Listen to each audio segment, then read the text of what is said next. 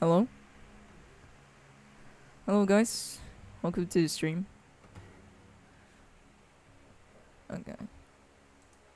Just give me a bit to, like, set everything up.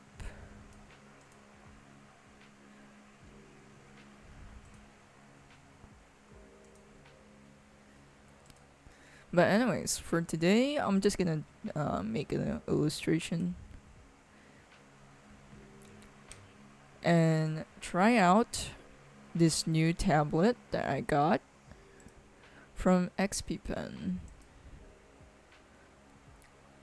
If you guys are curious what tablet this is called like XP Pen. I think it's their 12-inch. It's not the Pro version, and it's like the second generation version, which is a new one. There we go. Hello everyone. Welcome, welcome. Ambro. Sea Turtle. Inamello, welcome. Vyashu, welcome. Okay. You guys might not hear me properly. Since again, my mic is basically placed at the top, so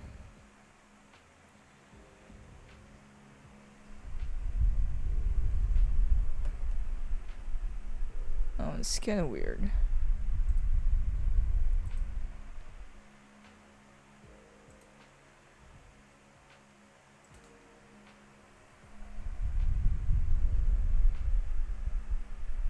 There we go.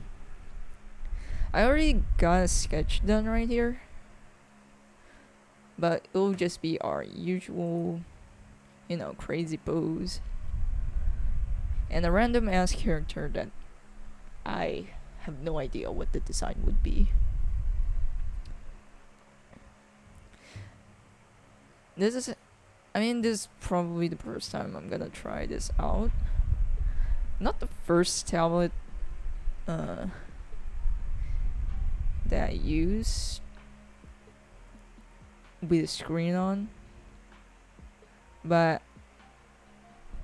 again, it's usually not the type of tablet that I'm most comfortable using, because I just hate the feeling of like drawing on the screen for some reason. It just turns me way too off.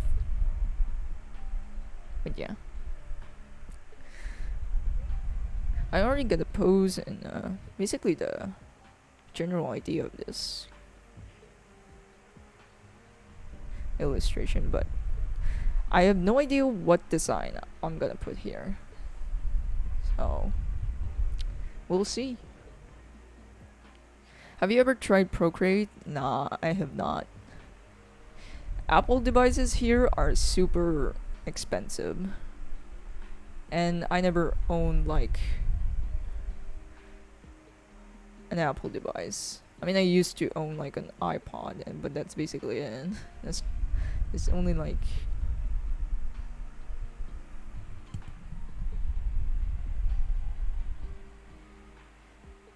an MP3 player, so. And iPads are just, Apple in general has ridiculous prices, but it's much more ridiculous here. And we don't have an official Apple store, like, an actual Apple store. We don't have those. We only get authorized sellers. So you're basically making an OC. Yeah. It's kind of like that. I'm just making up characters for the sake of like how this illustration would look. But for some reason, I just do not like drawing on the screen, and I don't think I would enjoy drawing on on an iPad. I mean, I do have a tablet, which is basically a Samsung one. It's like the Samsung S6 Lite, and I just cannot I just don't enjoy drawing on it for some reason. Like, I get it, I can draw sketches on it, you know, if suddenly I have an idea or whatever. But when it comes to making finished and polished drawings, I just cannot. Off-brand Apple stores selling actual Apple products. It's basically not. I mean, it's basically a tech store that just so happens to sell official Apple stuff, basically, because we don't have Apple stores, and they're basically the equivalent of like what we can get as an Apple store.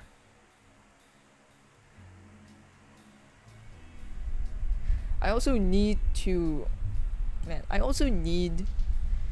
put the tablet into a certain way so I can see it in a certain angle. Because if I try to look at it in different angles, for example, right now I'm looking down on it. But if I go, if I'm leaning to the side or whatever, since I'm usually slouching most of the time, I can literally see where the pen is like not landing on the spot that I'm basically wanting to land. Basically, it's basically offset compared to like where the cursor is. So those are basically like, the stuff that you would experience when using screen tablets anyways.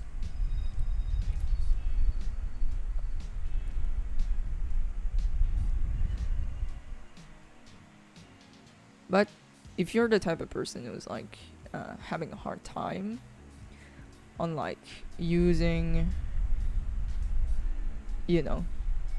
screenless tablets, graphic tablets, it's much more better off to use an actual tablet where you can actually see what you're drawing. But to me, I just do not like the feeling at all.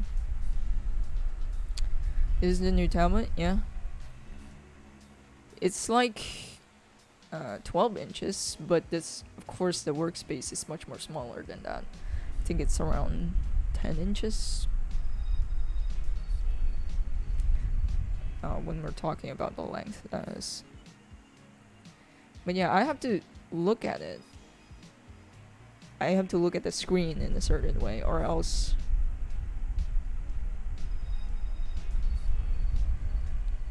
my cursor is basically not landing to the place that I actually want.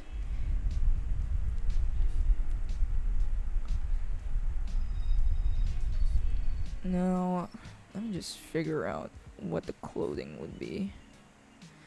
I mean, I'm not gonna lie, I really like the pressure here much more better.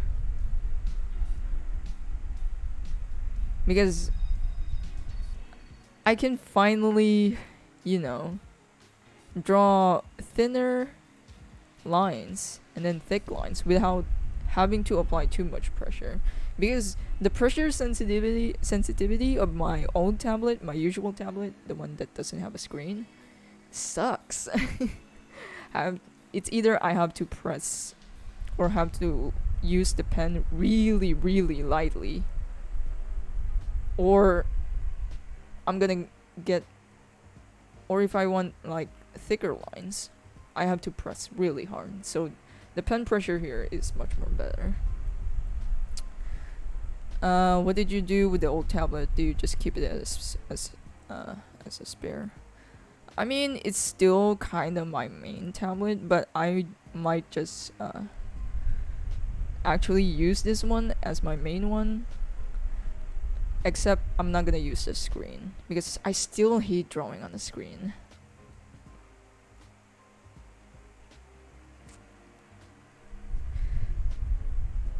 And I might keep this one because I guess the pen pressure is much more better than my old tablet. My old tablet is like a Vake A15 that's like a $50 on Amazon or something, but I bought it in like in our usual online store. It's basically a Southeast Asian version of Amazon. That's where I bought it.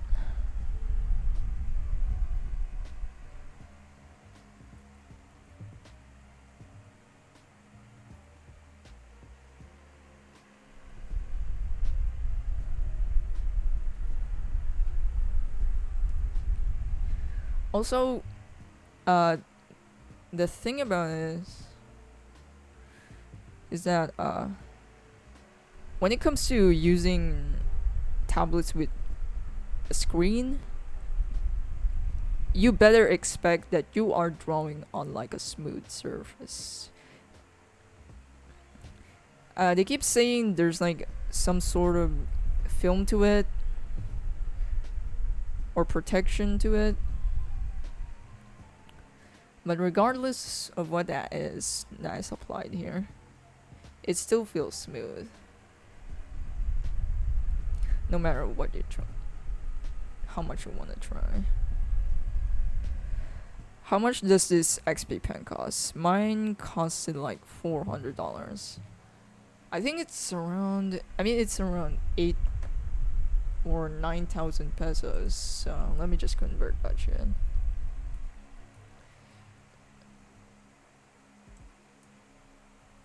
It's basically 9,000. Oh, it's $160.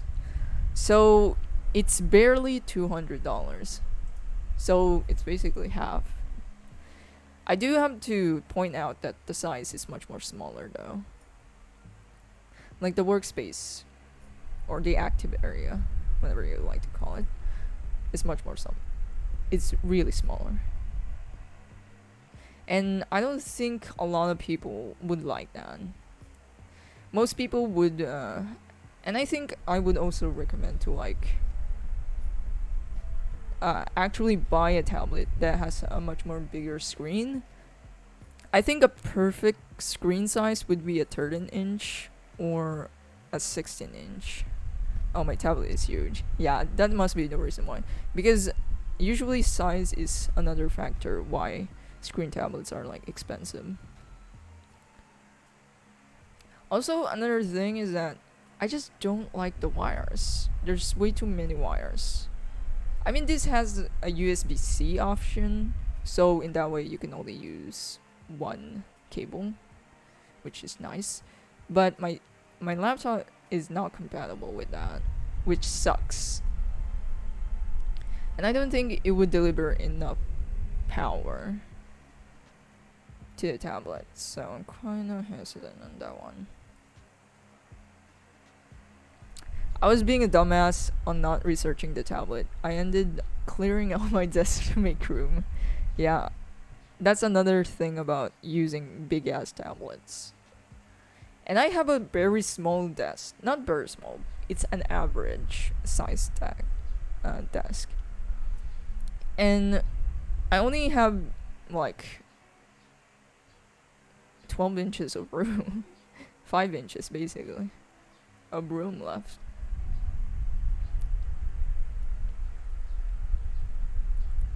I'm not really liking these clothes. I might erase that later, to be honest. But yeah.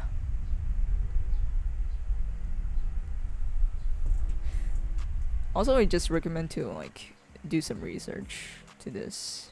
And again, base it off to your own preference.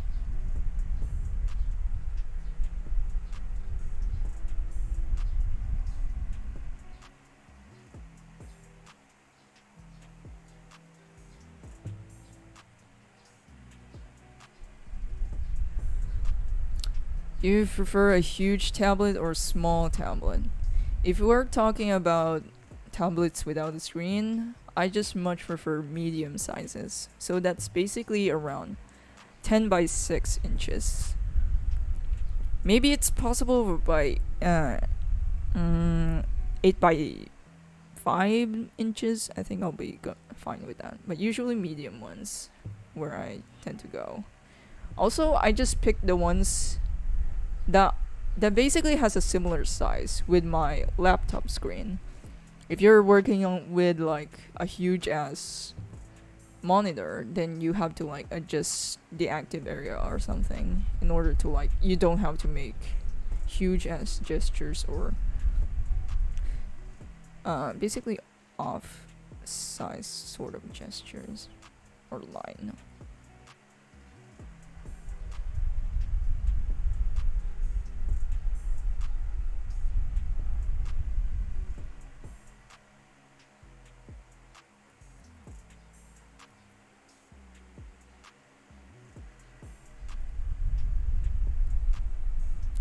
But yeah, because I also don't like huge uh objects anyways. Like I much prefer to have like small objects.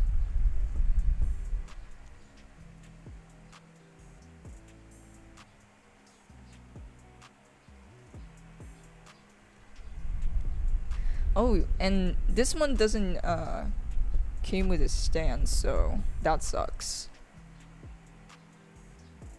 You have to like buy a stand separately. But it is super cheap, and that's pretty much understandable. They were cutting the prices basically.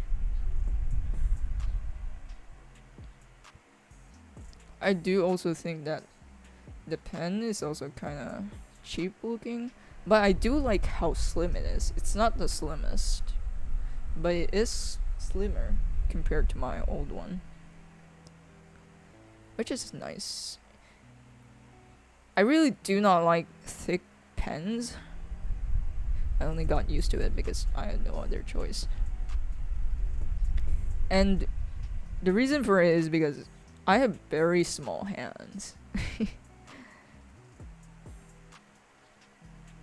That's why I hate like really thick and chunky looking pens. Because I can't fucking hold it. Or properly. I don't have that much control, I guess. Or I just Dennis just really hate how to grip it. Or how it feels.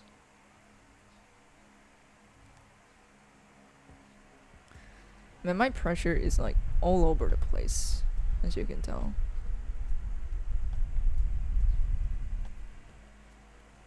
There's like thick and thin lines all over the place.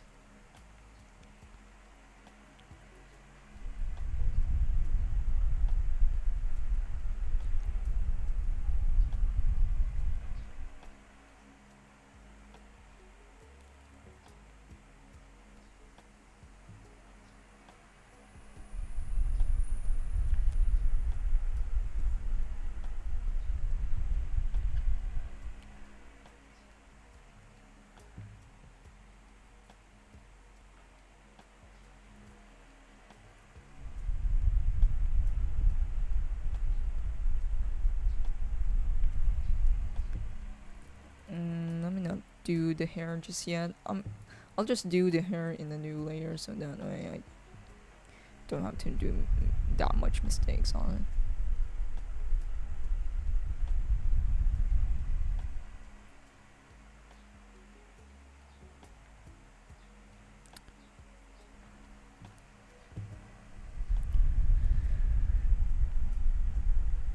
I mean, I tend to not be that picky when it comes to tools. I only have nitpicks, and that's basically it.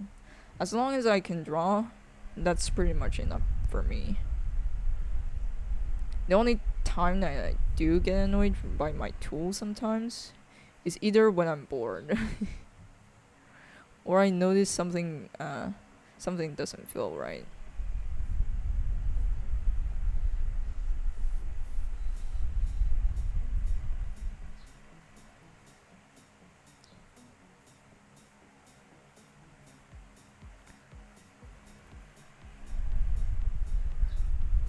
I'm also the type of person who is like always on a tight budget. Like I'm still using my own tablet, which is basically my first one also, and that's like $50. It's not the cheapest option out there. There's much more cheaper options compared to that one. And I still use it. And still is my preferred one to use.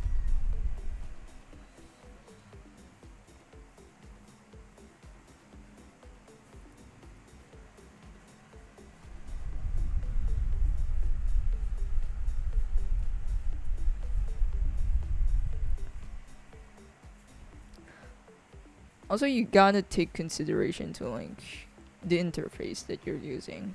Like right now, my interface is kinda takes up a lot of space, especially if this one's open.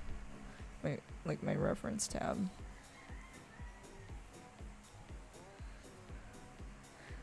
So I have to collapse it so in that way I'll have more drawing space. And I got so used to drawing small anyways, so it's not a huge deal for me. But I just do not like drawing on a screen for some reason. I just do not understand either. Is there something specific you like about tablets without the screen? Oh yes, there's a lot actually. One, it doesn't contain a lot of cables. Two, it doesn't have way too many parts that is like working or whatever. Or basically only has a few limited functions. And having a few and limited functions, it's not gonna break. It's like built like a brick. And three, and probably the most important one for me is calibrating or calibration. That's the most annoying shit when it comes to screen tablets. You need to calibrate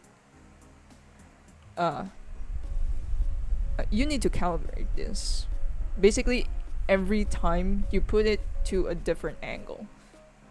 For example, if I lay it flat, I have to recalibrate this shit because my pen or my cursor is not landing or basically producing this offset.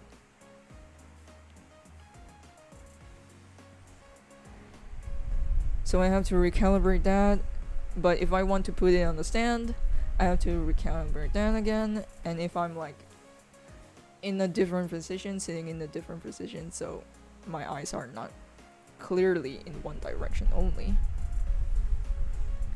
I have to recalibrate again. And it's like annoying. Built for a nuclear blast. Built like Nokia, honestly. Yeah, that's true. Because I smacked the shit out of my own tablet. And that still working. Still works like a charm. I used to treat it so preciously when it's like my first time having a graphic tablet, but after like a few times I'm like tilted or whatever, that's when I'm like, yeah, I smacked the shit out of it. And it still works. It's fine, honestly. But if it has a screen, this is probably gonna crack if I smack the shit out of it. Of course not. Not everyone smacks the shit out of their personal belongings.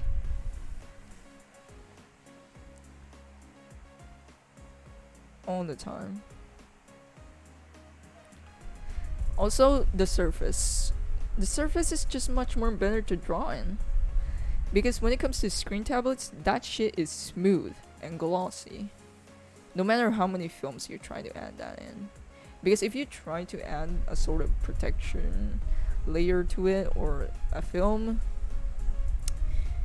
it's gonna it's kind of, I don't think it would screw the colors entirely, but it can affect it to a certain degree. It may not noticeable for everyone, but yeah, that's another thing also. Color accuracy is another thing. The screen tablet that you're probably using would probably either look much more cooler or warmer when it comes to the tones. So you have to calibrate that. Again. So yeah. But honestly, these are just the things that you need to put into consideration basically. This stuff is pretty much normal when it comes to screen tablets. You're bound to have a fuck ton of cables. You're bound to have like a smooth surface. You're bound to have all of this cost basically. And that's just basically how it goes. There's trade-offs going to be set for this sort of stuff. And that's normal. But if you find drawing on a screen tablet much more comfortable, do it. There's no point of incapacitating yourself or something.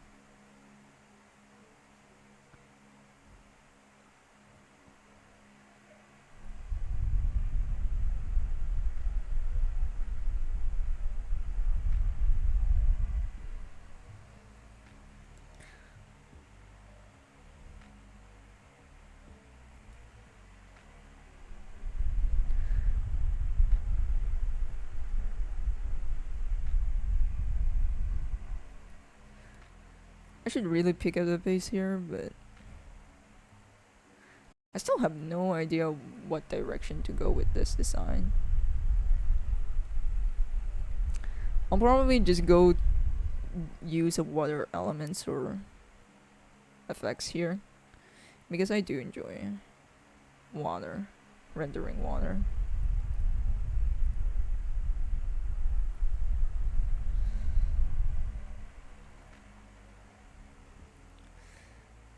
And that's a thing also. Mostly products varies on your preference. Because other people just cannot bear to learn using a tablet without a screen. And I understand that. And there's no point to force yourself. Because hand-eye coordination is kind of like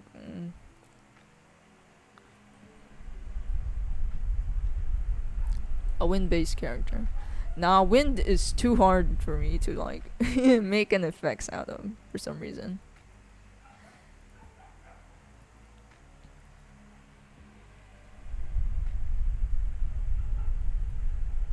And I think this guy would look too much like Yasuo if I do that.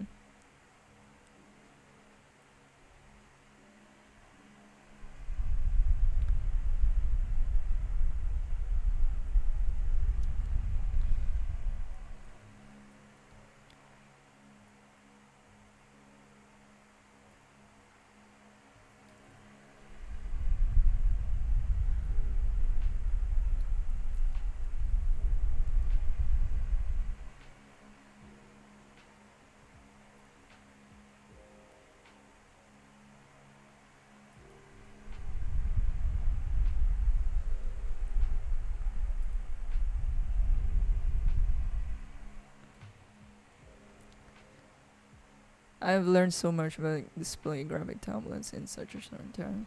Nice. Oh yeah, and the margin, the price difference between a tablet without a screen and a tablet with a screen is kind of huge. Tablets without a screen can go really cheap. But tablets with a screen are always gonna be expensive. But that's kind of a thing about it, because there's much more parts going on compared to a tablet without a screen.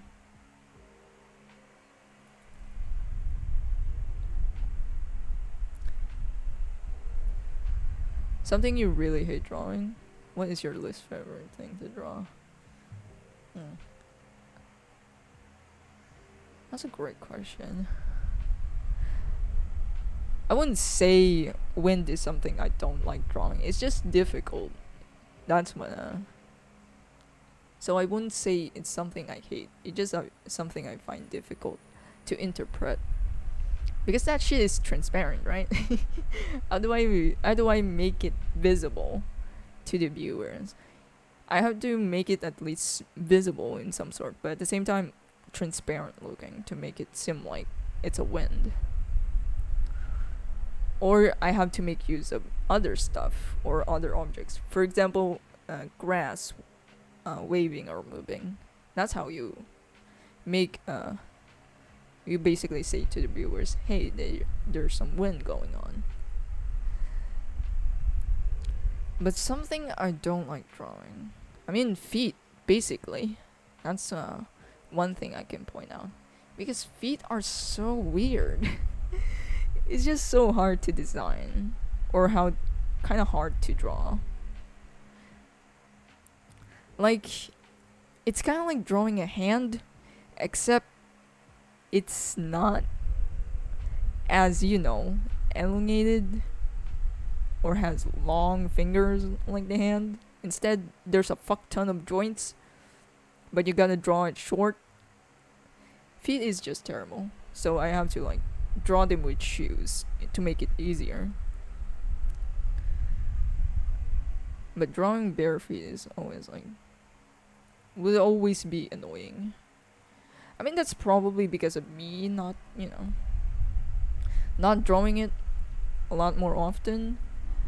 But there's no point to me to draw bare feet all the time, so of course I'm not gonna draw it all the time. Since most characters are wearing shoes anyways.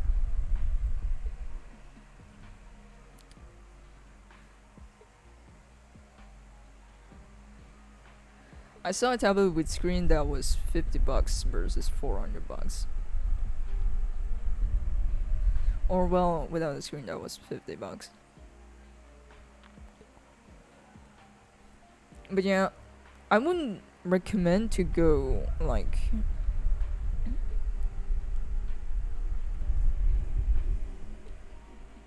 my shit is lagging. Hold up. Let me just take a drink. My throat is getting itchy for some reason.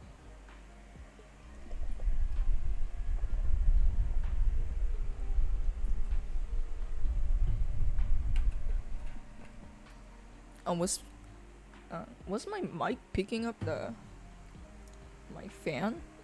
Hope it's not too fucking loud. And yeah, Avatar: The Last Airbender or like Demon Slayer doing air stuff going wish. Yeah, there are ways to make the wind visible, but most of the time it's hard.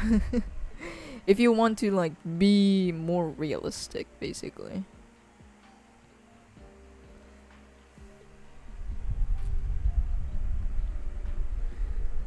I'm trying to remember if there was a show or anime that had its characters barefoot for you to hate on, but I'm drawing blanks.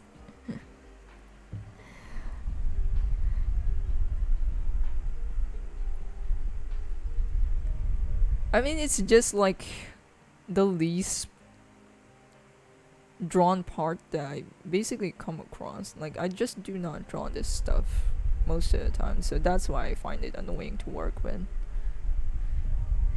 And most of the time, it's just covered anyways, so is there even a point to like learning it? It's one of those dilemmas, right? Is it important to like learn about backgrounds when you're not gonna be a background artist anyways?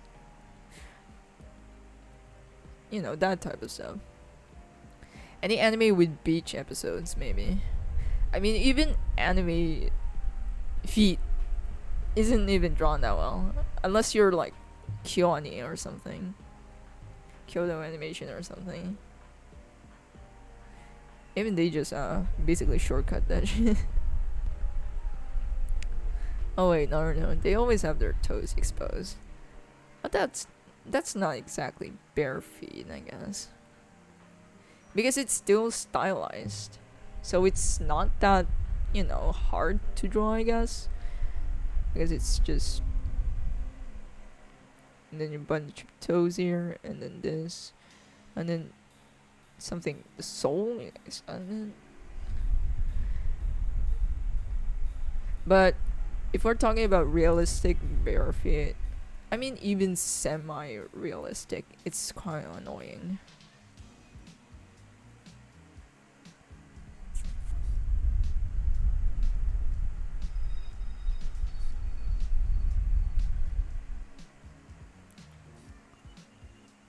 Especially with folds, since, you know, the human body is kind of like clothing. It's kind of like drawing clothes, but there's, because there's like these folds forming when a part is like bent or something.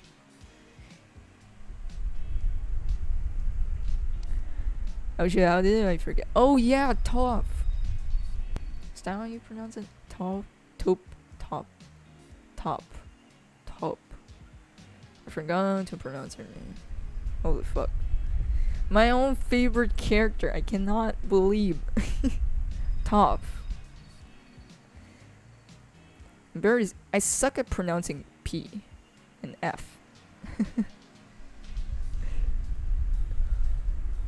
Toop. Do you have a preferred theme? See, I fucking suck at it. Especially with H. Is it about what I draw or themes that I like to see?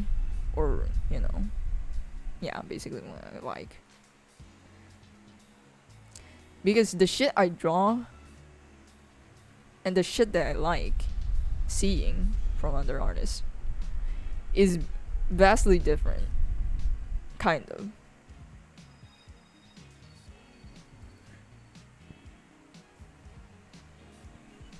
Random on. Love your character design. Thank you. Let me actually just make the hair already, because it's in the way. I need to be covering this shit soon.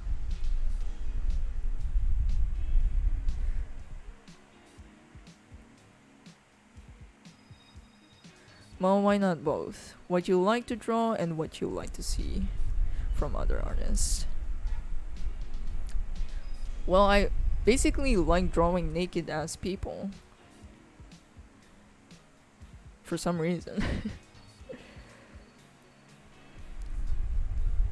And what I like to see from like other artists, I think an example would be Sungyeon Kim and other really stylized drawings, either cartoonish or semi pseudo realistic or whatever. A lot of it are from Korean artists basically, because man, a lot of them are so fucking goated. Like holy shit. Like most of the Korean or most of my favorite artists are basically Koreans. I also like cynics. I also like painted, really rendered shit. But if you're going to ask me what I like to draw, I just usually draw random shit. Like, I either draw what I'm really hyper fixated on, or I just draw bodies, basically. But if you're gonna ask, do I like what I'm doing right now? Not exactly. I wouldn't say so. Because again, it really depends on my mood.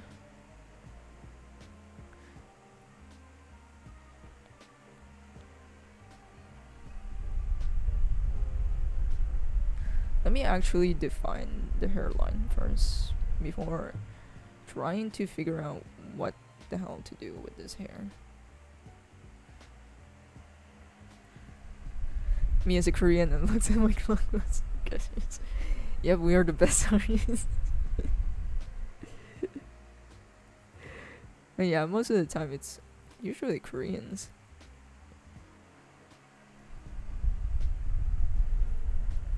It's probably just a coincidence though. Because because of the algorithm also. If you like this one artist, hey, check this out.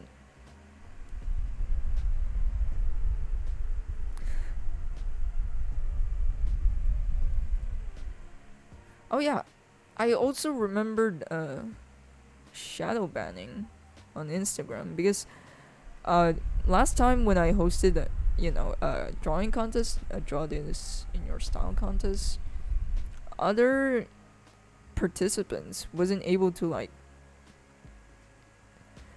basically their drawings or their posts weren't showing on the hashtags, and even I'm like having a hard time to find their shit. And then I remembered they're probably facing shadow ban because Instagram likes to fuck us up apparently. But yeah. Have you ever made speed paint edits? I mean, I do have speed paints, but I'm not sure what you're referring to edits. Not sure about what that is. Because if you're referring to like those those type of speed paints that you probably see on like TikTok or whatever, probably not.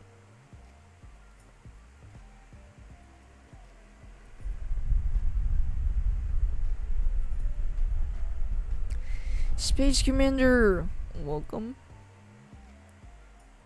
I'm trying out a new tablet, so I might be slower than usual, which is like kind of annoying me. Not gonna lie.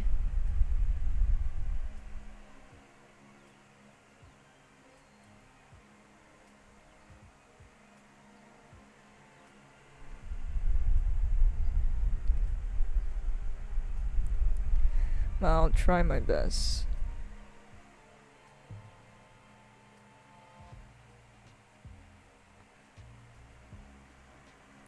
What did I miss so far? Not so much.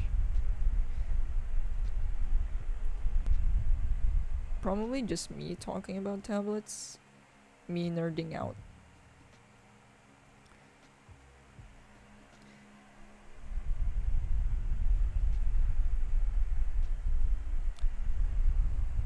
TikTok is like the deal with the devil. It can be used to easily get followers and stuff. Yeah, basically. It's basically like, yeah, basically a trend. You try to ride the dick of it so fucking hard to the point it crashes down and then run away somewhere else.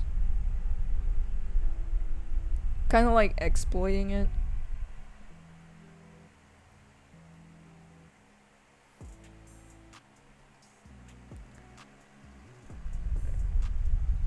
Not much other than tablets and trying to remember barefooted characters.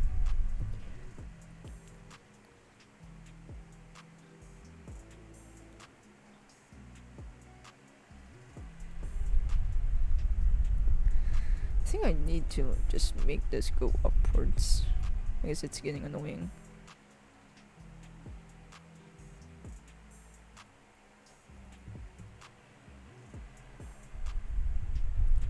But yeah, now that I remember Avatar The Last Airbender, if I'm gonna talk about and rave about my favorite characters over there, my favorite was like Azula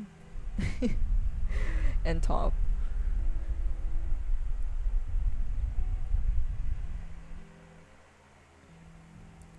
Back then, I used to like Zuko, but then I got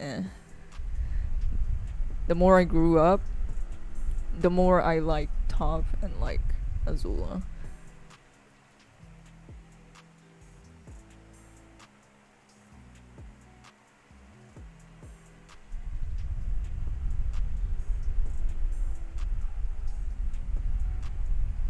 Damn, I missed the rant.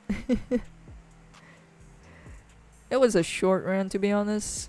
It's just me ranting about how the feed is poorly designed. so nothing huge.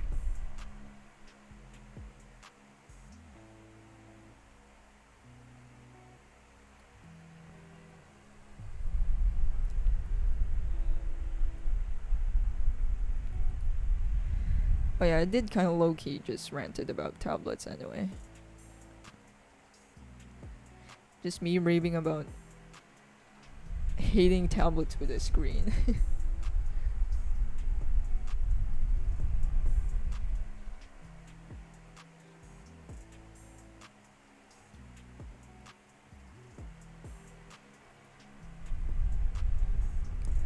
Oh, I misclicked.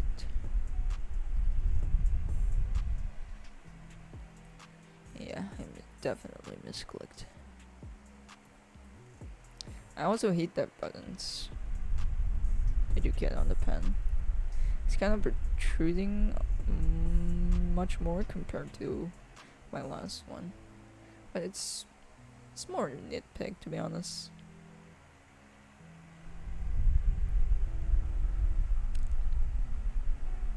Bro, I just literally just turned 19 and started having hip pains. Yeah, welcome to a club.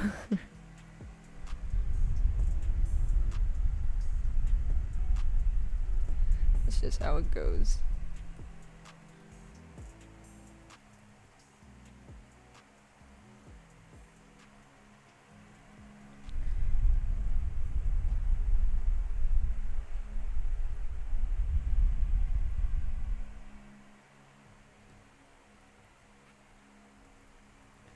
Not sure to make his hair long.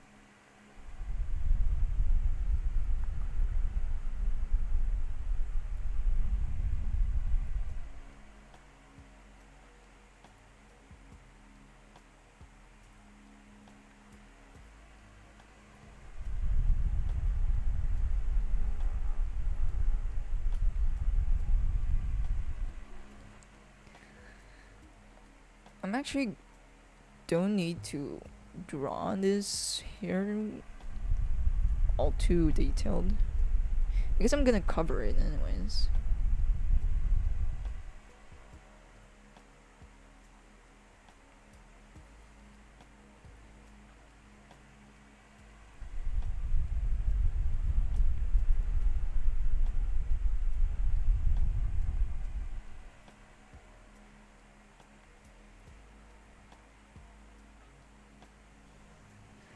It really looks like an airbender or waterbender. Or a mix of both.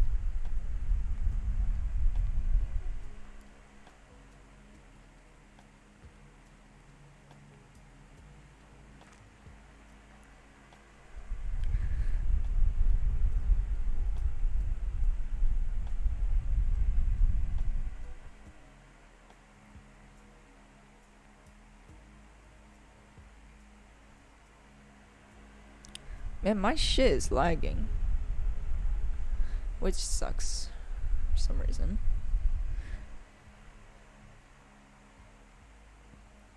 My autosave is my autosave is like gonna kick in every after 15 minutes. But my god, it's annoying. Because everything suddenly stops. So you kinda low-key get a false alarm or blink. Everything's crashing down.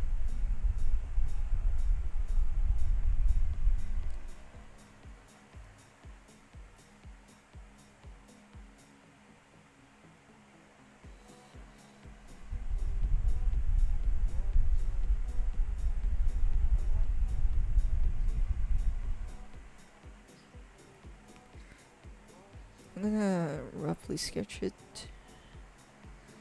Maybe the laptop can handle the temperature? Nah, it's not that. It's just my autosave is kicking in.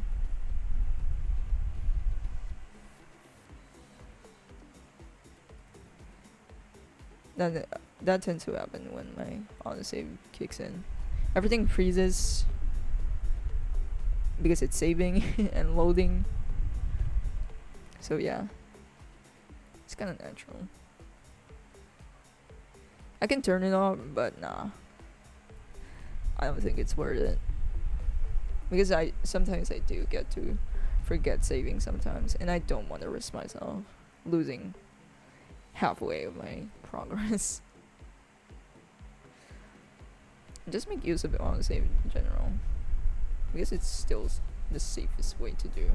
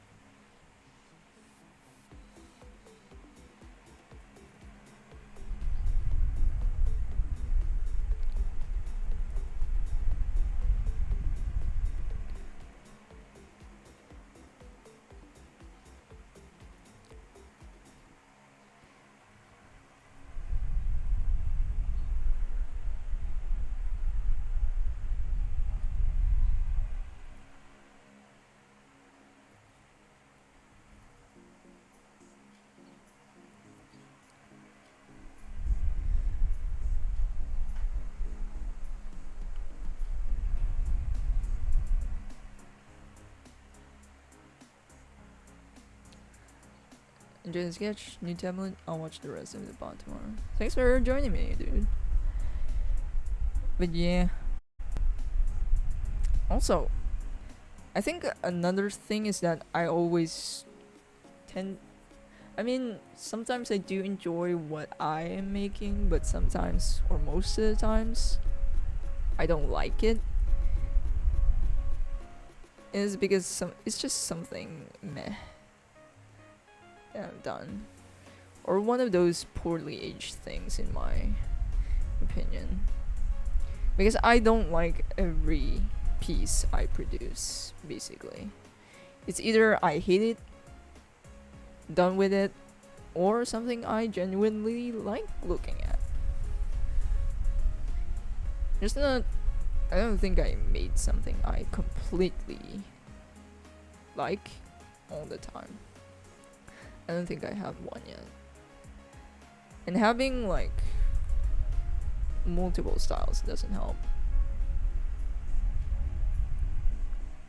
Because you're always like curious on like what else I'm capable of doing, basically.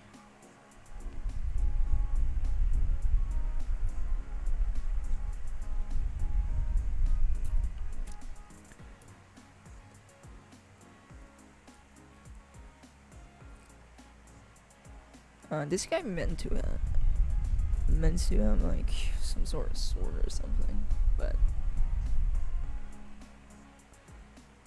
I'm trying to look what else I can do here.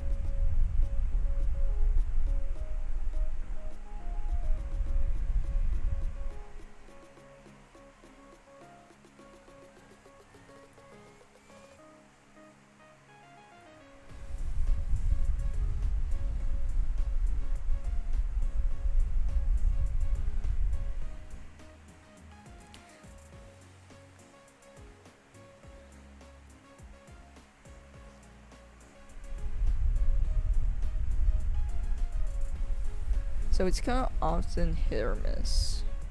Never usually like everything or every time I make something.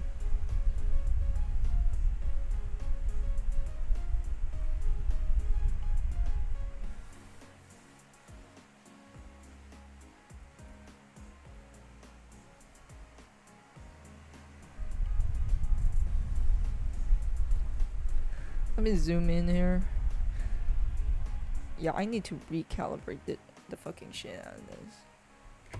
Or just put the tablet down so I can have a much more better view of this. It's not very good for my back, especially for my neck. I have a long ass fucking neck. And having a long ass fucking neck and looking down is like a pain. I know the CalArt style art is a fake criticism, but do you think it holds any weight with the current cartoon art styles. So basically, this phenomenon of like the cal art style is basically a trend. That's why you're seeing it kind of everywhere. And of course, there's always the standards of like try to be unique, right? Try to be unique and like stand out. But again, the industry is like stupid, and all they're looking at is profit. They don't care about creativity or whatever. They want you to follow trends. That's why every single or most of cartoons right now or back then, especially when that that phenomenon is like really trending and really like a hot topic, is because it's the trend and industries want you to follow that trend because it's the one they saw that is selling hot shit.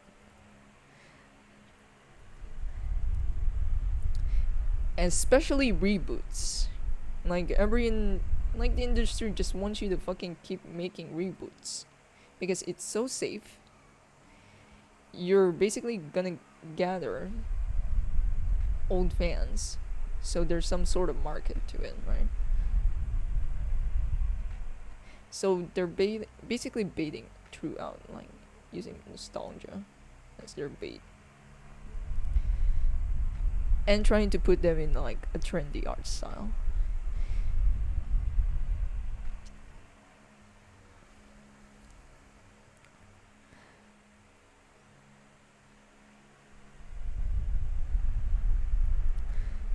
Don't talk about what happened in the band reboot. Yeah, people are just, and I think the creator is kind of like, eh. I think he said once that he is Ben 10. Why the fuck he has more than 10 aliens? And I'm like, bruh, bruh, bruh. Ultimate bruh moment. It's kind of like completely losing the premise overall. Like, he has a point, but at the same time, the point is kind of useless, so it's kind of pointless. And you're just stuck there in like going bruh. I mean, even the Teen Titans creators or producers are like, yeah, we fucking hate this show. Like, they don't care. They're just basically forced to do this job. And honestly, I cannot blame them.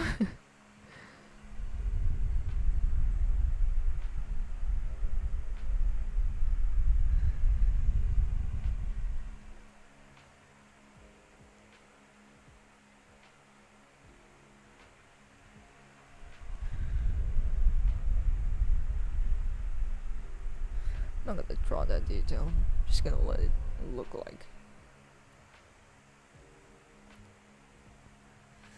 Just draw like that. Not sure what how I'm gonna do to the design of like the bottom feet.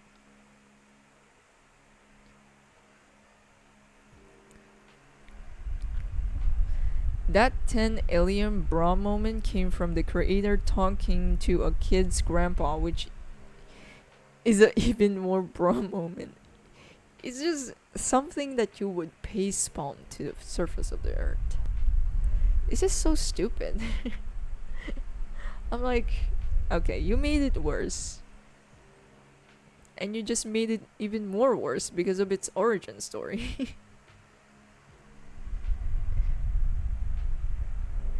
I can. And as you can tell, they're just only making this in order to get profit. Like, just look at the toys they're making. That's literally the purpose of most cartoons. To make toys.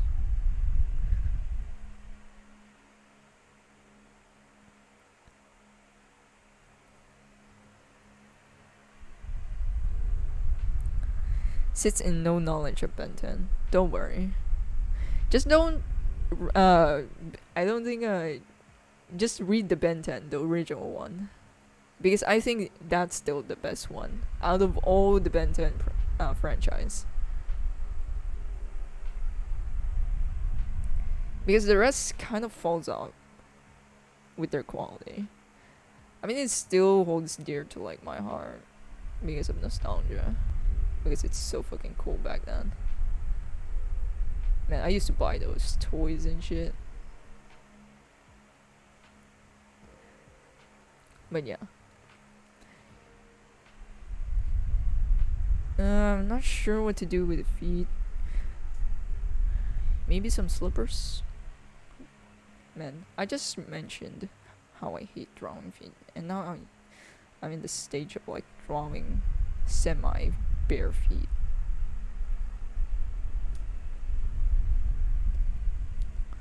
I'm not sure what to do with the pants also.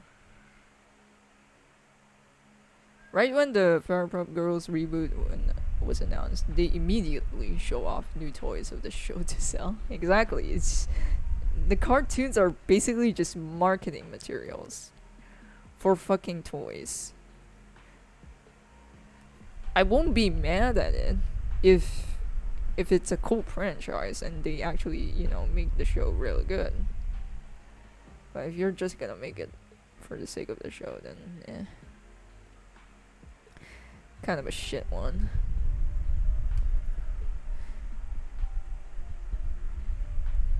But yeah, but that's usually the stuff that happens when it comes to this sort of cartoons. When it comes to Disney, especially Disney, holy shit. But Disney does whatever Disney wants. I mean, just look at the Owl House. They canceled that shit, mainly because of the gay stuff or whatever. Or they just hate that show in general. But I love the Owl House. It's not my favorite show, but it's a nice show, regardless.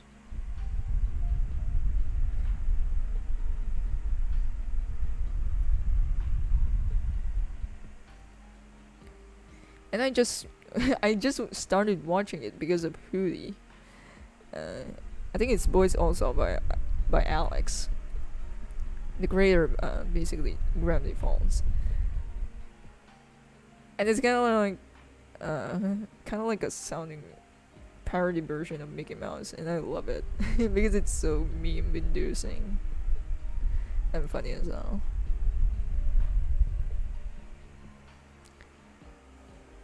Like, he hated it so much that he quit Disney to go back to CN to make that reboot of Powerpuff Girls. What? What happened?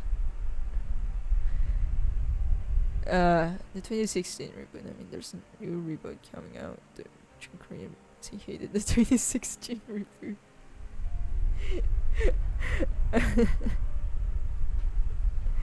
Honestly, out of spite, doing shit out of spite will never not be able to impress me. Like, you're gonna do something out of spite? Like, bro, go off. That, like, it screams like similar energy to me. Doing shit out of resentment, honestly, me, same. I'll do the same shit.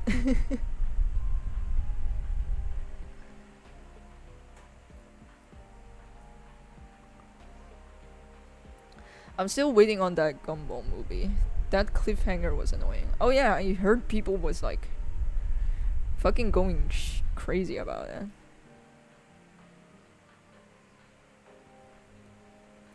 And man, I love The Amazing World of Gumball.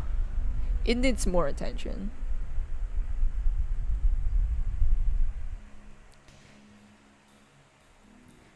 And not gonna lie, I hated that.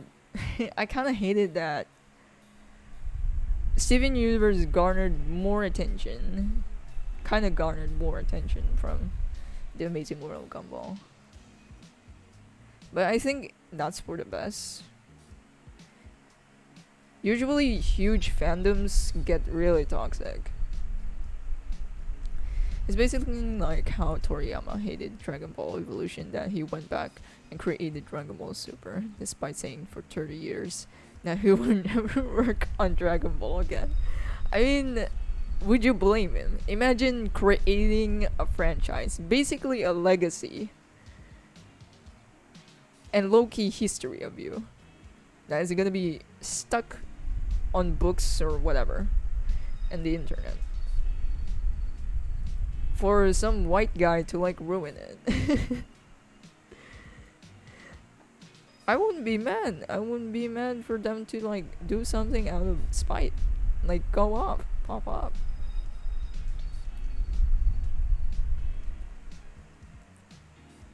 I wouldn't blame them, because that's definitely similar to the shit that I would do. Honestly, relatable energy.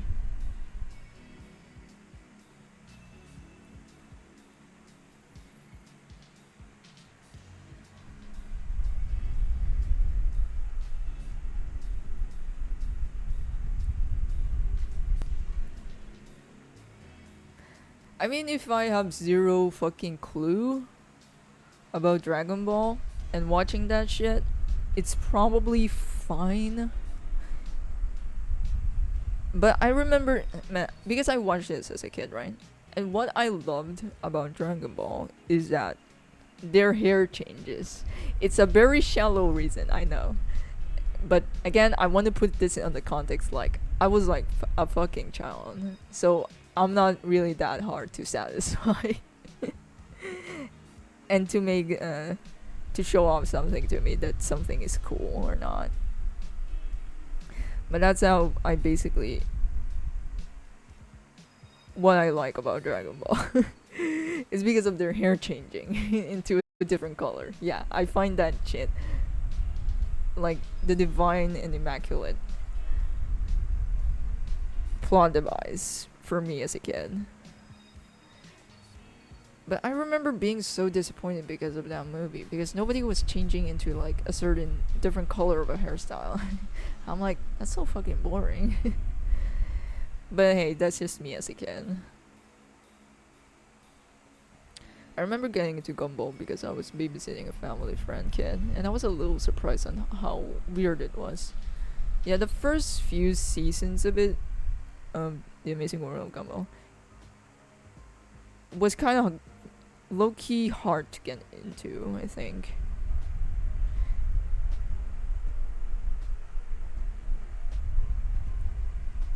Like, back then I was just not into the vibe of it at all. But after a while, I got really into it. Because I am just a sucker for, like, cartoons using different mediums. Like, for example, Chowder and Misadventures of, like, Flapjack. Whatever, the Flapjack show. And I remember loving those shows because they use a different medium of animation. And that's really cool. Kim ranted for 3 minutes about feet. Said she was going to draw the character. She was ended up drawing him barefoot.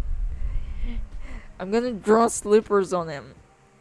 I'm just not doing it yet. Also, you can kind of tell I'm like fucking erratic.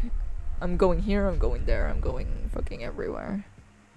All over the place.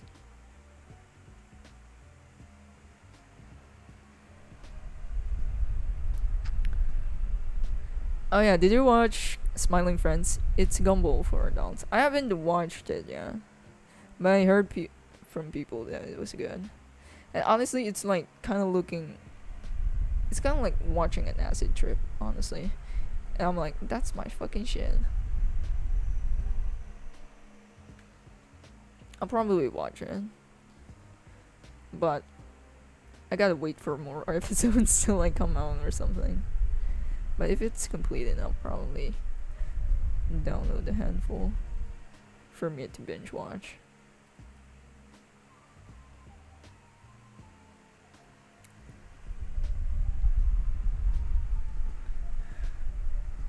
Man, I'm not even done with this feed. I still don't know what to do with the bottom design of this. I definitely want him just to have tattoos or whatever, but not sure on like what to do with this pants, because this pants kind of look boring.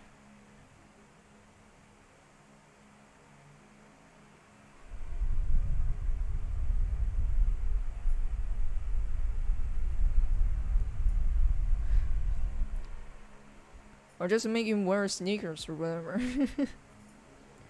Honestly. Oh, I should change this sword into like a different perspective.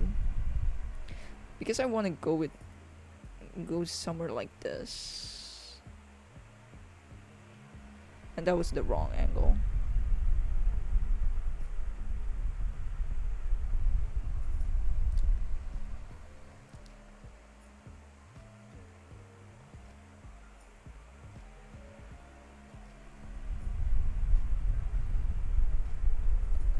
Man, that's the wrong button. Did way too much.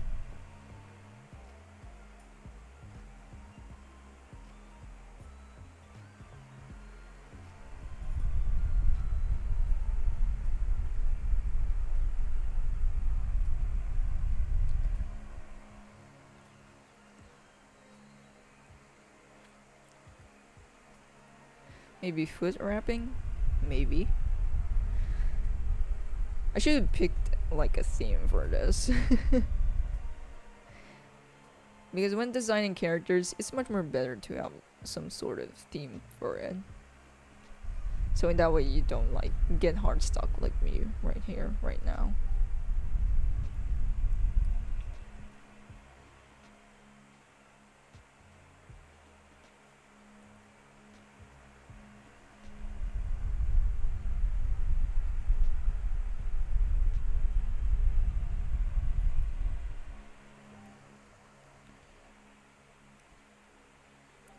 Something water-like.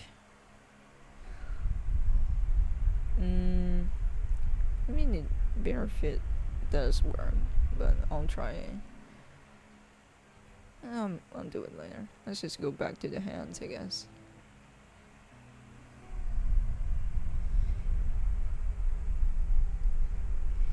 Man, hands, I always have like a weird impression or feelings for hands.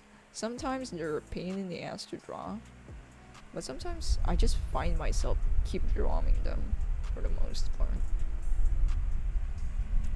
Most of the time.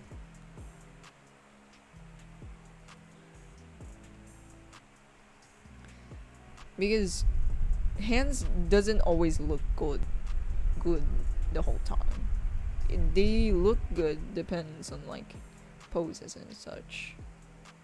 So they don't always look good. What's your favorite Disney film that isn't Pixar or broad IPs?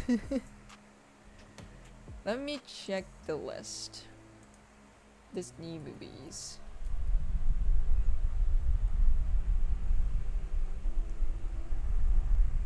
I mean, Mulan. Mulan probably comes into mind. I do like a lot of Disney classics though. But Mulan probably is one of like what I find really good. Oh yeah, Hunchback of Notre Dame is also fucking good. Tarzan, also like that one. I just like most of these guys. I don't like Aladdin for some reason. But I do like the genie parts. And that's it, basically. I don't care about the story or anything else. Oh, Lilo and Stitch. I also love that one. Probably my favorite also. I guess that's the one I'll probably pick. Lilo and Stitch is just high tier, man. It's better than fucking Frozen. Like, holy shit. Did you? I think an article or a news about it, or a tweet or this, Like I think the creator of like Lilo and Stitch are like it's kind of like molding because people are praising Frozen for like sisterly love when Lilo and Stitch kind of does it much more better for me.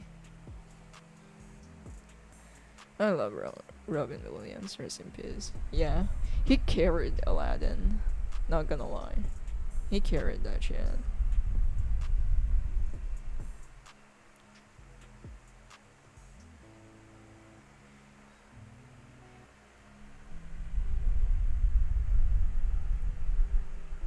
But yeah, Lilo and Stitch is like probably what I'll pick. But come on, Mulan is so fucking good. Not even a whole. I actually did not like that one. I didn't even know that it was from that movie. But it's probably just because me not watching it. It's probably because of it. Cause I didn't watch Aladdin as a kid. I only get to watch it as like a teenager or something. So I don't have that much nostalgia for it.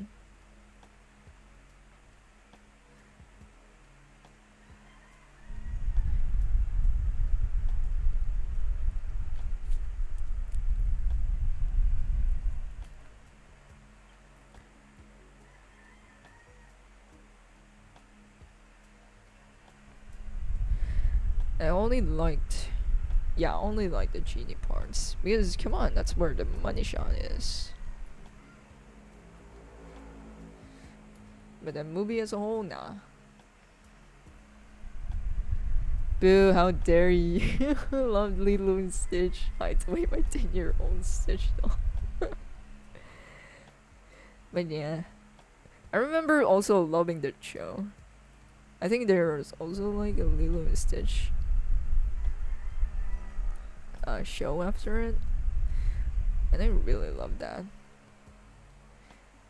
Like every time I come home from school, that's the shit that I always tune into as a kid.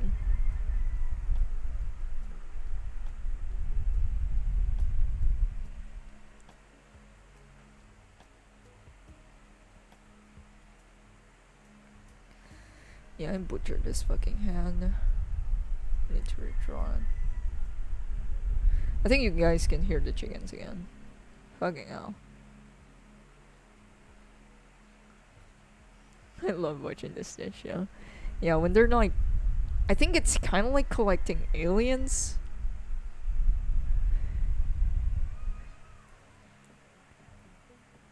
But honestly, the plot doesn't matter to me because I still love it anyways. I don't have that much memories of it anymore. I only remember it because there's this one alien. I think it's the guy is very similar to like Stitch, but he can talk, and he makes sandwiches. He's so obsessed with like making sandwiches, and I'm like, that's one heck of an energy. We don't speak of the Stitch anime. Oh, I haven't. I have no idea about that one, and I think that's good enough for me to not know about it.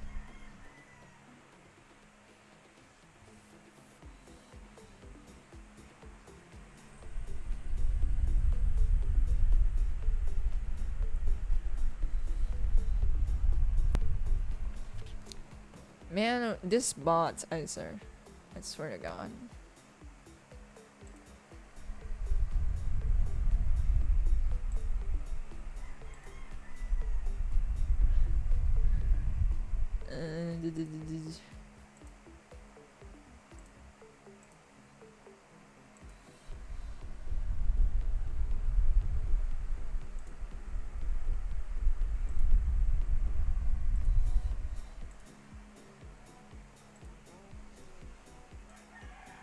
Oh, it didn't remove the chant.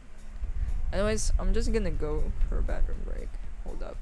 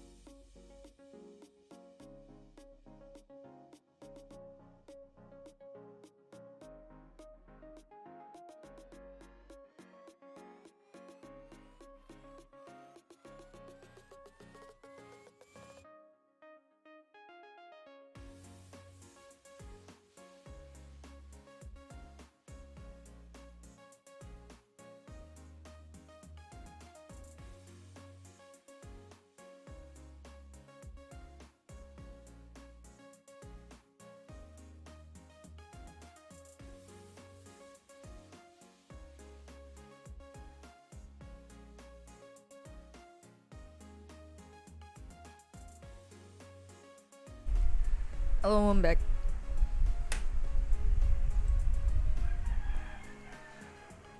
Now, where was I? Ruben? Oh, what's that his name? Because I love that guy. He's like a running gag to the show, but I love him. Hey, he is. It's Ruben. Stitch anime sucks for some reason. Stitch like talks like a human, and he ended up in Japan because Lulu loves Stitch in the forest, which doesn't make any sense. Honestly, sounds like a case of like, yeah. The thing about when making a franchise to a company, you don't own that shit. The company owns it, so they can like, they have the fucking rights to it to do whatever the fuck they want to it in.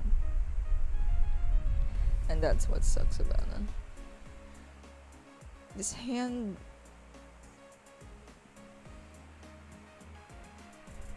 Oh, my autosave is kicking in again. Yeah. I have no idea why my. I mean, I actually know why my autosave is like kicking in every minute.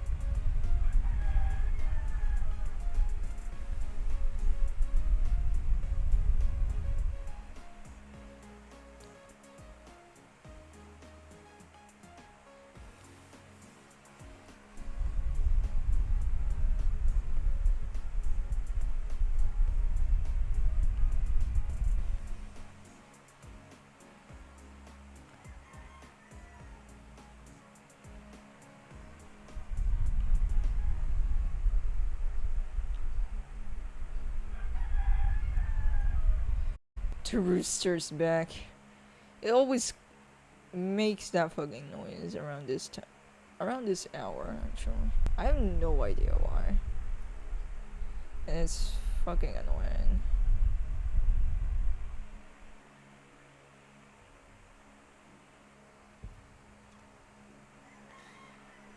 But your neighbor's favorite Disney movie is Chicken Little.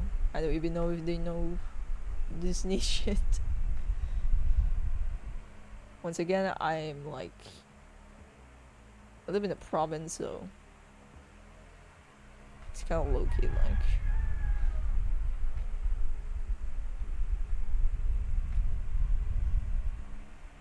Living in nowhere.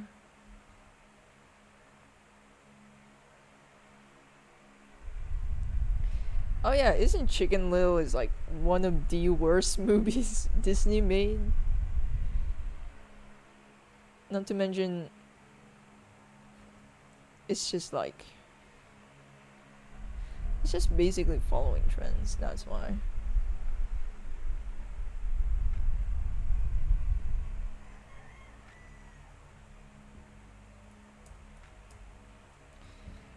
Not actually sure how to make this.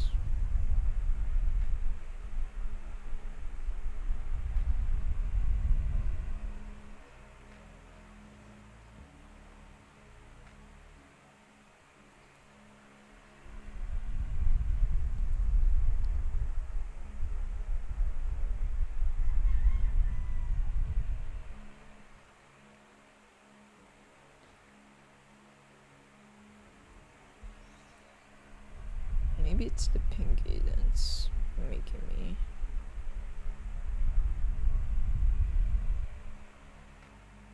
Fuck it all up.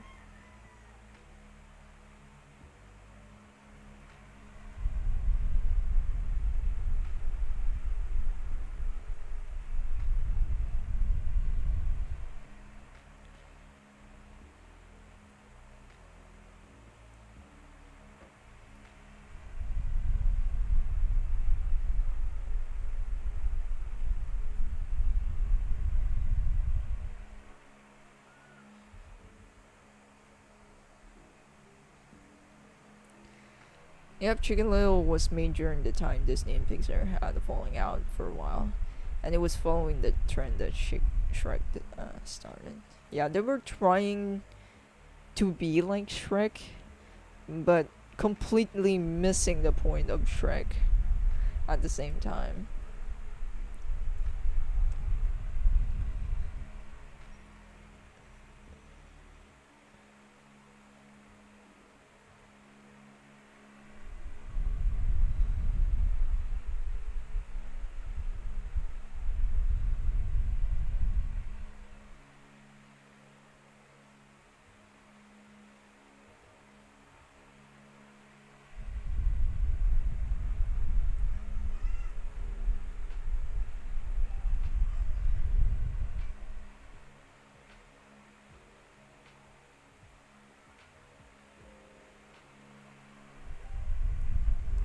And most importantly, we don't talk about Chicken Little's dad.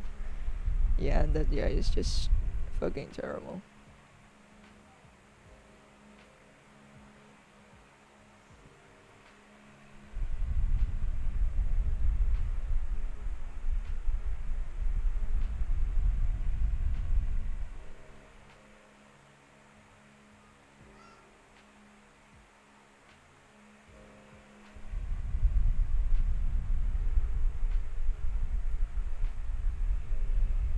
Man, this hand is fucking annoying. For some reason.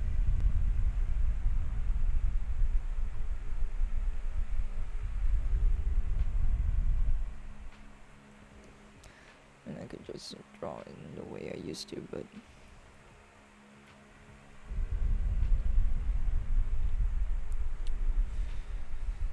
time to draw and use the technique of like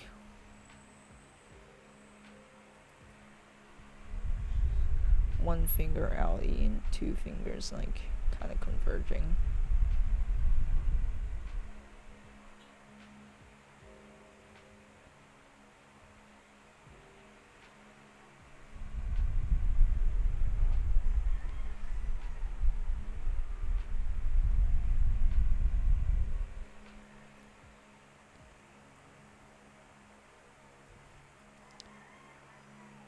I'm sorry, folks. My son is a loser. Yeah, that's basically how his character is like depicted. Disney just hates loving parents. That's it. Period.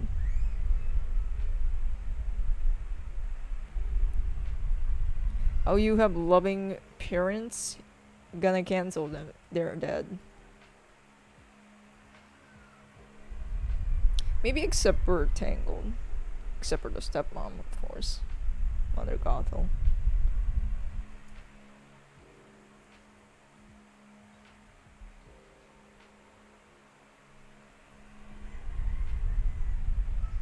But man, now looking back, Tangled is so... It's really good, actually. Like, back then, I didn't think too much about Tangled. And just thought about it as like any other different princess type of movie.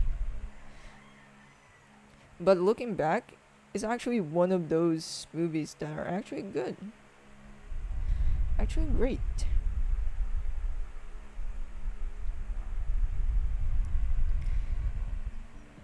And again, once again, made me realize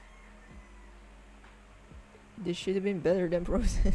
Or should have like got attention more than Frozen. But no, people like the song apparently. Everyone just heard one song and that's basically it.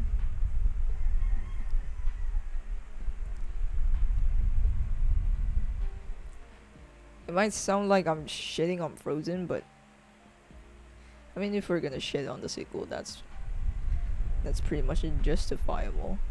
But the first one was just basically, it's good enough, honestly. I just hate the villain. Like, bring back the obvious fucking villains at this point, because they are doing this twist villain way too often, way too much.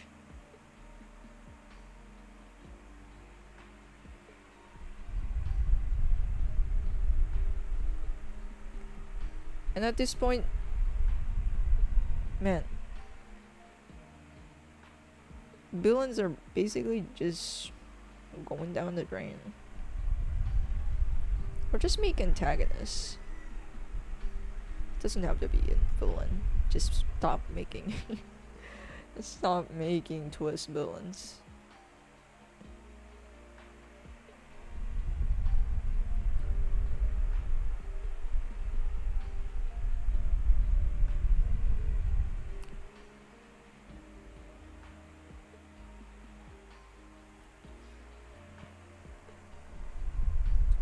We don't speak of Disney studios.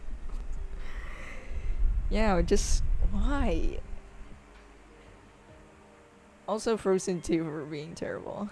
I mean, I understand why the quality of or the story of Frozen 2 wasn't really good, because I think there were footage of basically the creators are stressing the fuck out because of the deadline. And honestly, that's enough explanation to why it's so eh.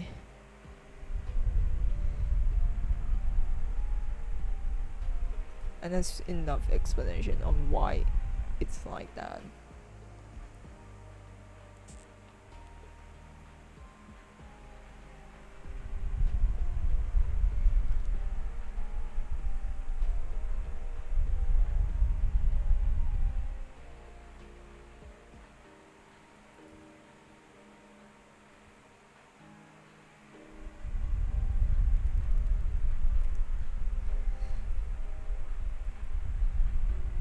They just keep rushing.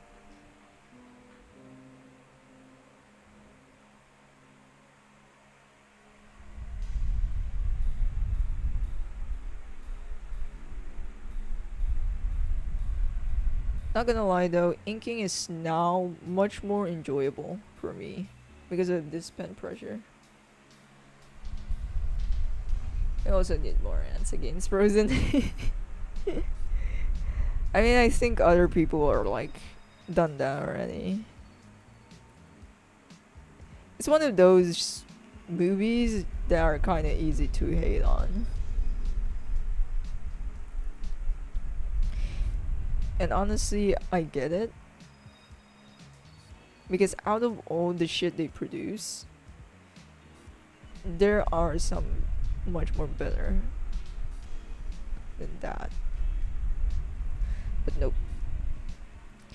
People are just their tastes are horrible. Basically, people's tastes are horrible. Or the kids just fucking love that shit.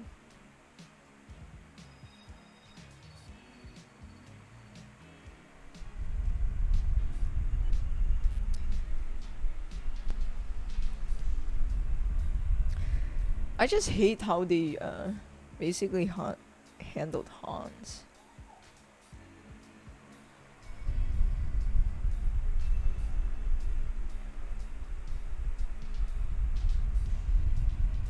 Again, mainly because of twist villains.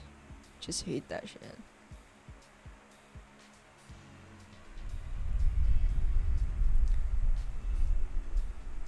My family's friends, 2 kids, even hated Frozen 2 and thought it was boring.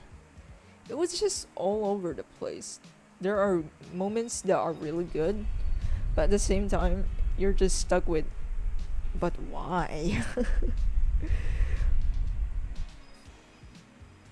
And at this point, I'm like, yeah, you can kind of tell this is rushed.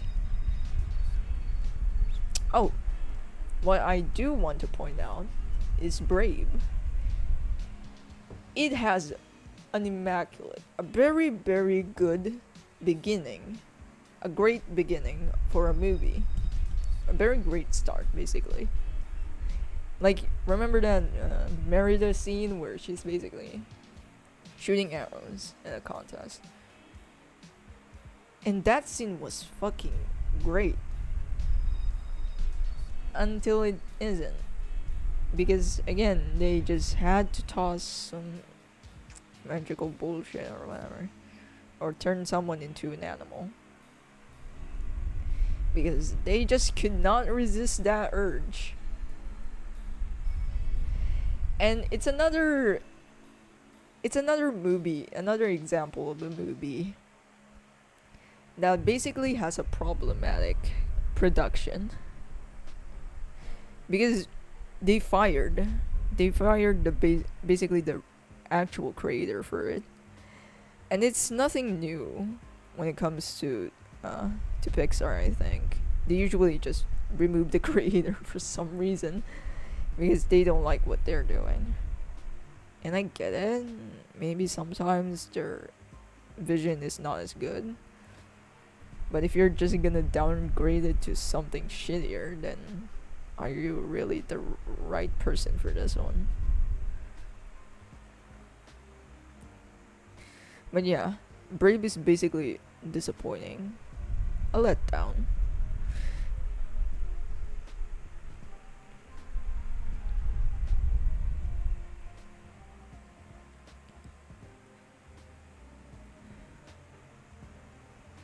And one of those movies that it could have been great.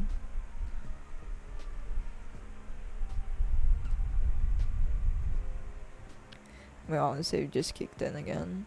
It keeps kicking in after like 15 minutes or something. Is it not?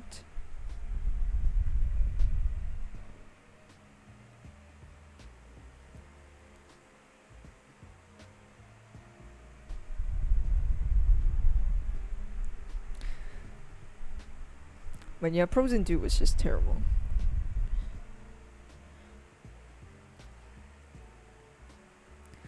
I'm not sure what to actually point out the specifics of why it's terrible, because it was just all over the place, to be honest.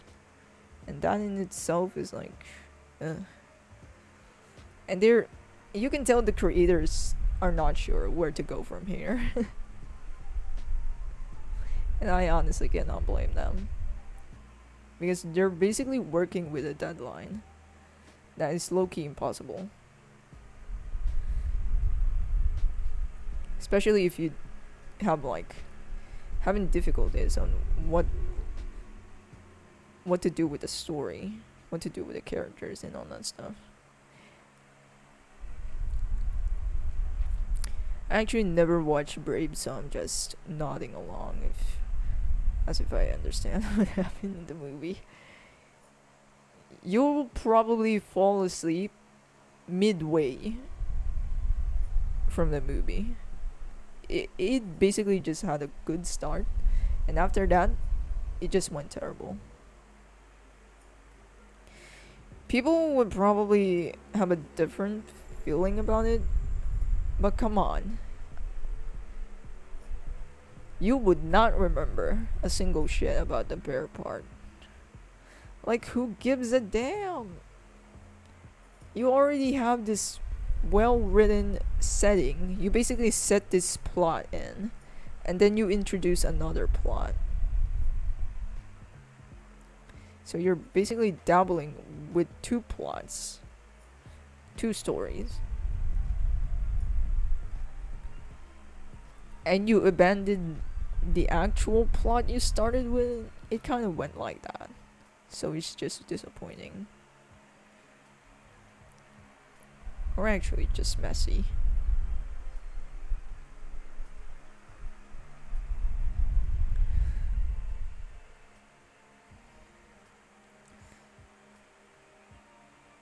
Honestly, I just much prefer Disney shorts. Like, you know those animations, short animations? I think they're funded by them or whatever. And I much prefer watching them than actual movies, than the actual Disney movies. And mainly because their style, Disney shorts usually tends to have like a different style, different art style basically. And I prefer that shit. Instead of like watching the movie because everything feels the same.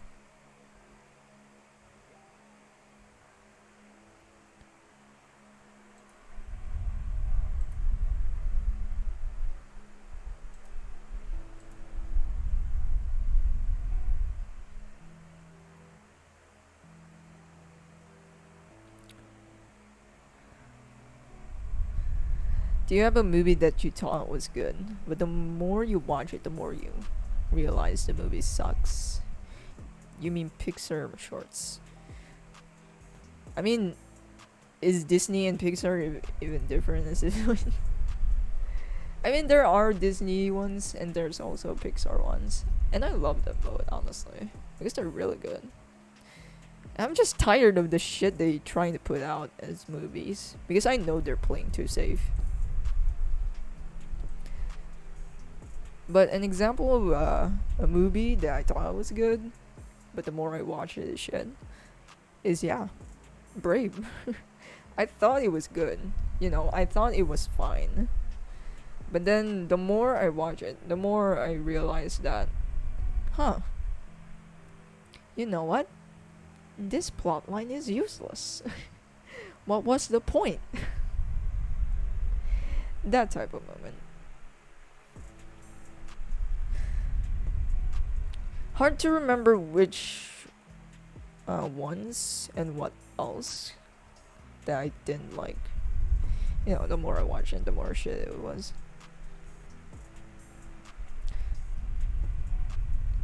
I'm not sure. I couldn't remember, couldn't recall. Nothing's coming to mind yet, except for that one.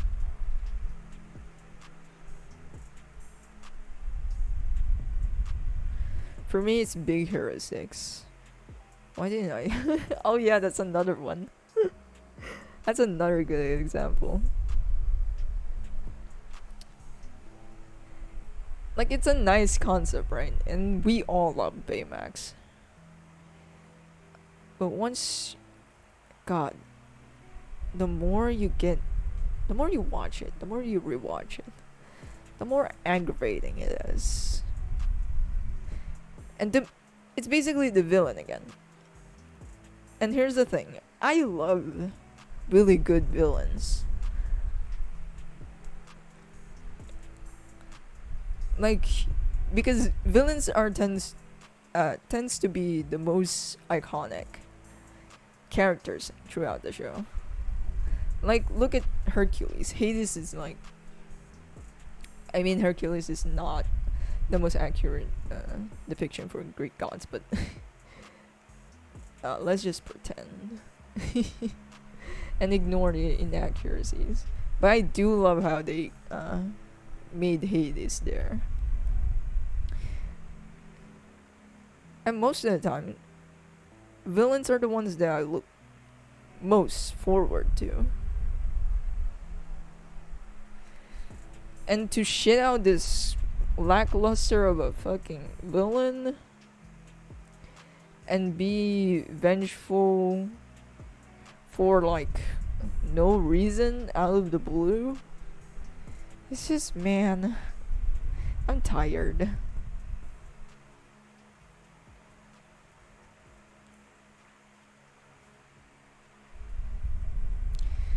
It even had the damn twist ability. Exactly.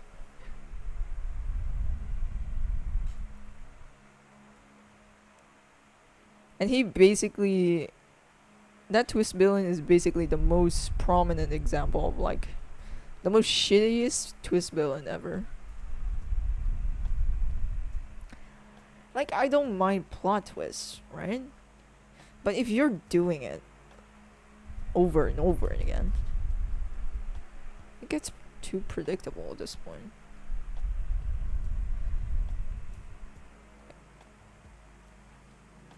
And if you're not executing it well, then what the fuck is the point anymore?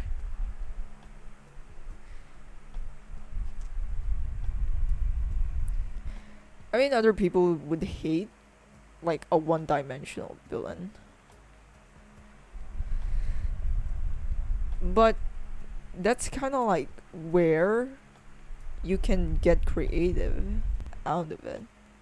Like, how do you make this one-dimensional character much more interesting by their style, by their personality or whatever, mannerism and such? And anything. I mean, that's much more better than like having a twist villain that's basically is a forced conflict.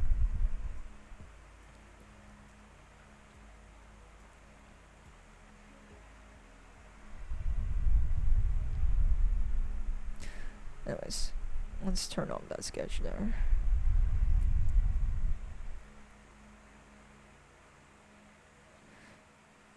And honestly, I only like Big Hero 6 mainly because of Baymax. I give no fucks to other characters.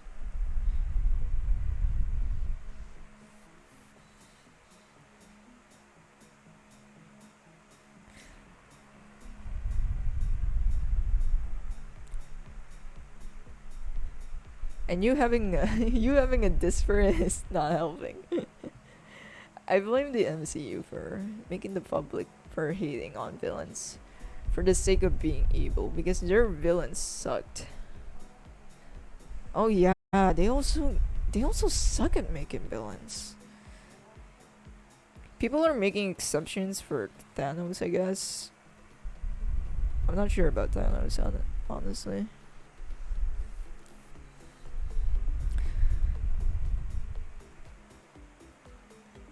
But yeah, it's usually MCU or like that sucks at making villains.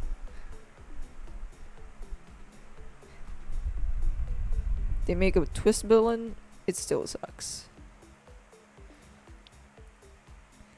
They make like a really obvious villain, it still sucks. They're trying to make a subtle low-key villain, and it still sucks.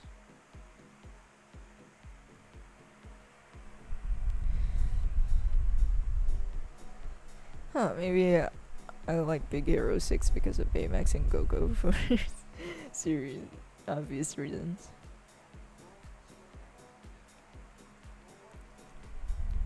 I just like Baymax design. That's fucking it. Like, he just looks like a marshmallow. And honestly, that's like, oh yeah, this is big design, alright. And that's it.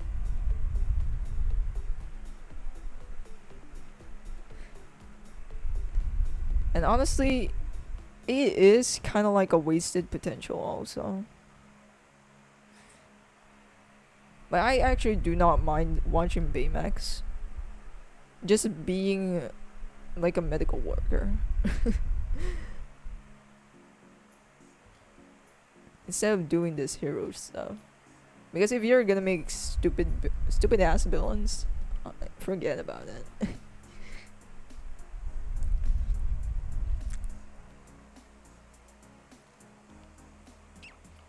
Thanos is like because of the Ant-Man villains and brought up the population debate. Change Ant-Man names.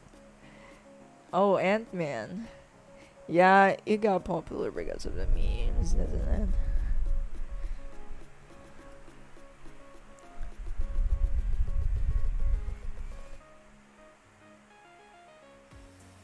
And I think I think they're also not considered as like a shitty villain mainly because of the hype.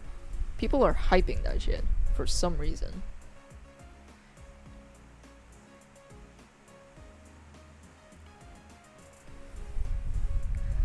Okay, let me just erase some stuff here so I can finally merge.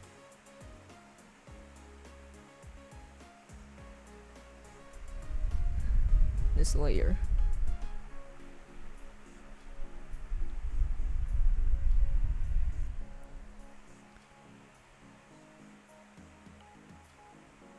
Man, that meme went on for too long.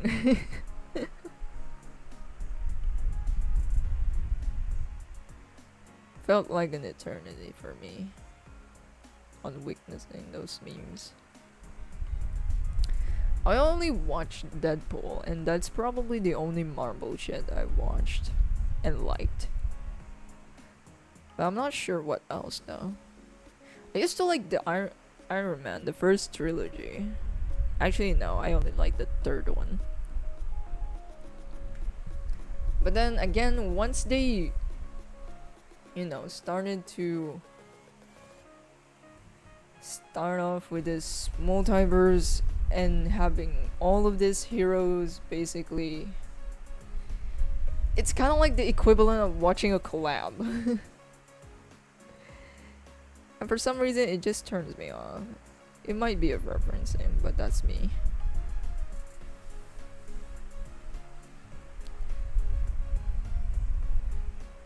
Which meme? The Ant-Man Thanos memes or the dumb Thanos memes? Kind of like both. Both of them are kind of reoccurring at the same time.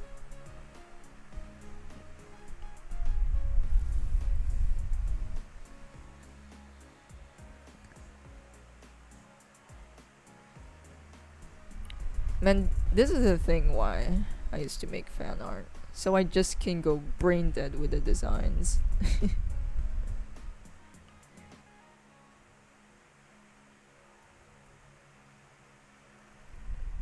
Why is it not closing the gap?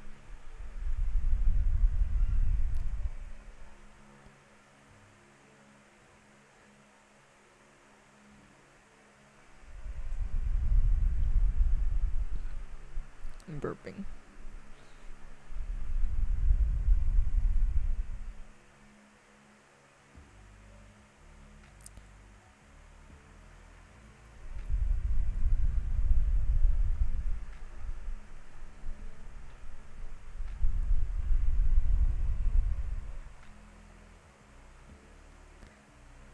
Oh, thank God you didn't catch on Thanos.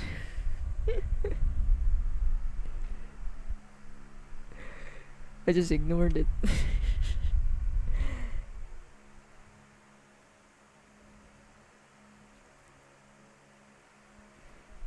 Do people actually hate puns?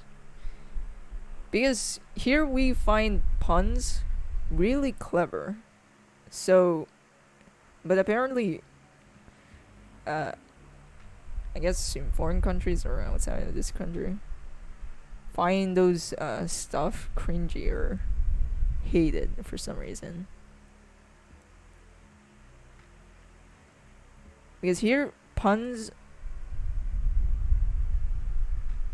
are actually well loved by comedians here.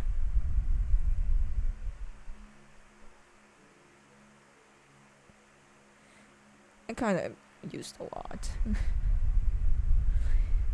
And it's not exclusive to only English, even to our own language. Yeah, Westerns hate puns since they think it's dad jokes.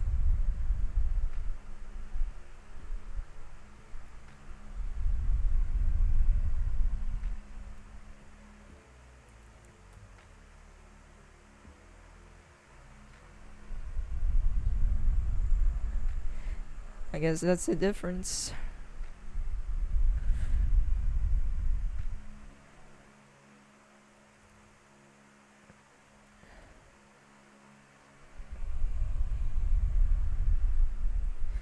My face feels kind of oily, and that's gross. Kind of wanna wash my face.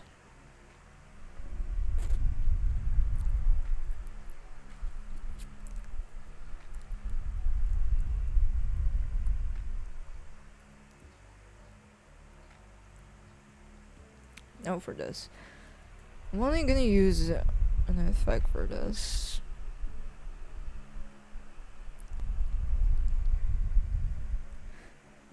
That might be too thick.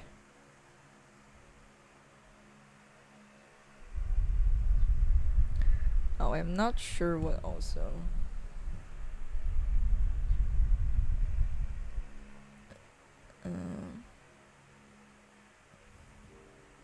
Also, what color to use?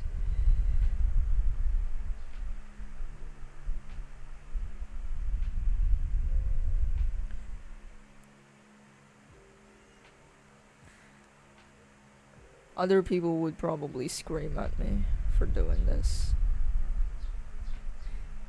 and be like, what was the point of drawing all of this if it's gonna be covered? And I'll be, yeah, what was the point?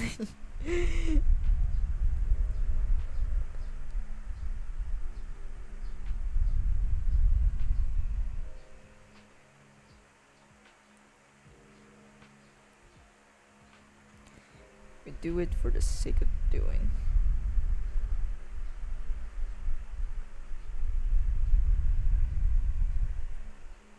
And just something for keeps. Just something for us.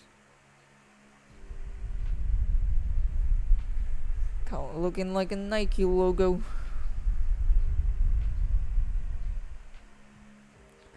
I'm actually not sure on how accurate this screen is.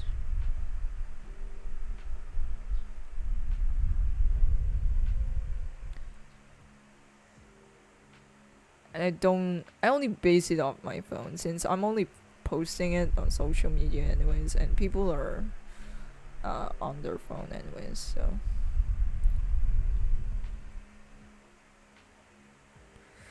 I think it's much more better to base it off there. But obviously when it comes to professional stuff, you would need a much more better screen that can help you catch the right colors accurately.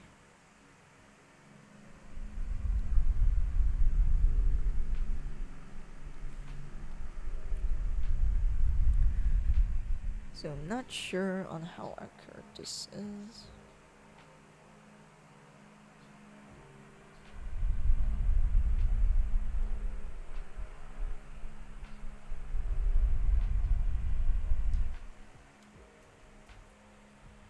Now the face.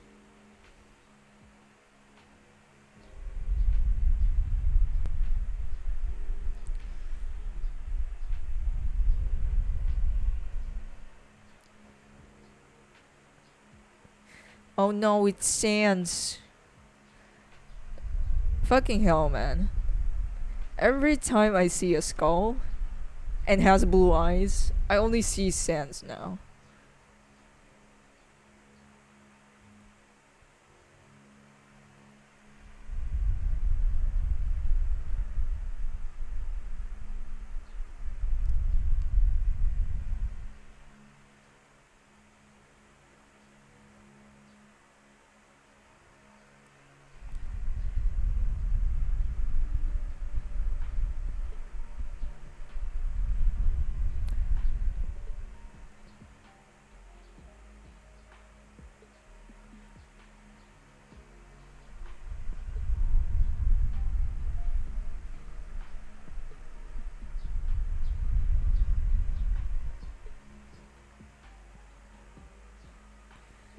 Oof.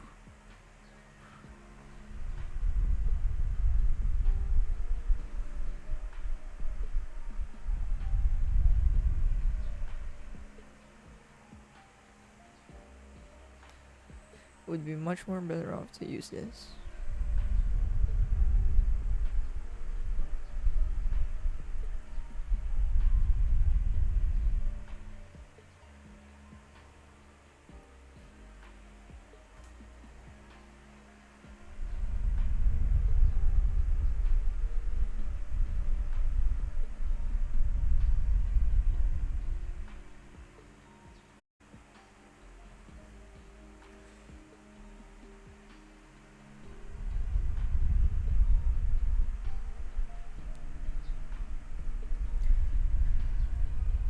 I'm basically kind of just doodling around now.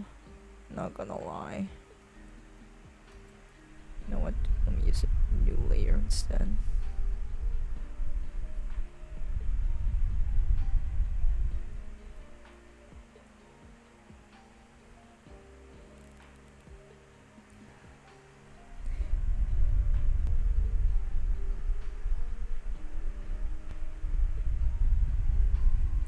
I'm in the wrong layer. Of course I am.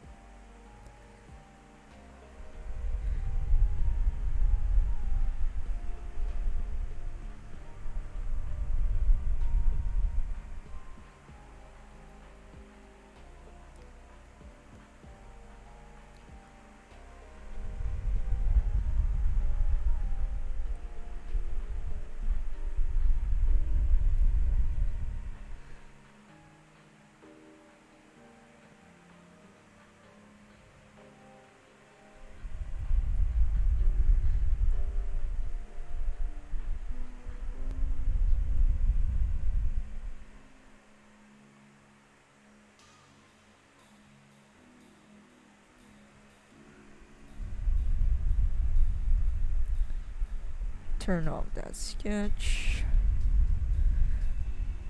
Don't usually do this type of method, but since I'm using a tablet that I'm not familiar with, I'm gonna do some methods usually not part of my personal stuff.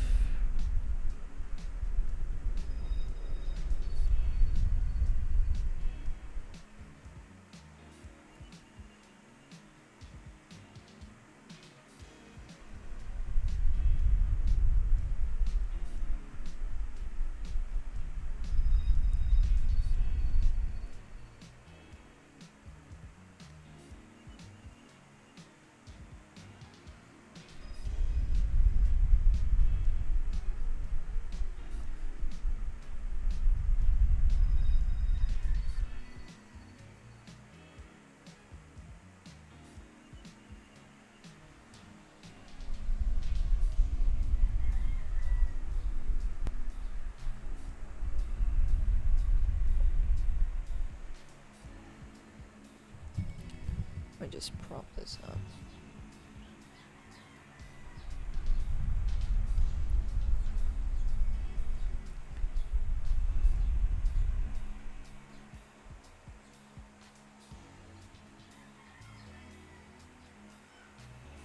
The chickens are back.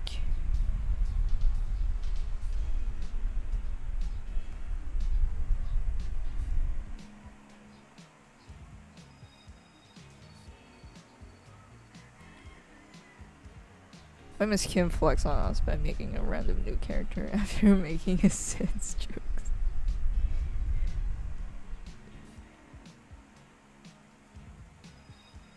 Man, Undertale is too... It's the type of shit that I cannot forget. I didn't even play the game. Deadass. I didn't even play the game. But it was all over the internet. Was pretty much unavoidable at that point. Let me actually turn this off. So we can draw the hair.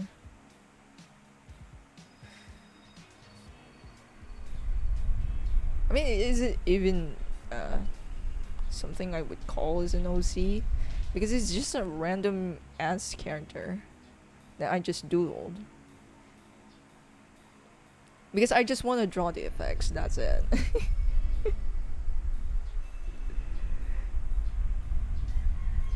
I don't even care how the character would look. I just want to draw the effects. I do enjoy drawing effects recently.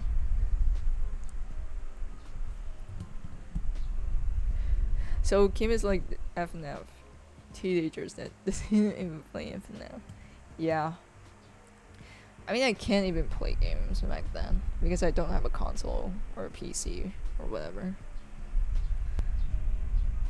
And even right now, even if I have,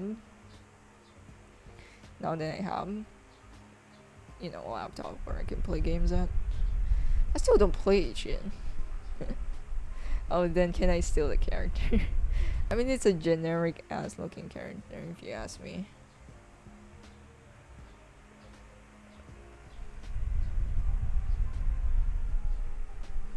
Like, can you even steal a trope?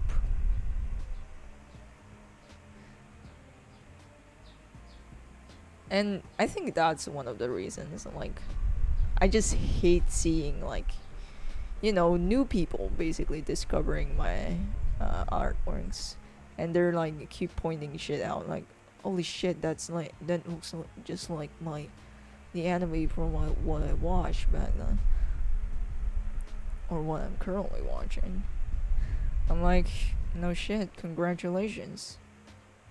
You just discovered tropes. But then again, there's no point of explaining what those are to these people because one, they don't get that shit. Two, they don't bother. Three, if they see one color similar to the shit they watched, they would immediately associate it to that character. And it's just stupid. All around, in general.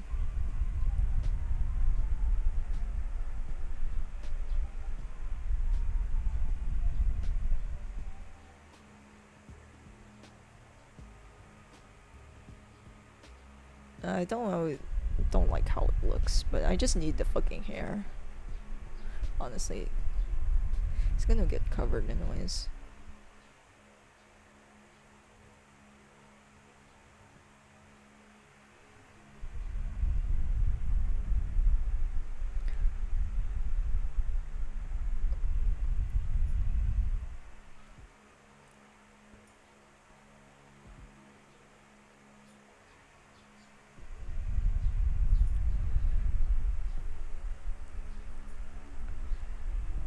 Kim draws Kurita clone number 2742. Holy crap, that's my favorite generic isekai main character.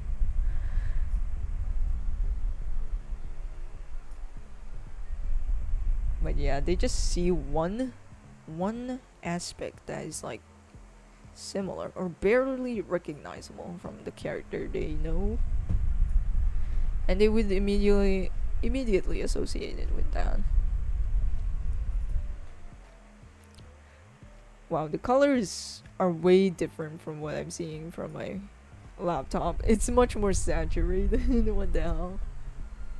It's much more saturated here on the screen tablet. But if I look at my laptop, it's so not saturated. So I might do some color adjustings later. Holy shit. But yeah, it's kind of annoying, you know, people trying to be a know-it-all by pointing out like, oh my god, that looks exactly like this character. No shit. Welcome to Tropeland.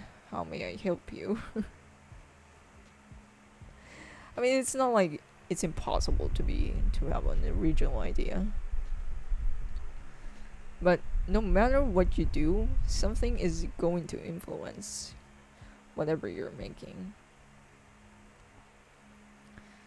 But trying to point it like those two or whatever you're comparing to are the same, then you need to check out a doctor, my man. Like, these are the type of people who sucks at spot the difference kind of photos. Anyways, it's time to color, I guess. Let me just throw some few bits in there. Oh, I need to make the line a bit thicker. Just something I do, well, most of the time. And it's gonna make my line art completely shit, as you can see. But I don't care.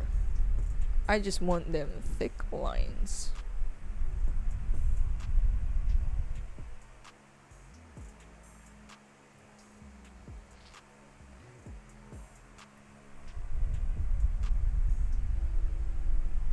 Like, I remember drawing a character with basically a fucking green hair. And people are like pointing out every anime character that has green hair. But they barely are recognizable or similar from each other. And I'm like, okay, these people are either blind or not knowing what the fuck they're saying. And it's annoying. Like, I get it, it's your first time being here, but my god. I just wish people would realize how dumb their takes are. The green-haired cat girl, not exclusive to that one. Almost every green character, or every character that has green hair that I draw, they are gonna point out another character that basically has a green hair, and they don't even have similar fucking designs. Like, bro, are you kidding me? You're mentioning this fucking character mainly because of one color. Okay, congrats on not being colorblind.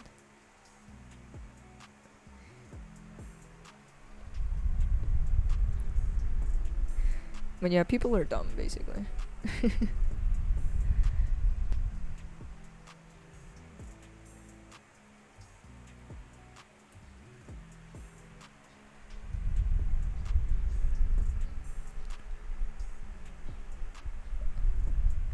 And kind of like one of the reasons I want to stay away from anime fans or whatever. But I think this is quite a specific part of the fandom. Like, Deadass one of those brain dead fans.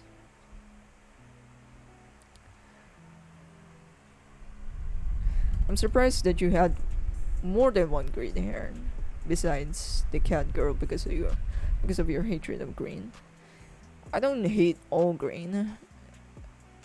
This type of green I like. This type, or somewhere around here, is what I don't usually. I just don't use them. That's all.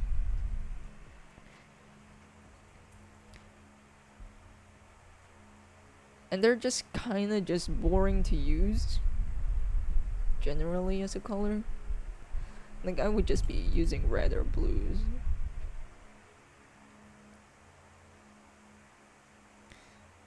But yeah, oftentimes I have to use other colors instead of like doing just one thing.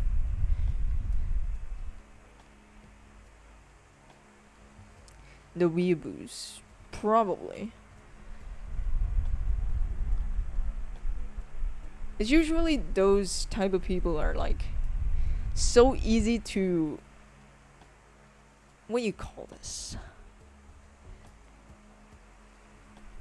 Like, kind of low-key worships or cult-like mentality. Like, I get it. If you will like something and you treat it very preciously. I get it. You're getting very overprotective about it. But if you're gonna act like some sort of fucking cancer because of it, then my guy, time to find a new hobby. Where did the term weeaboos even come from? I had no idea.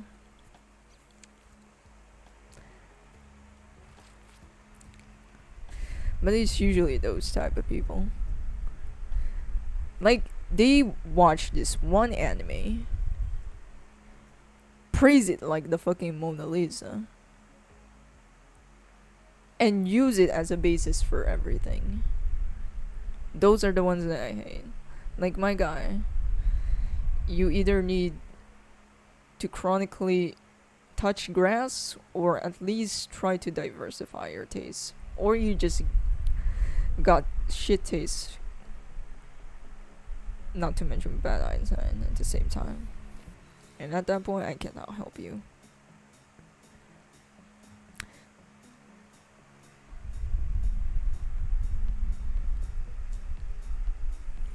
And they just treat it like a kind of like a hype thing.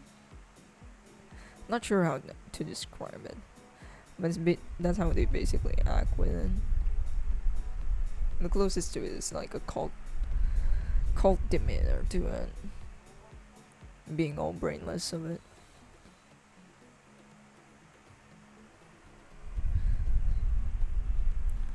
Came from Japanese, but how did fortune change it to be of a man? Never know.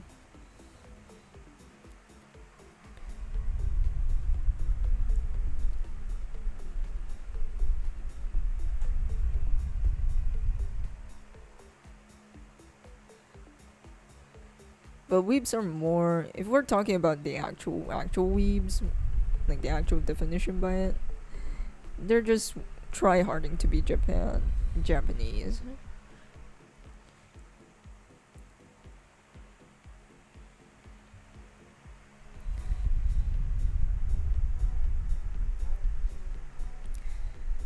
And basically fetishizing anything about Japan, honestly.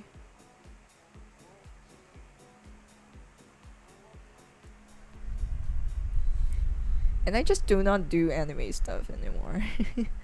I might do fan arts here and there, but not all the time.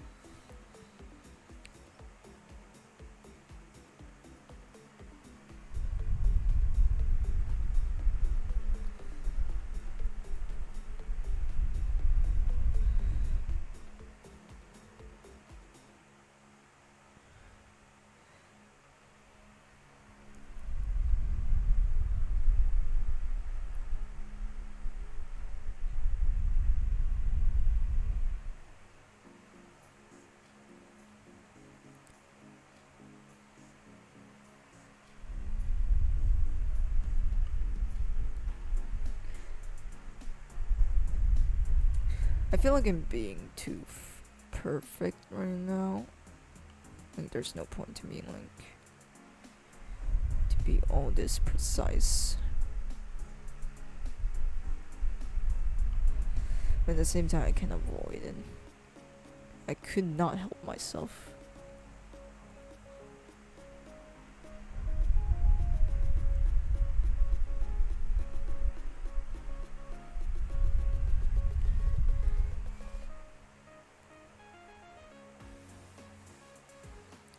Weeaboo is such an old term. Do people even use that? It's such an old term right now. I only hear it rarely.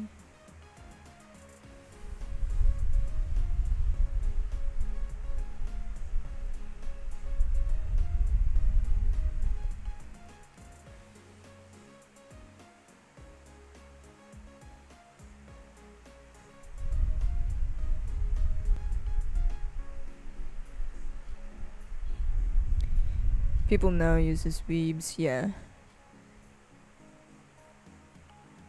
I mean, that's a general. It basically lost its own meaning at this point, to be honest. And they just claim it.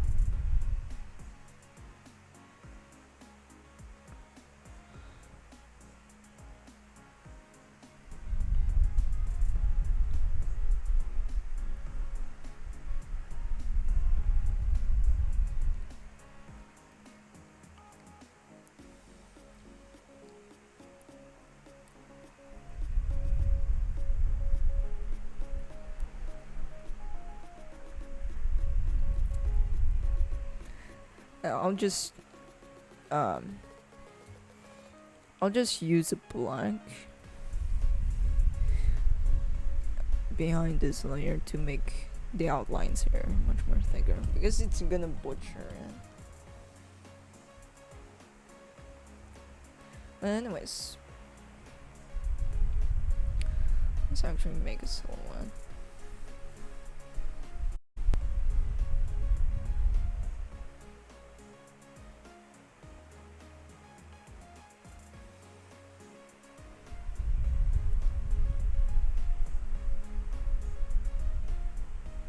Yeah, I get Kobe because I watch a couple of anime despite like other Western stuff and knowing the problems in Japan. Yeah, just it basically lost its meaning. And people are throwing that term like it's fucking rocks.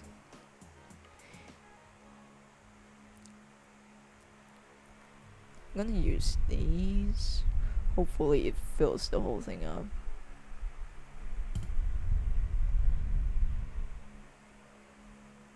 Hopefully. It is not.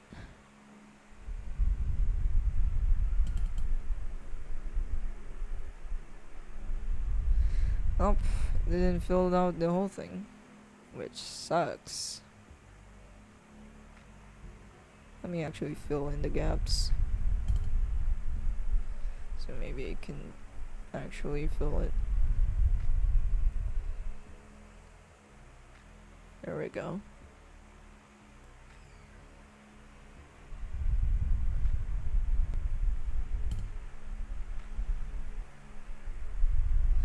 Oh, wrong tool. Keep me using that tool.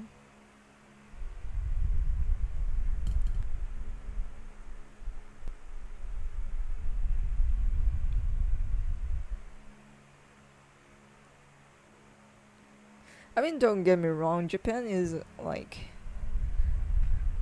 a really nice place to like live in, especially with their city design. But I just couldn't help it but see similarities from here. Like the what do they call it? Bureaucracy? You know, all this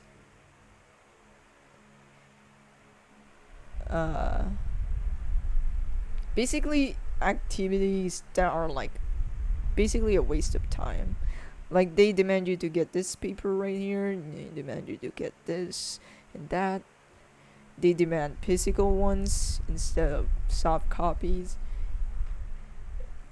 It's basically lacking convenience. And that's the shit that I'll probably be ranting about forever in my life.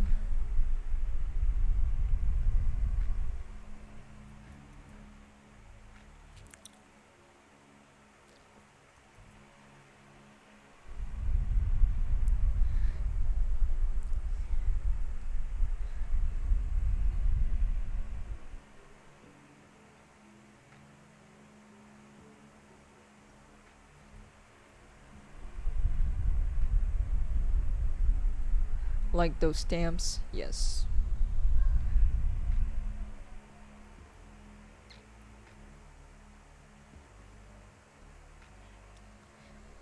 And Japan still, I think it's quite similar to getting a credit card here. But basically, getting a credit card here is somewhat annoying also. You know, all the shits should be convenient to have, but no, we couldn't because people are just demanding all of this bullshit.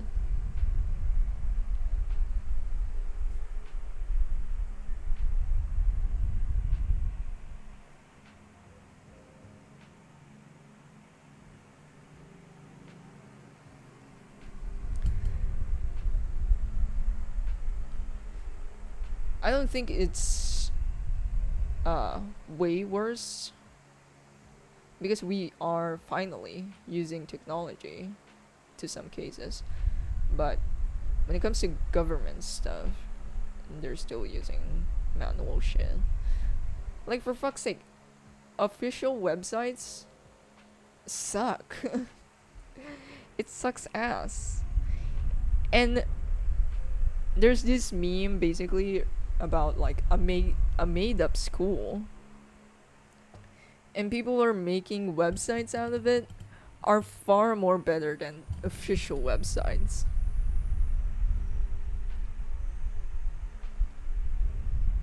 And honestly, some respect to those, or actually bringing high quality shit. Anyways, we're finally starting off with the flat color bases.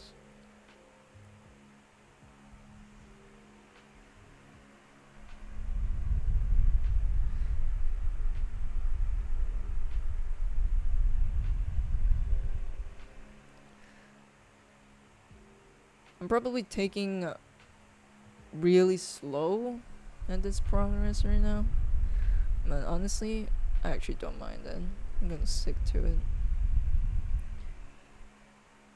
I like taking it slow sometimes.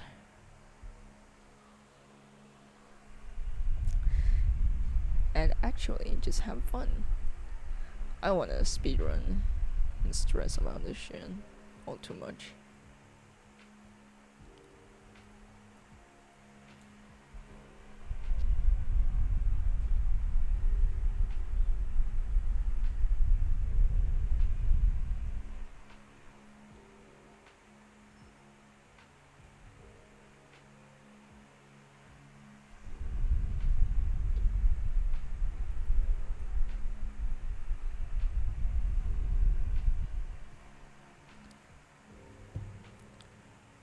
I mean, I think in Korea they also do that shit. Like those stamps, you also use stamps for like, kind of like a way to make signatures, right? But it's not as tedious. I think it's not as tedious as they do it on Japan.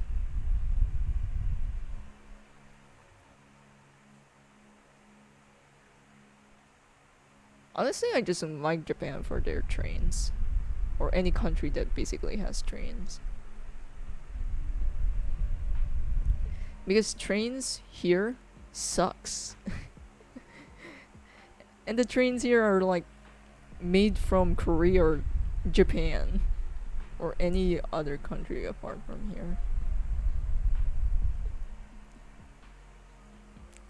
It's always breaking. There's always a news about it. I'm gonna make a generic lore for that character. He is the son of a pirate that has sealed the water demon that terrorized his crew and abandoned his son. Now son wants to look for father and beat him up after he becomes friends with the water demon. He's more like a water ghoul, because that's what my original idea is. But I drawn his face, so I couldn't make a ghoul anymore. I made a pretty boy. Biggest mistake. But yeah.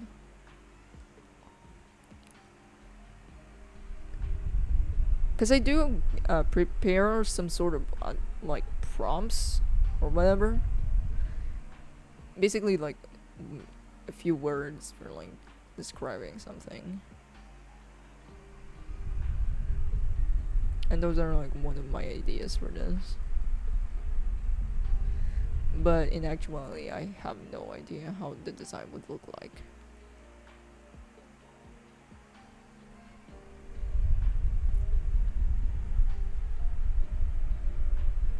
Let's use red, I guess, for contrast.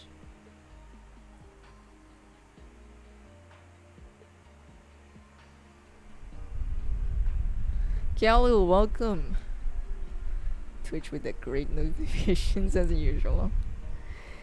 Man, I mean, most applications I use has the most shittiest notifications. I can't tell if it's my phone or the app itself. It's either I get notifications every fucking time or I get none at all. But yeah, welcome, man.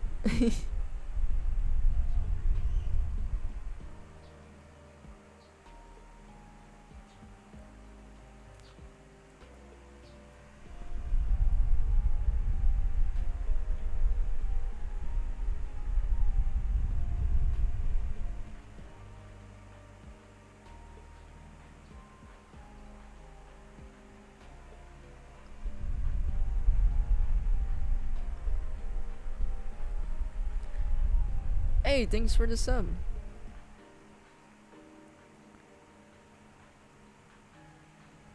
It's been for 4 months since I got. Yo, has it been 4 months? Damn. I feel like time is waiting. Is going way too fast for me.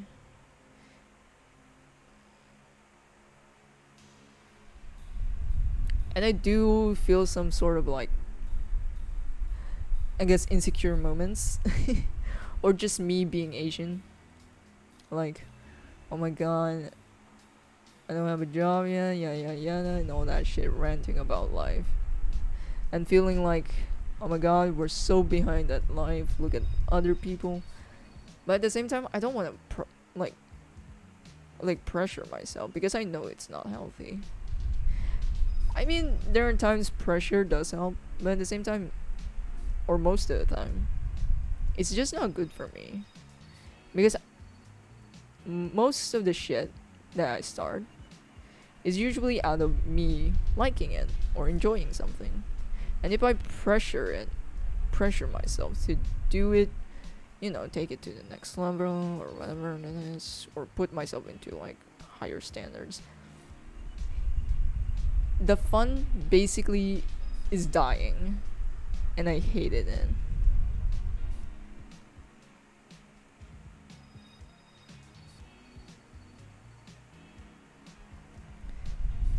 Ending up hating the activity instead of like being super passionate about it. This is why taking the advice of like, oh, you should find what you like doing in order to, so that will be the one that you'll do forever, so in that way you wouldn't find it as work. I'm like, no, you can grow to hate it.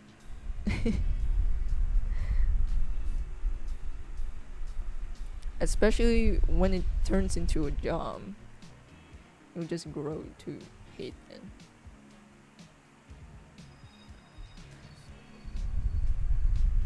And just turns into a terrible advice overall.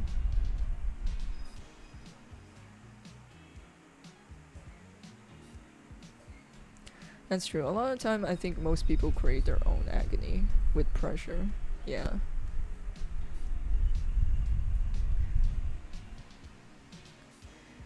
Sometimes it helps to, make yourself do something, but most of the time it's just bad. It's just bad. Especially not a lot of people know how to take it to their advantage.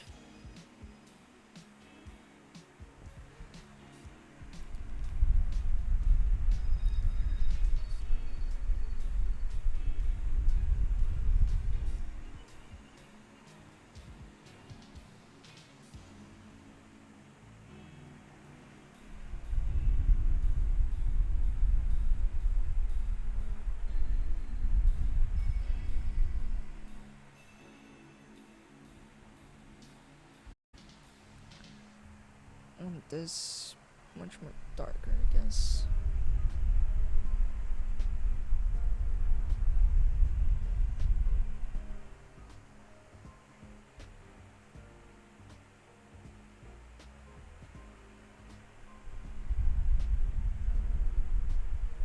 This is a terrible pen to use for coloring.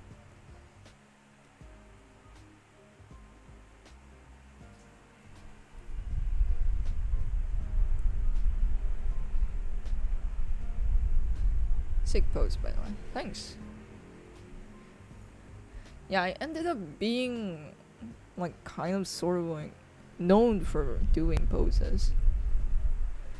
And I think that's a great example of like being pressured to do something.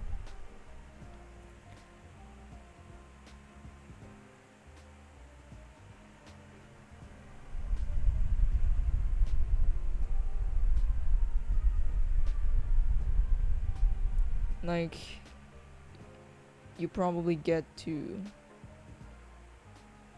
have this sort of pressure of like, oh, people are gonna want more from like this. But I don't want to hold myself from that type of stuff. That's why I have some sort of healthy.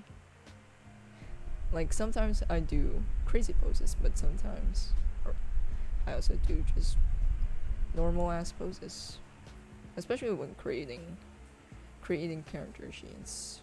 I don't want to do too much of crazy poses right there. Instead, want to use simple basic poses in order to show off the character design.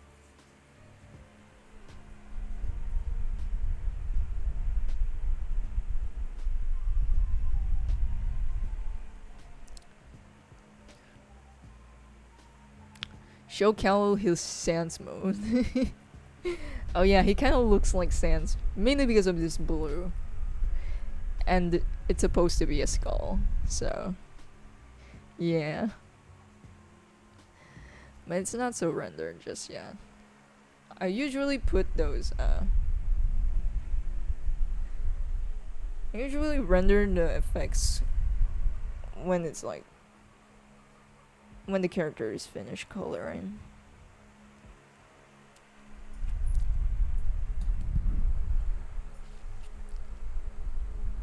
Man, my lips are so fucking chapped. Yeah, that looks sick though. Thanks, man. But yeah. It's just that every time I see a skull and then has these blue glowing eyes, I immediately think of Sans. And that will not be the thing I would always think about. I would be forever reminded about it.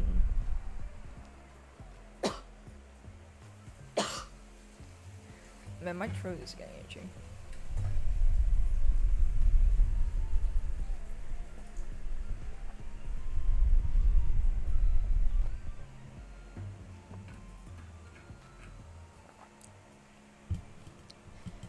Gives that Necromancer back. Hell yeah.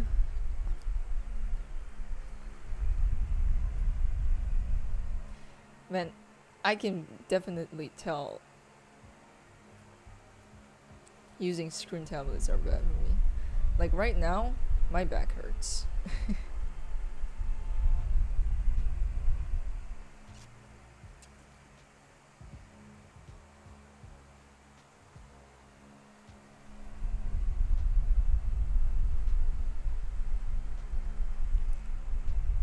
But those are like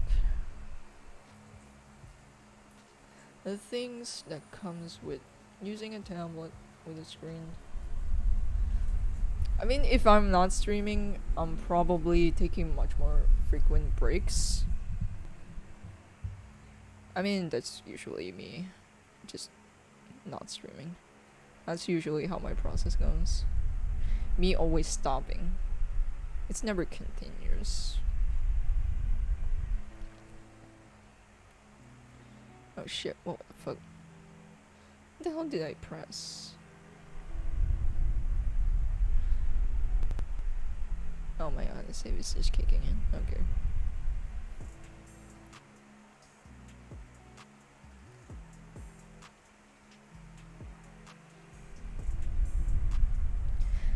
I mean, even when it's with a stand, with a really good stand, your posture is still gonna be shit when drawing with like a screen tab.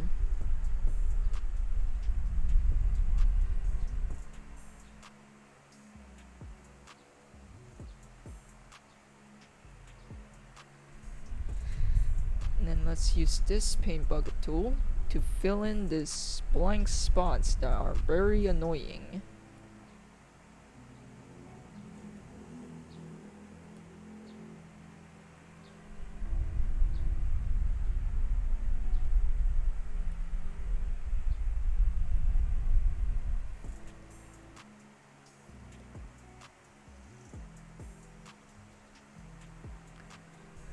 Oh yeah, that's right. I need to draw a key message around. I even get called this back then.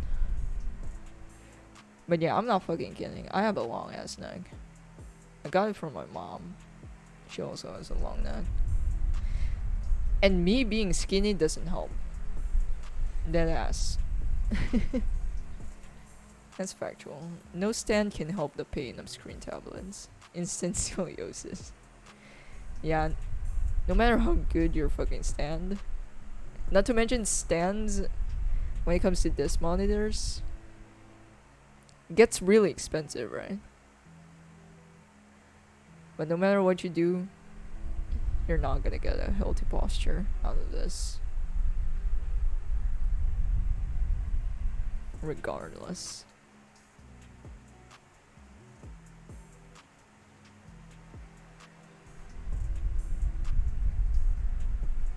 I think I need to draw the skin next.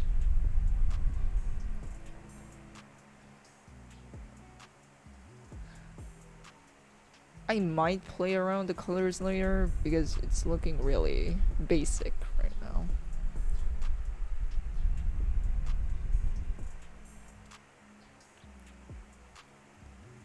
Man, I sound like a hater, don't I? Like, yeah, I just keep shitting on like screen tablets.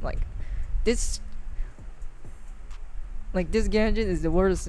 Like, why do you guys like it?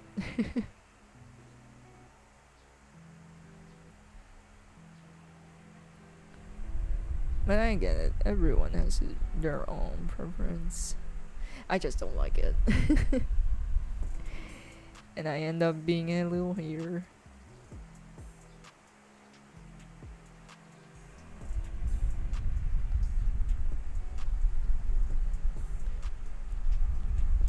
No, you're right. They're pretty ass.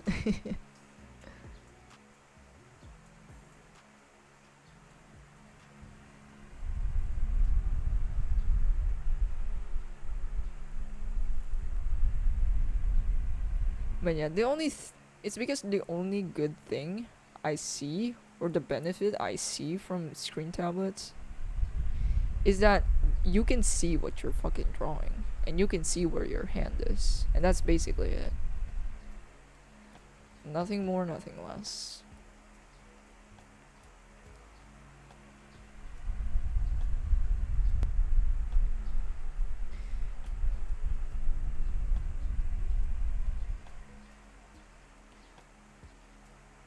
The rest of the features can be like found to non-display tablets anyways.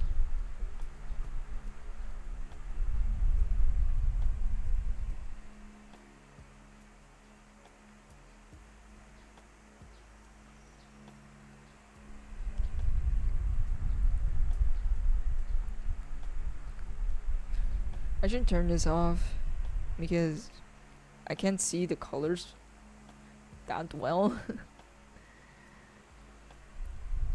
That's another thing about colors. When you're surrounded by a different color or a certain color, your perception to that color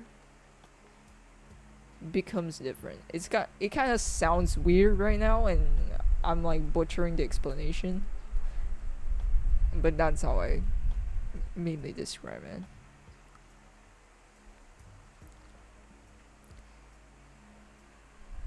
Non-display tablet users hate screens because the hand is in the way when drawing. Yeah, and that's one of my complaints also. Like, I'm using the pen, right? And sometimes I get annoyed because I'm seeing the pen instead of the cursor. I'm like, it's in the fucking way. I can't see my drawing. I mean, it's kind of ranty, but at the same time, can you really blame me?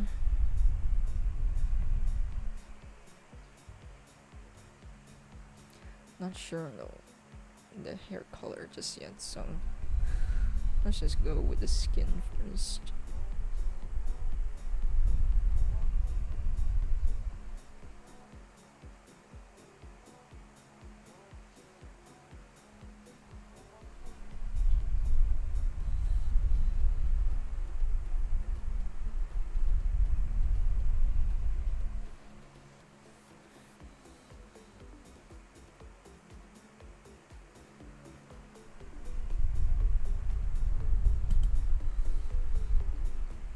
Damn, these grays are in the way.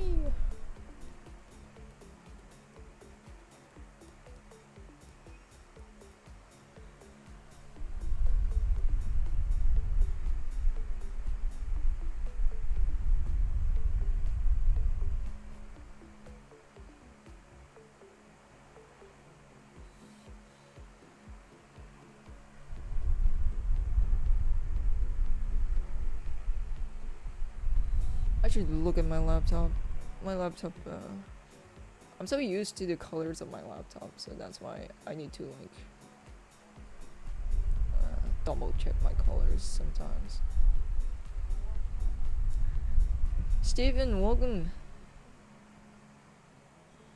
Man, it is it is killing my back, not gonna lie. But this is the cost of it.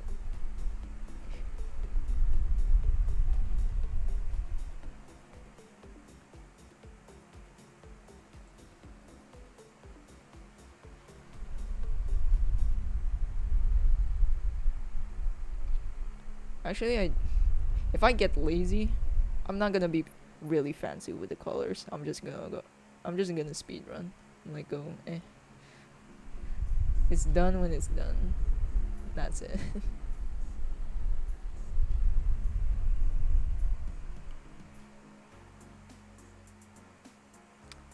Oh yeah.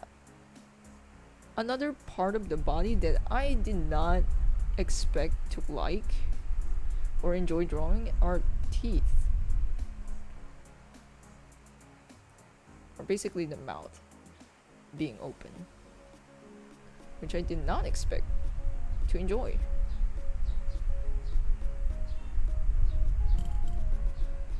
Kind of sounds weird, but even I'm weirded out.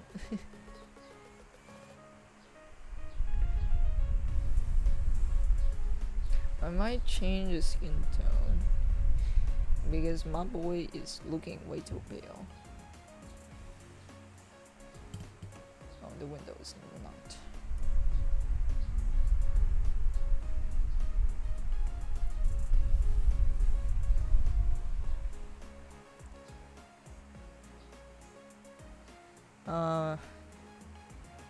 Selected way too much.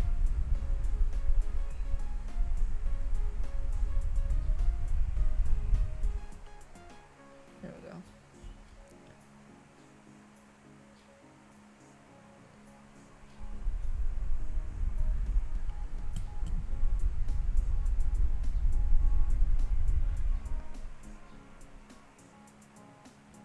This drawing is really good. Thanks, man.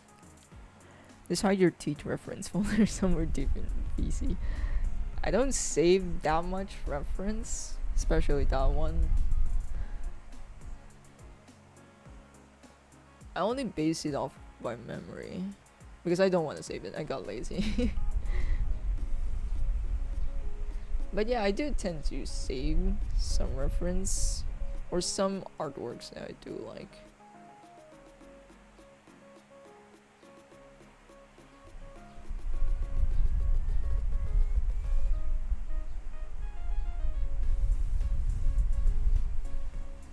Kind of slow there.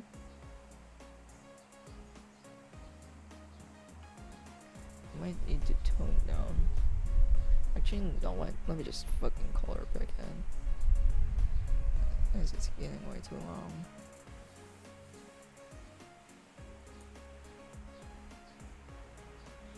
Anyways, probably gonna do the hair color next. But I still have no idea what color to do. In fact, I'm still not sure with this color. With all of these color choices, I'm still not sure with it.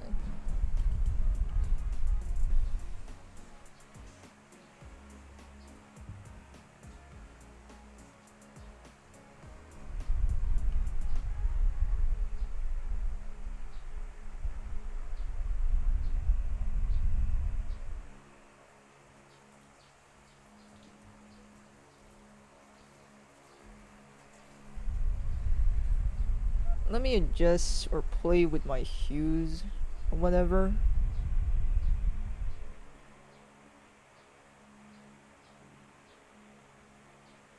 Actually, blue and orange also goes well together. I mean, they're complementary colors, so of course they're gonna go well together.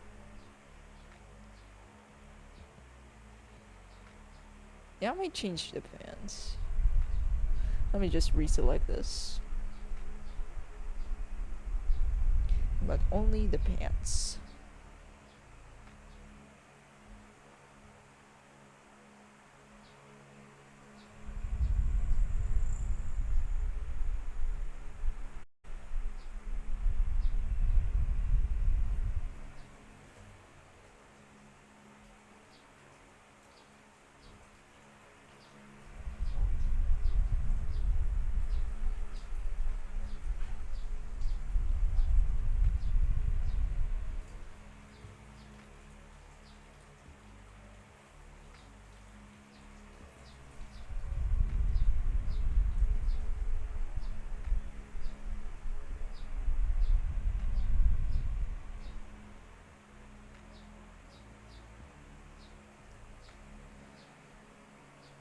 Let's find me some yellow over here.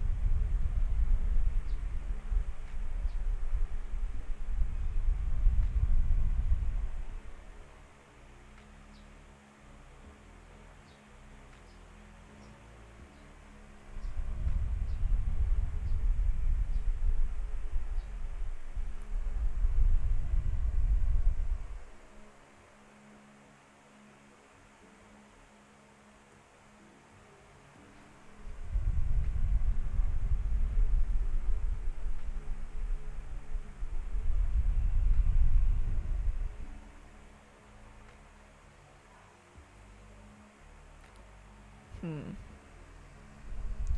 gonna just let it be for a while. Or open this up.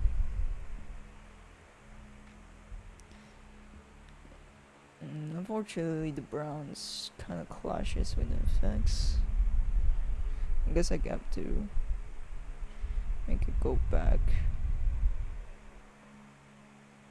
Because it need to be a really dark color.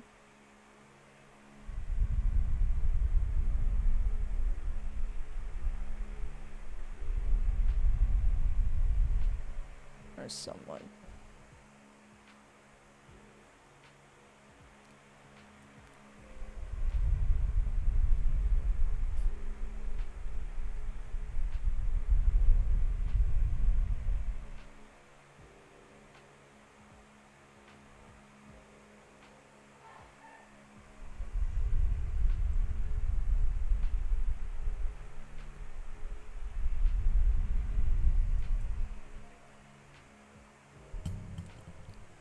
Wait, was it Water Demon or Water Fiend? Goals. Ghouls? Is it goals or ghouls?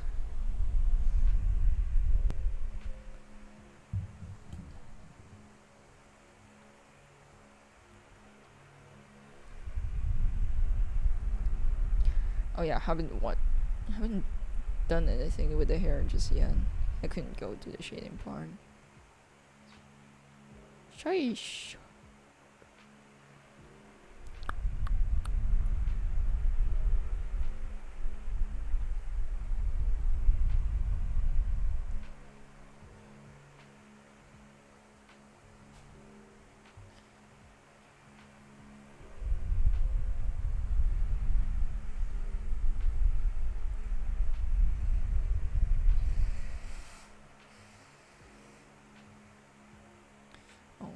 pressing the wrong button the whole time.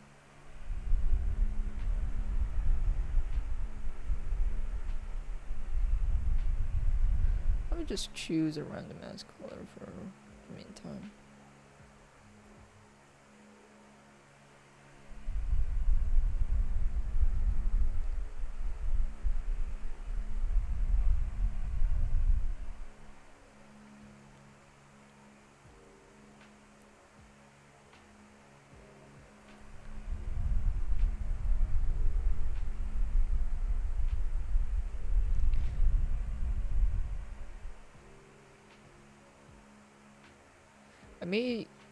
I may change this to yellow instead.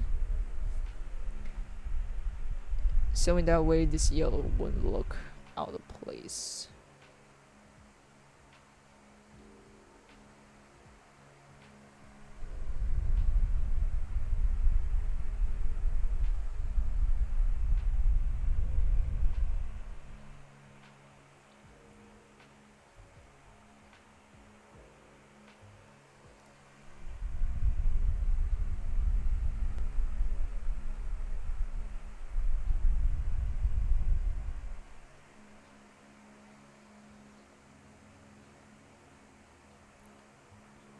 I'm going to bet people are going to say that this character will look like that one gym leader from Pokemon. It's because of the hair.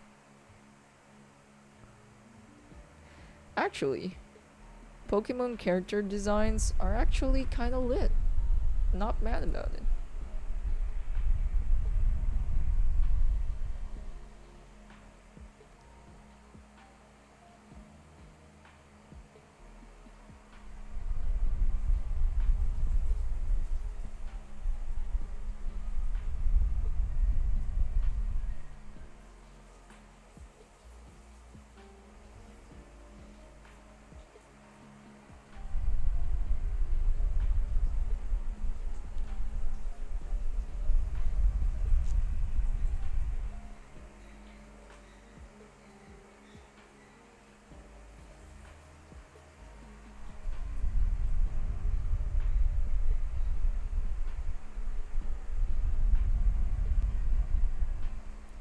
Cynthia's design is great.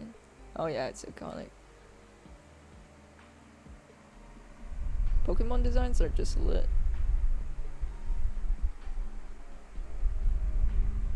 Some of them have really good design, except they got butchered by the story or something. They got wasted by the story.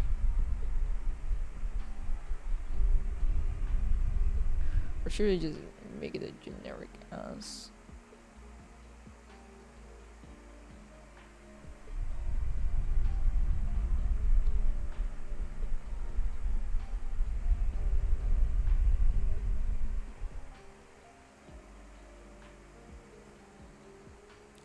I'm actually picking out random colors instead.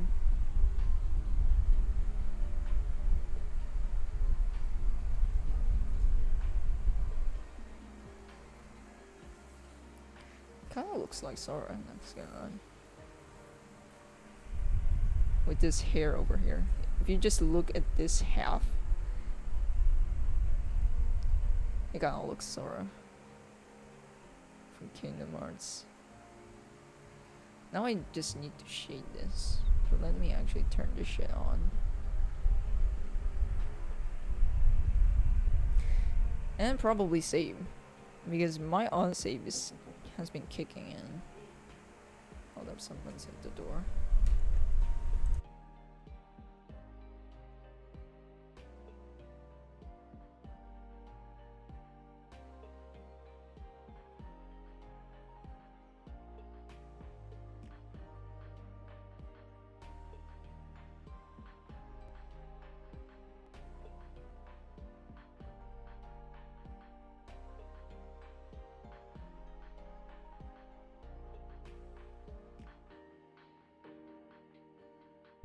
I am back. My mom brought Snickers.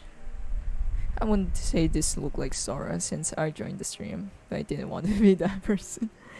I mean, with this side, it does. Like, I can see similarities too, come on. I just hate those type of people that point out, try to compare, but it's barely similar. That's the one I hate. Like, bro, can you at least get me a character that looks somewhat like them?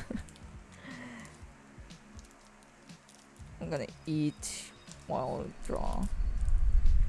Now, where did I put the pen? Keep losing my pen.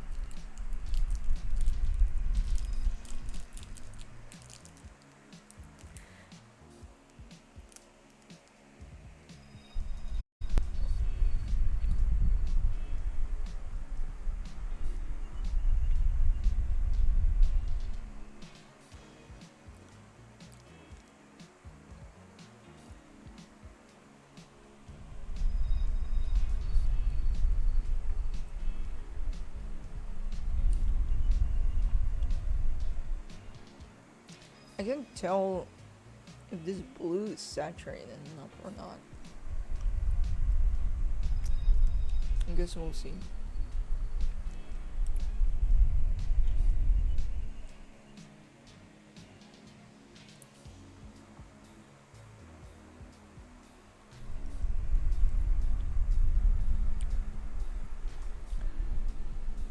Let me use a different pen for this.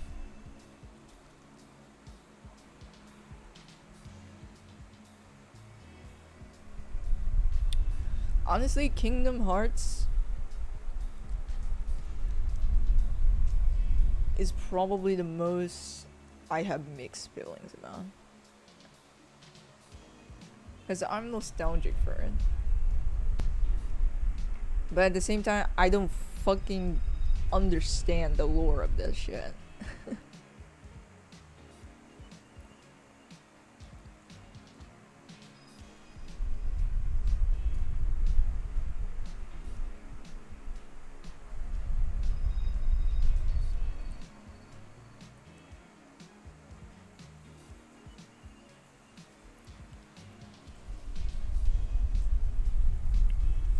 It's Sora if he went to Pokemon World after Disney.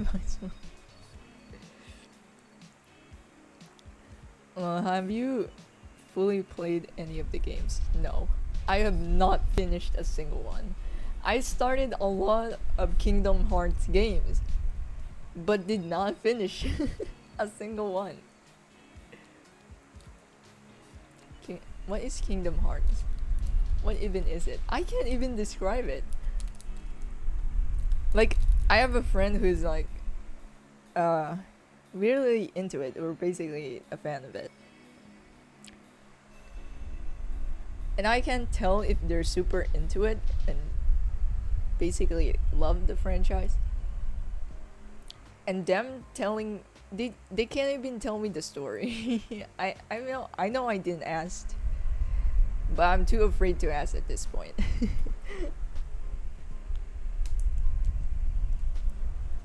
All I know is darkness is bad. Sora has a fucking key as a weapon. And is now teamed up with Mickey Mouse and Goofy and Donald Duck.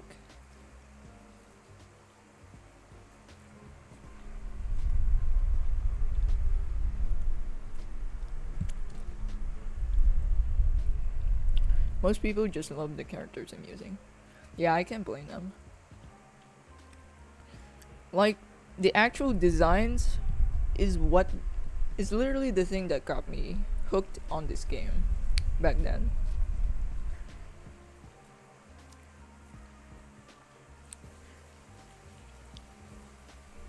I remember being so in awe of like, yo, he got fucking huge ass key as a sword. That's so fucking cool.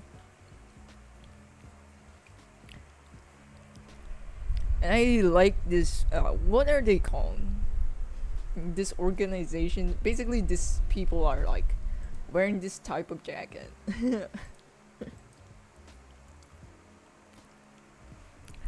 But yeah, the music is also fucking lit. Not gonna lie.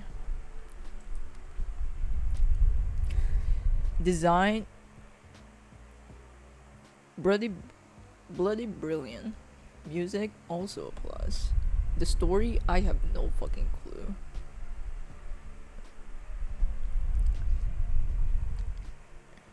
And it's kind of hard to take the plot seriously if you're seeing if you're seeing Goofy.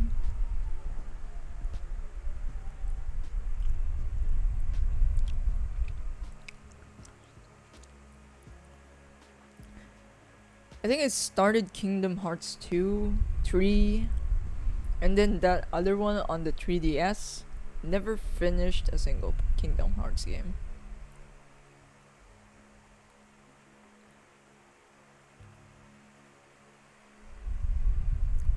It's either I get stuck on a level, or just got bored of playing, or lost my PlayStation overall. Because my mom keeps unplugging it back then. And I get so annoyed that I have to plug it back in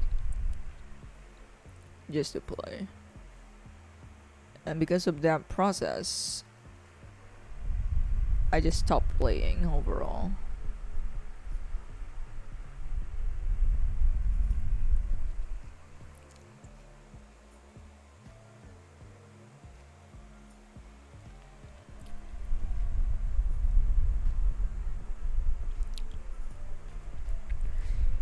If you take a drink every time someone in Kingdom Hearts says darkness, you will die 10 times.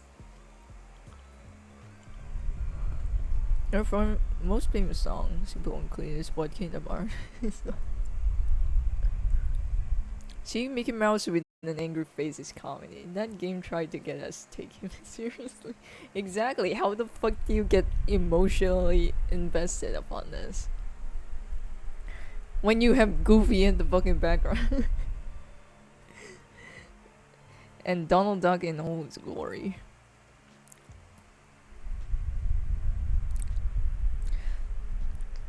Not liking this pattern. Let me just redo the whole shit. I want some swirly stuff.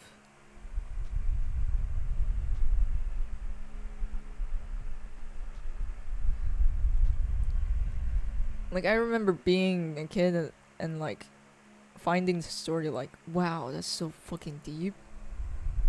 Like, wow, the lore for this shit is so cool. And now, as I grew older, I'm just like, what the fuck is this about again? And cannot take it seriously.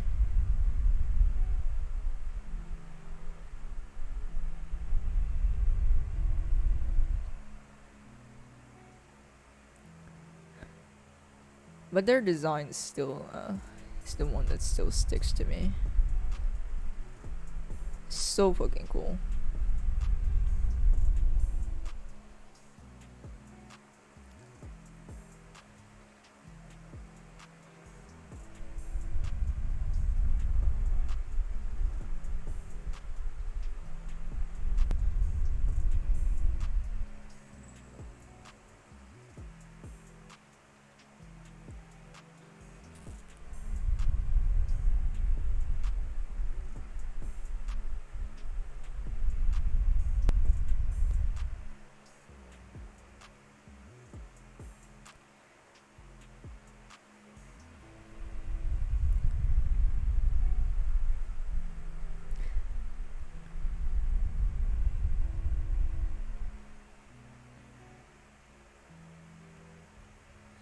I shouldn't really be taking this long for this part.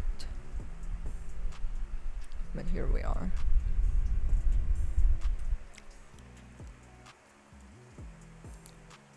The cinematics for Kingdom Hearts are always dope though. Yeah, not gonna lie.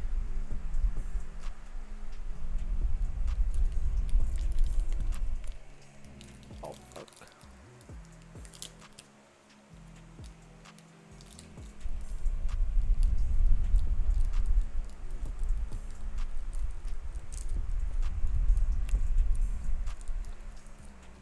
Oh, and the best part is seeing Mickey with the black. Oh yeah, I was thinking about that, but I couldn't remember what the fuck that jacket is called or that organization is called.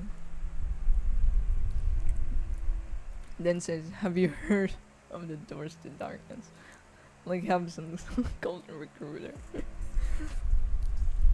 It's basically edgy Mickey. I love it.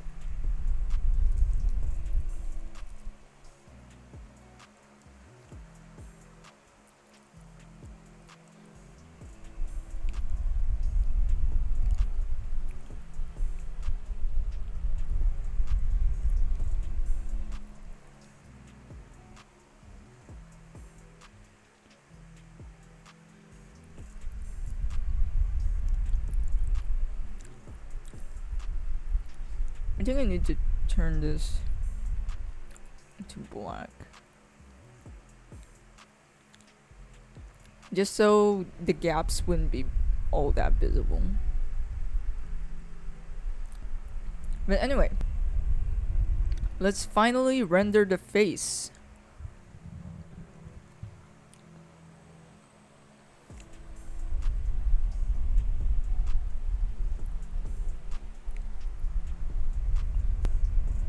It took me a while to get to know how to render the face actually.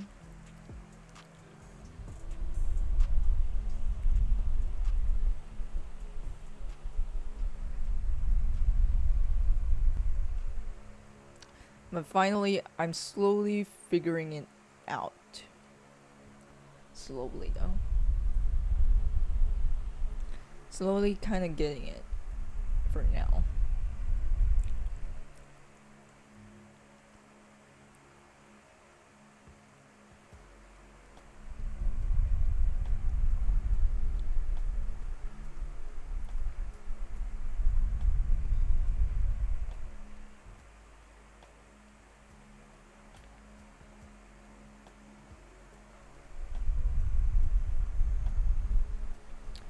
Do you ever make your random designs like this and then think maybe I should use this for my own project one day? Kinda. But if their designs are too shit, I'm just gonna forget them. I mean, this design is nothing impressive for me, so that's why I'm not gonna find it all that appealing to me. Basically, I try to find what is appealing or not for me. But since I don't give that much of a damn here,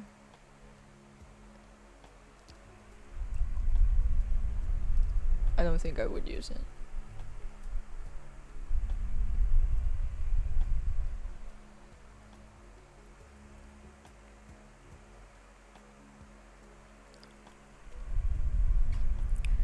And another hilarious thing was seeing Woody being serious and Signal Story. Oh yeah, I've been seeing that all over the place.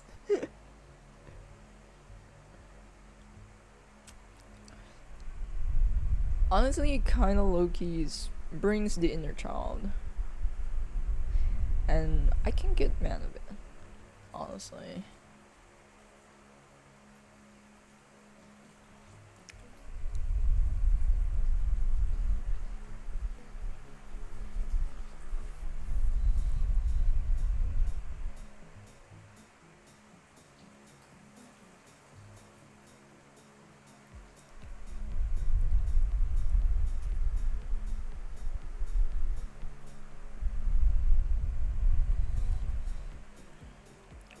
I'll be using another layer for the skin.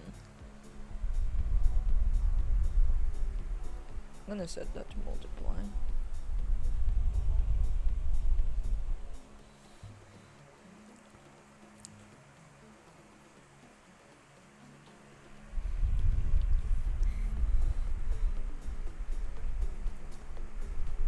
Yeah, it does remind me when I was a kid playing with my Power Ranger toys.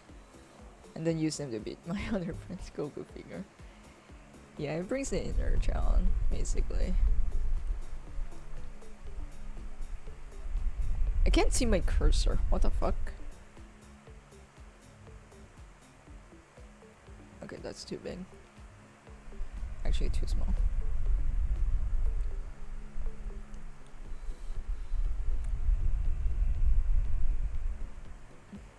And just do that.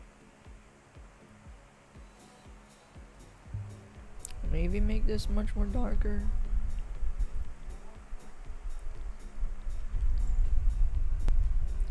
Yes, I cannot see some of the shading here.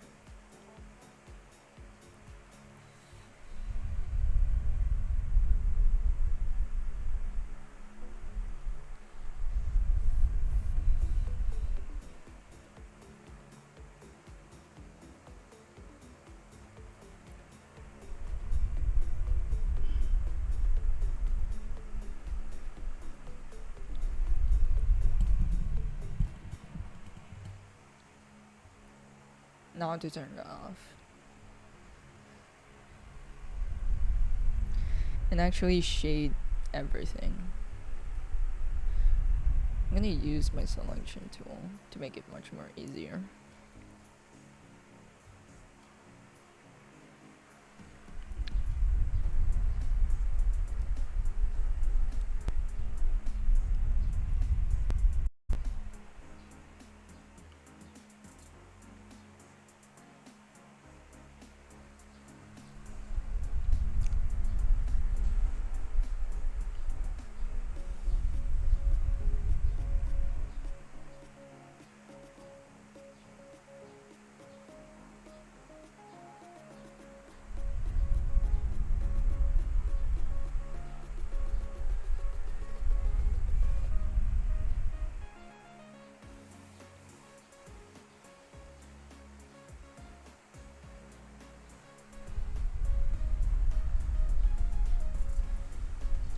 What I do reuse though, or recycle when it comes to my artworks, are the poses. You'll probably notice that I sometimes recycle some poses. It's kind of low-key redrawing. But honestly, I wouldn't be surprised to do this pose again, but with a different character.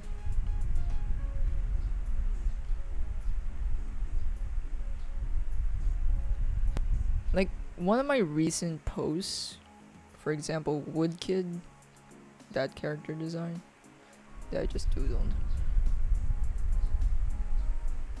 I recycled that pose, actually, of him standing up from another illustration of mine. So yeah. Using the character though for a story. And maybe. If I like the design enough, which is tends to be rare.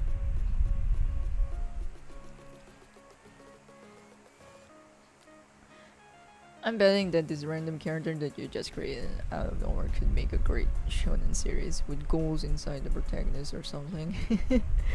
This character design is just so good. Really? I just don't find it that special actually.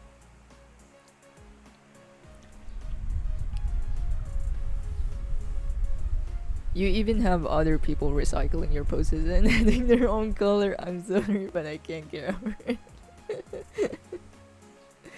Yeah.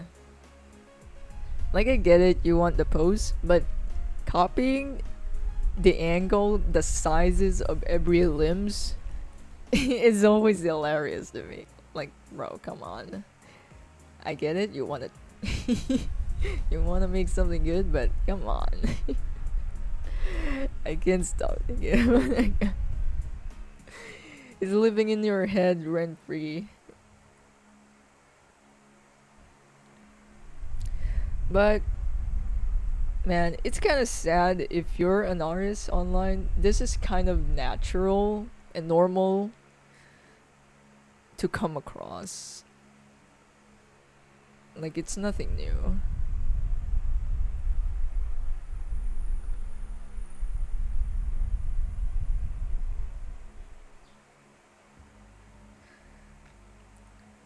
But sometimes you would just find the most funny issue. I remember I think that was a few days ago. There was this guy basically reposting and tracing my shit. And I'm like, bruh. And he approached me before all of this, before I found all of this shit. He approached me asking for like a video request, maybe about poses or perspective or whatever. And then for some reason I saw in in Instagram, you have this green circle around, and usually those are considered close friends. So I'm like, this guy consider me as a close friend, but I don't even follow him. So I was curious, how is that possible? So I checked his page, and I just found 6 of my fucking drawings being reposted or traced or playing around with the color maps for some reason. And I'm like, and then I screenshotted it, and I go back to this guy. Are you serious? You're gonna come to me? Some of the traces are fucking hilarious. Like, you traced over my face? I used to have drawings of myself, like art, like an art zone of myself for my Patreons, or for like me promoting Ko-Fi or something, using my face. And then this guy just traced over that drawing, so it still looks like my face, but he just changed the hairstyle to some granny ass hairstyle. He didn't even change the color palette. And there's some cringy cringy text from above in the caption. I'm just like, oh bro. Oh, so he deleted them so that we couldn't clown on him. I mean, I already chatted him like, bruh, are you serious? He deleted it after I found out. I refuse to believe this. That's mad creepy. It's more hilarious to me. He kept apologizing after. Like, I'm sorry, I was just jealous. Bro, you asked for like a video request from me, and then I found this shit lingering on your page, and now you're sorry because I found out. Okay. Okay.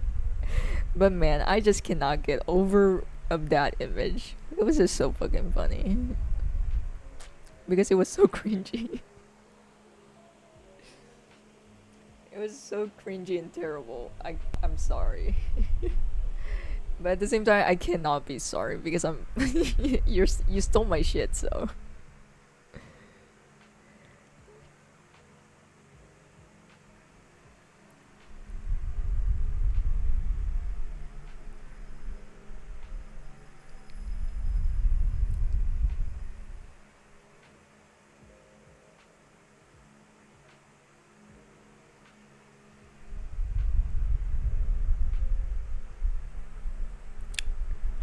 I think I also shared it on like, I only shared one on like my IG story and tried to hide their name.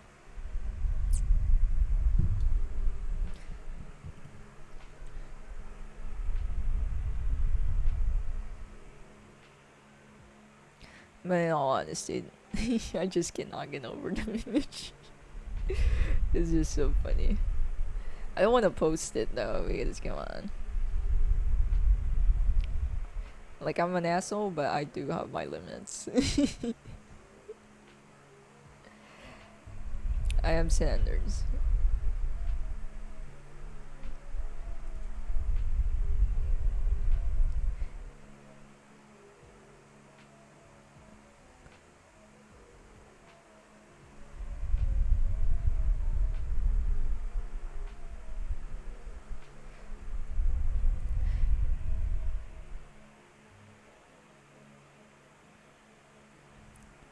And I think every beginner always has this dilemma of like keep asking me to like, oh, can I copy your poses? Can you copy your poses?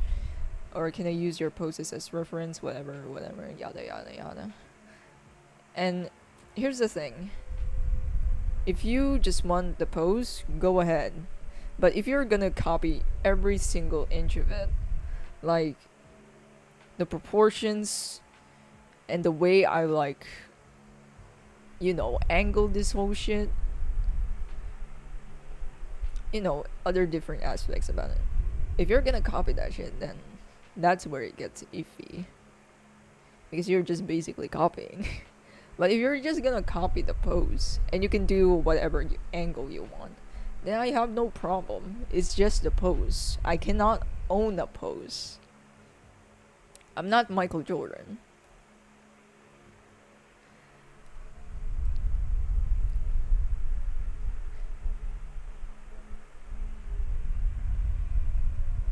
And if you're just gonna use it for studies, I don't give a fuck. Go off. But if you're gonna do dumb shit like that one, oh god, then I don't know. I'm just gonna be speechless for the whole night. And that will be stuck on my brain.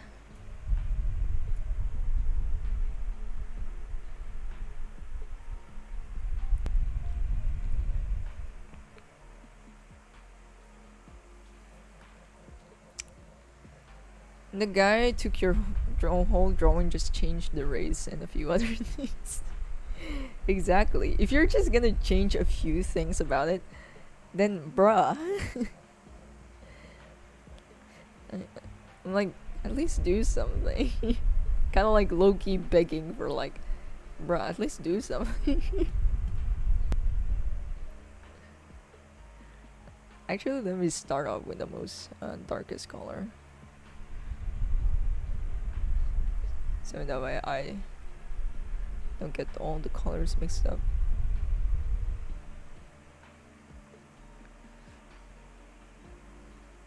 I'm making the monkey puppet awkward look meme, since I am one of the people that asks if I could use your poses in practice. Again, if it's just the poses, yes, you're pretty much allowed to use it. Because again, I cannot own poses unless I'm Michael Jordan. But if you're gonna copy like every single aspect from it, like the angle, the proportions, the anatomy, basically everything, how it looks, basically, then that's where you're kind of going a bit too far. But if it's just poses, it's fine.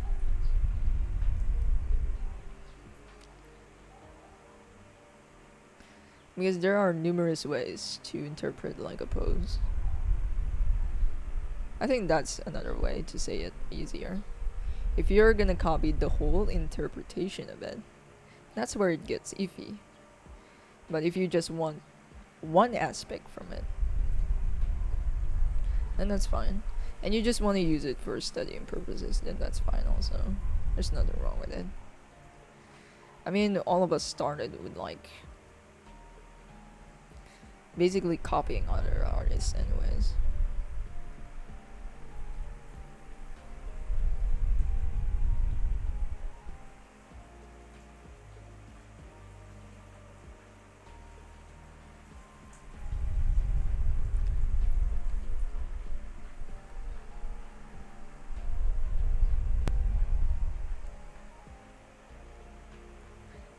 Also, it might just the only one who just would discourage you to pose like studies or whatever.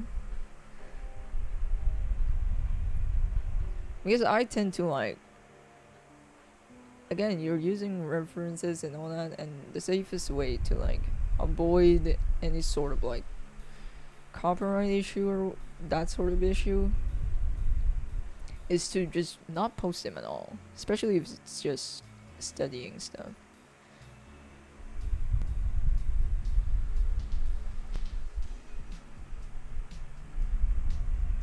Man, I guess it's more of a me thing.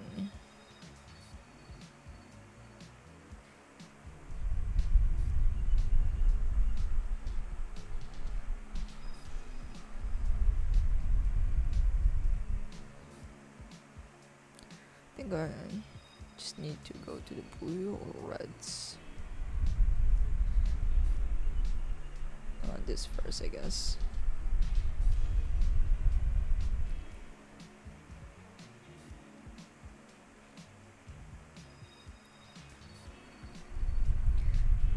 And the reason why that thought comes into my mind is to, one, save you those types of issues, copyright issues. Second, to save yourself from the cringe. It's natural to be cringed about your works, especially works that you started drawing. And posting that shit would I would just be embarrassed, basically. But I guess that's just a me thing. No, I don't post them, then I use this for friends. Unless I just post a 10-second video of me scrolling down a sketchbook that I completely feel now. Not a reference, sketch study. Yes, basically studies or stuff that you doodle or drawn.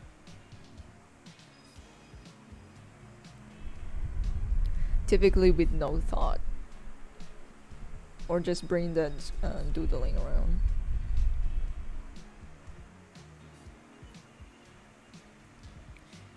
But usually most of it are studies.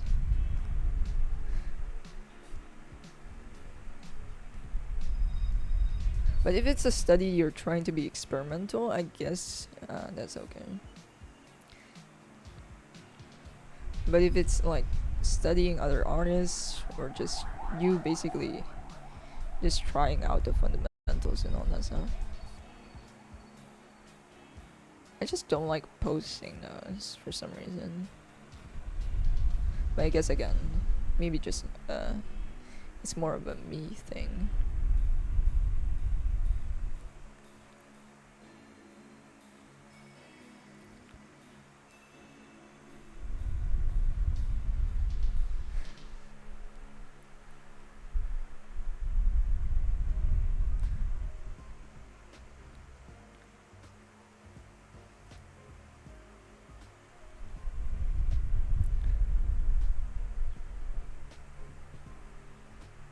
I mean, I used to post stuff when I was young, but not all the time. Because there are others that just post fucking everything.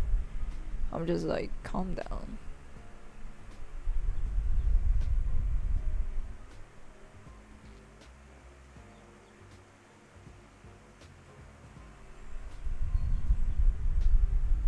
The colors are probably gonna look way different by the time I like try to render it, like, you know, applying multiplies, glow dodges in here and there.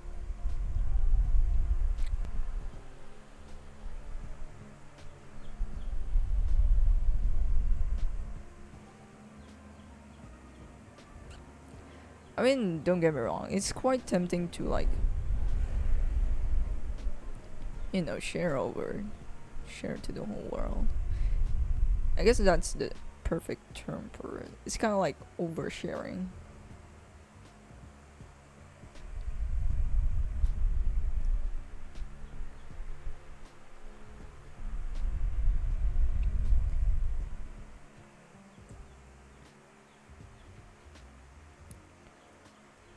Not to shade this blue.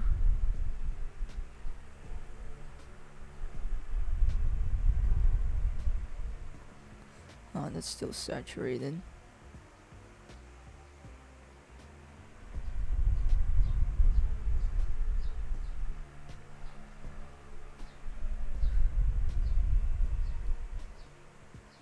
But hey, might just be a me thing.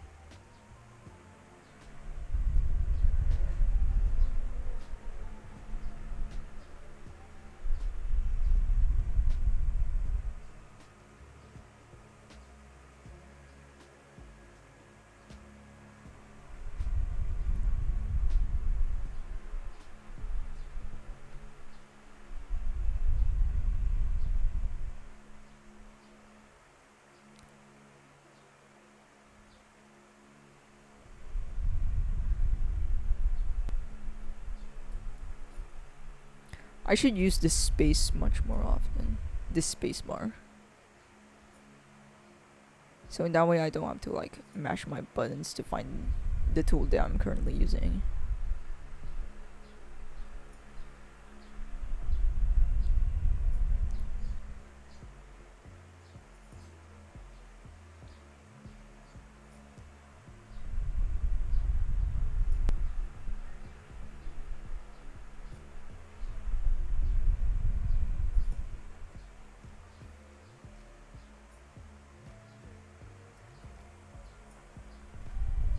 Keep pressing the wrong buttons.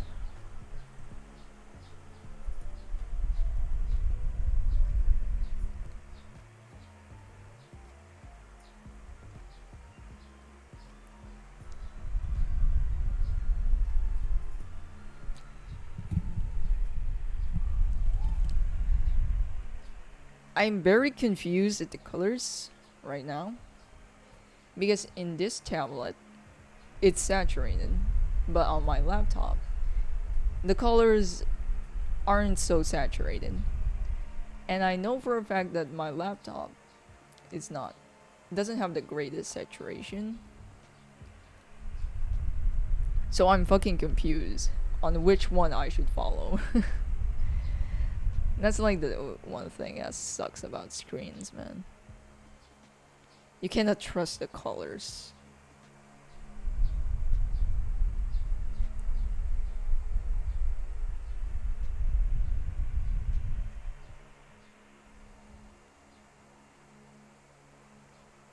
I mean, over time you develop some sort of eye to it. So you know how to adjust the colors just in case. But it sucks. It still sucks. Because you're basically incapacitated to work with certain colors.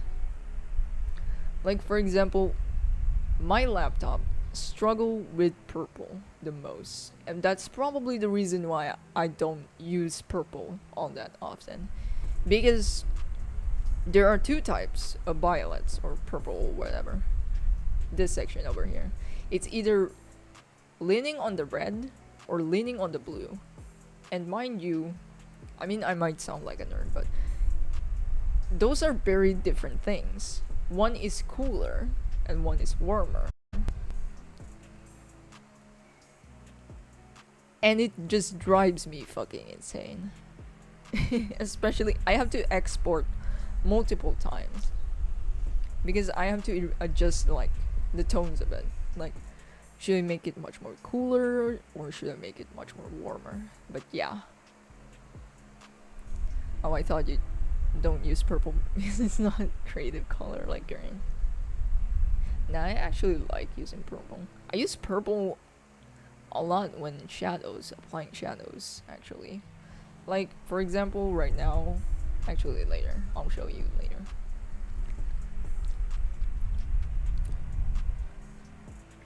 Because it helps, basically, to shade some colors here and there.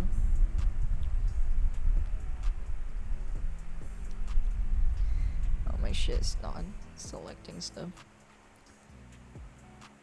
But let me just shade this.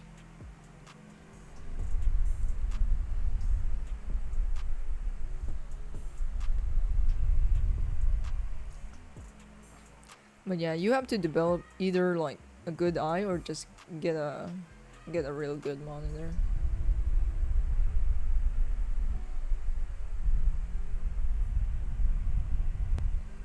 In order to like not have a huge problem when it comes to this color.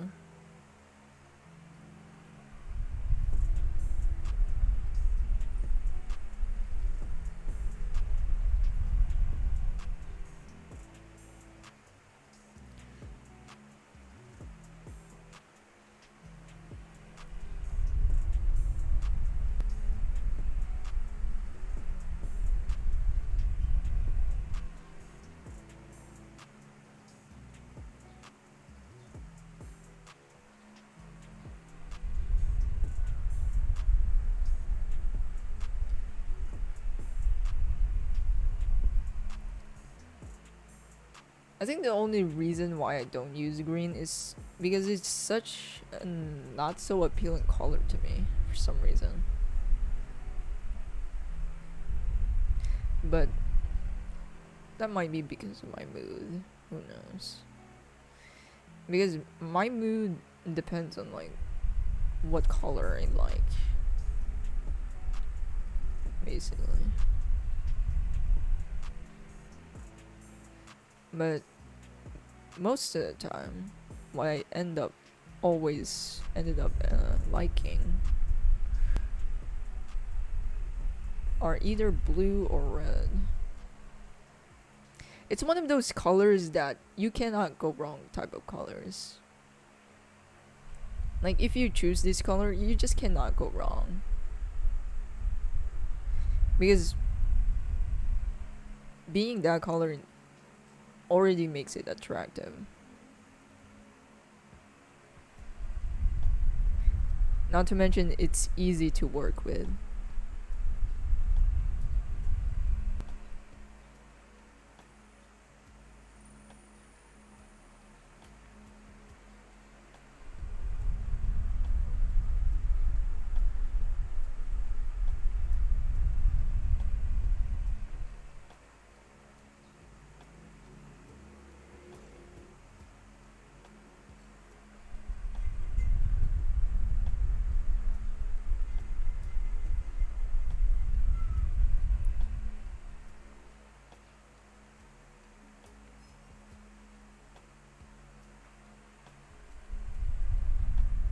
Should I give him tattoos? I might give him tattoos later. Or maybe not, who knows. I'm making this way too crowded than it already is. And I should avoid that.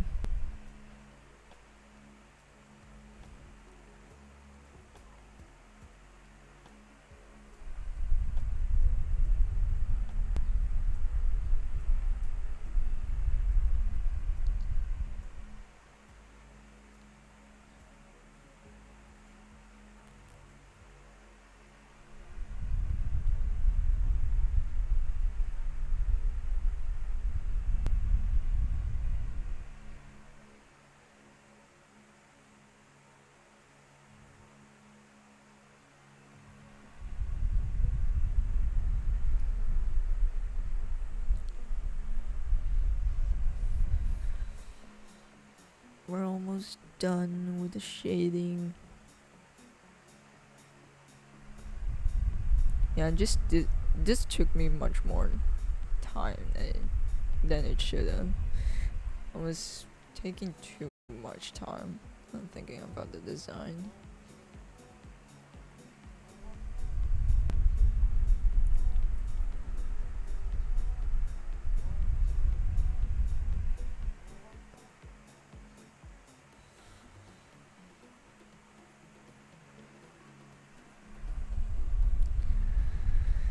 I think the hair is all that's left.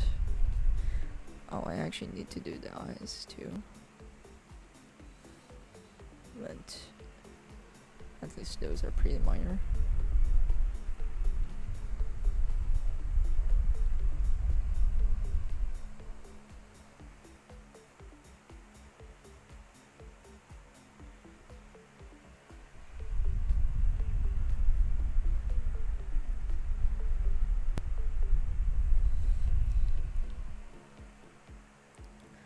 Dumb anime fan question. Who would win, Top or her brother?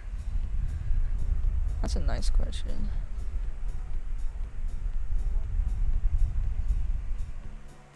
I actually wanted to develop Top on the story and how she gets stronger and all that typical shit. But for now, firsthand, Kicks would be the winner. I don't think I actually brought up his powers all that much.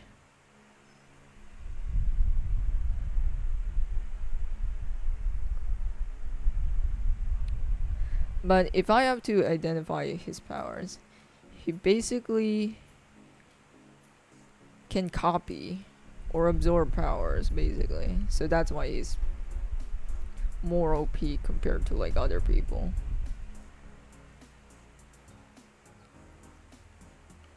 So yeah, Kicks would win. Well, for the first round, I guess. Or for now.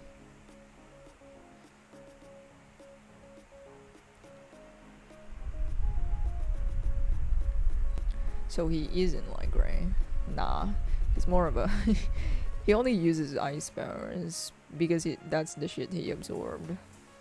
Or he copied. He's kind of like a copycat, basically.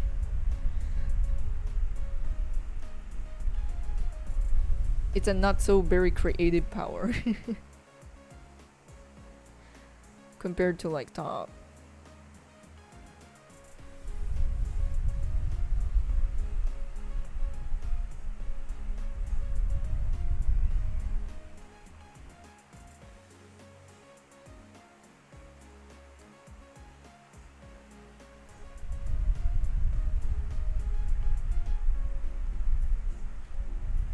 I think the similarities he has on Gray though is the tattoos, and he is topless.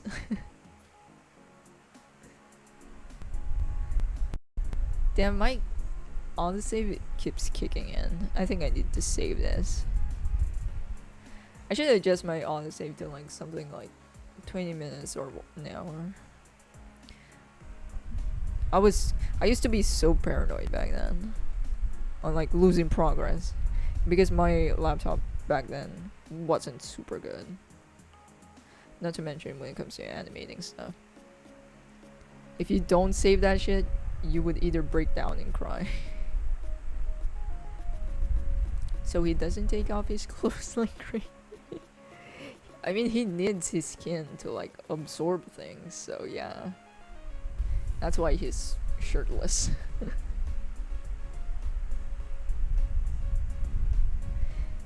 And just something he wants to show off.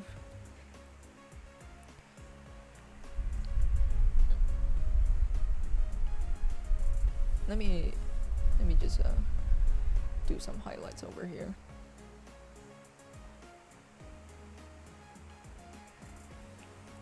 He wants to show off his tattoos. It's kind of like his branding.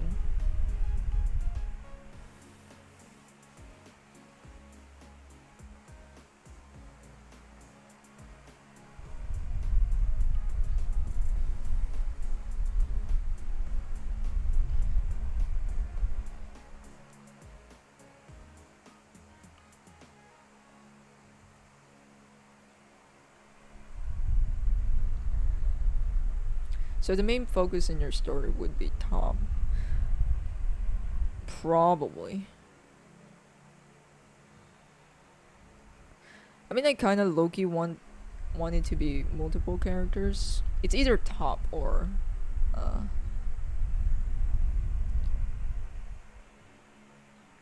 Top or Tommy. Tommy is like the girl with the guns and shit.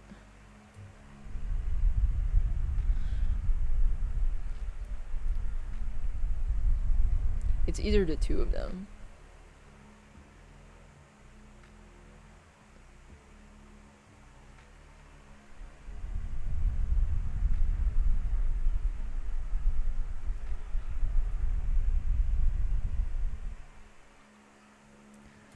But I'm not sure yet on when I can make that comic or that story.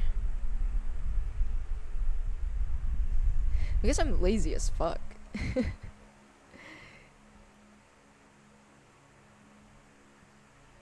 Oh shit. This thing didn't get adjusted. That sucks.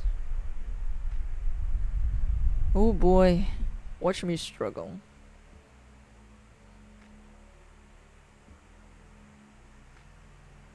To like try my best to align all this shit.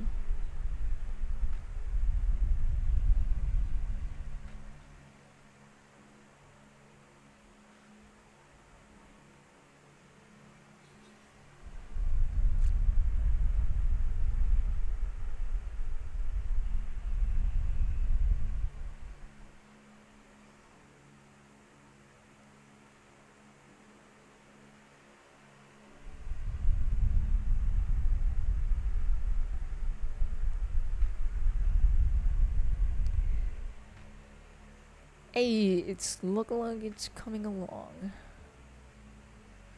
We're almost done, but I'm missing a few highlights here and there.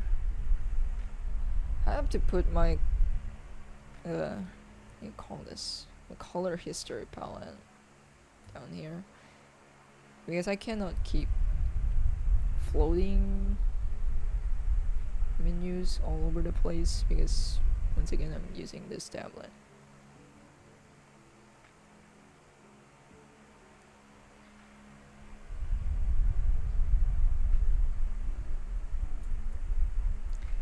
Airbrush it to make it look faded.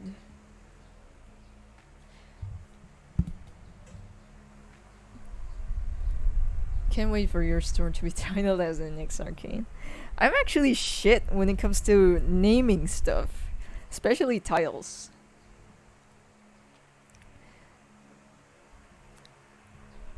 And Kix is going to be sidelined in the no focus jail. Well, for now, who knows? Not sure, man. Yeah.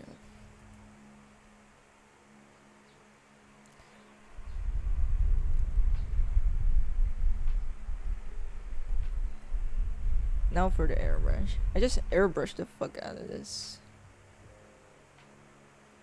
Basically. Let's go the more bluish one.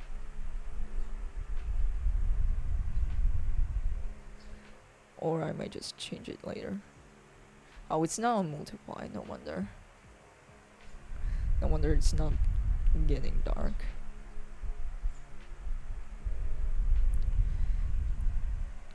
But writers actually like Arcane for some reason. And a good example of writing, actually. I wouldn't say it's great for beginners, but it's still a nice thing. Because I saw some writers doing content about Arcane on YouTube. So that's nice. They make great analysis though, and actually pointing out like the nuances of the writing for that show, which is really nice. Especially for those who want to write stories.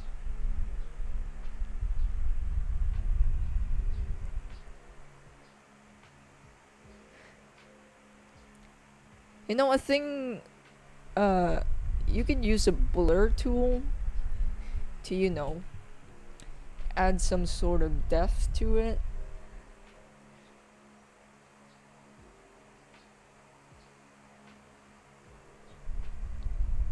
But I don't want to use that shit.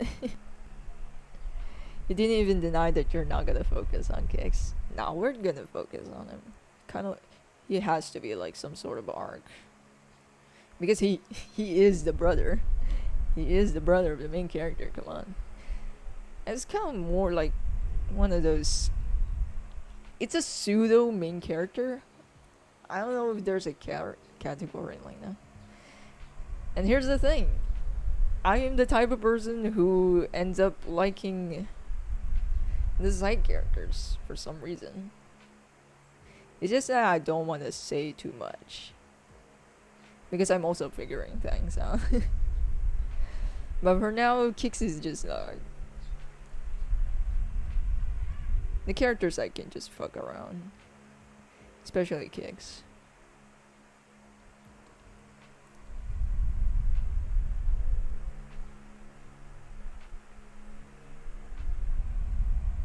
Let me just render his eyes.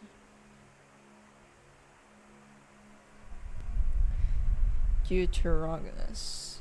Yeah, I think that's the term for it.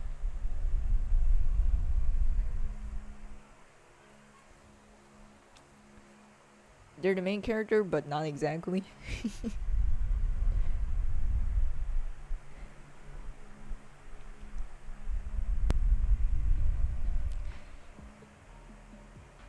Man, using this blues as a highlight feels weird. I have to use a different one for like the glowiness of it. Or I might adjust that later.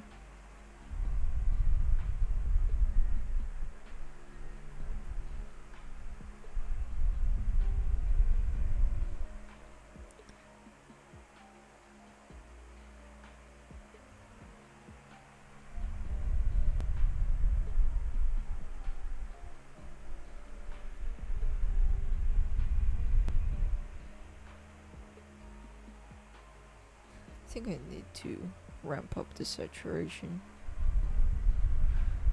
Something.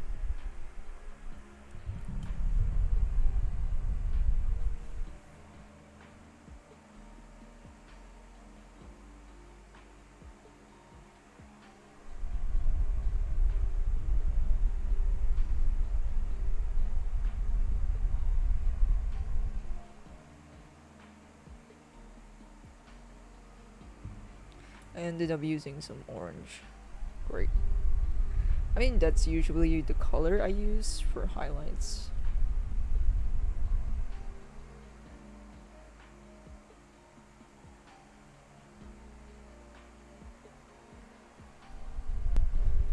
I might change later.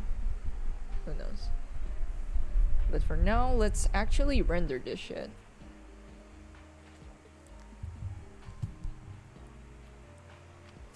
One thing I don't like about Arcane fandom is that they use great writing in Arcane to shit on other shows and fandoms. I don't think that's a great way to do it. Because shows have different standards, obviously. Shows has different standards, production, and basically everything else. So it's kind of unfair to compare. Like again, it's the critique's job to, shit on them.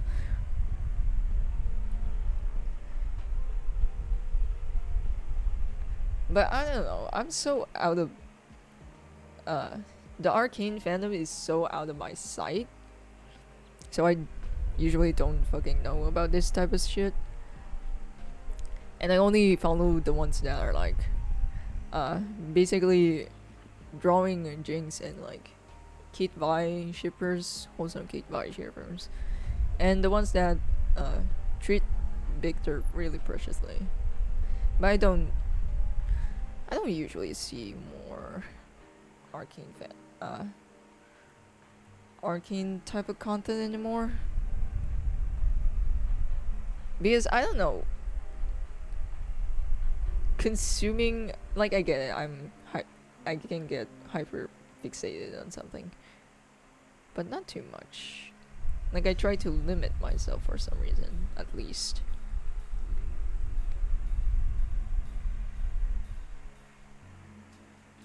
Actually, not sure what color to choose. Okay, let's go with something rather. It's kind of conflicting. Red and blue, and I'm not liking this blue on the shirt, so I might change that later. But for now, let's just render the effects. The fun part, the actual fun part. Because come on, it's effects, and I'm using the wrong color.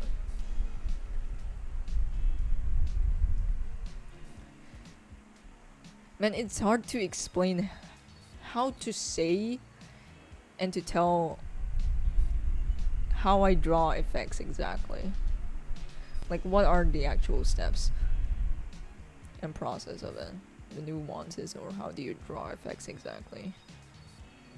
And I cannot point out the specifics of how, because I'm literally just throwing away lines and shit. And if it works, it works. If it doesn't, it doesn't. It's kind of like shooting and praying. Shooting to whatever it hits and praying that it does hit.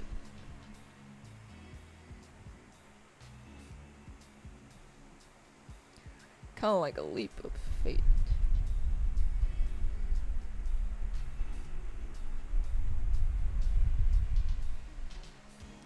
Doesn't even look like the ocean anymore.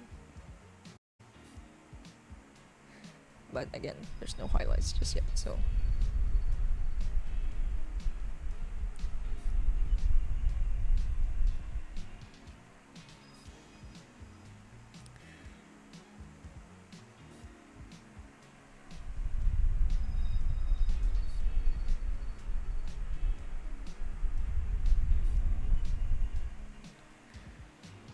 But that's really much.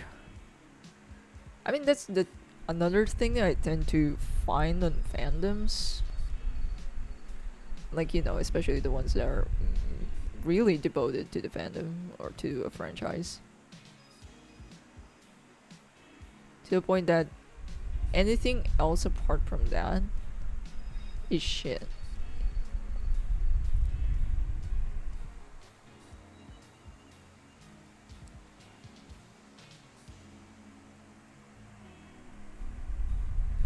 Oh, it's mine. I'm wondering why it's not applying there. Turns out it's on top of it. No wonder. Okay.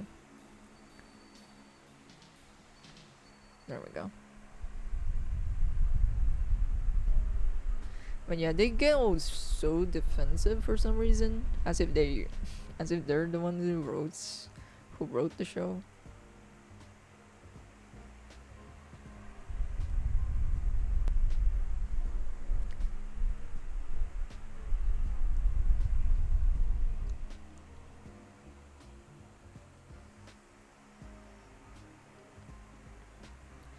Oh, my autosave is kicking in. I think it's taking up a lot of my space. Maybe that's why it's like stopping all of a sudden. Because the time lapse feature here on Clip Studio really does takes up a lot of space, and may possibly make your process a tad bit slower. But yeah.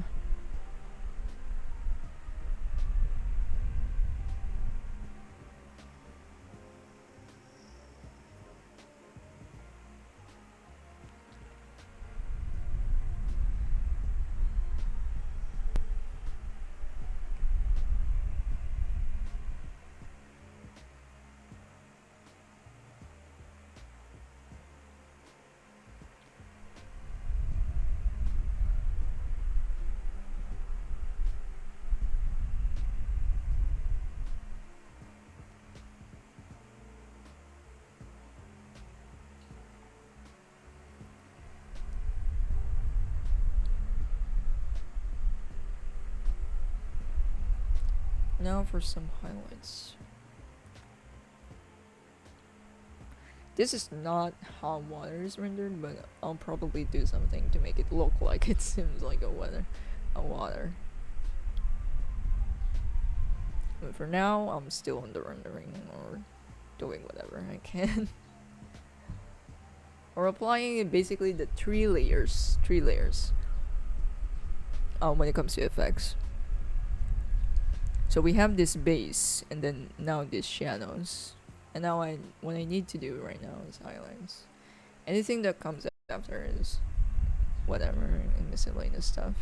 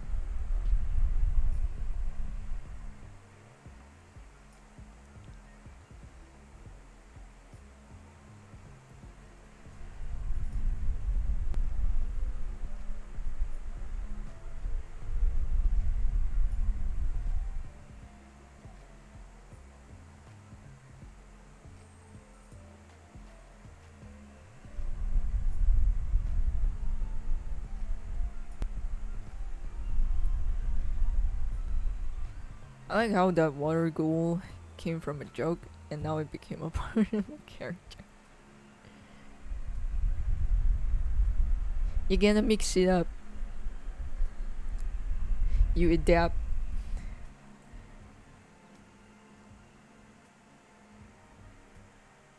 Man, I forgot the code.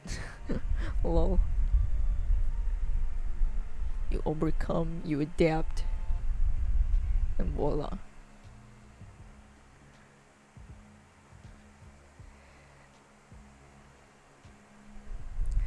And the thing about water doesn't have like it's not only one color. Like you have all of these shades of blue, and that shit is present on water.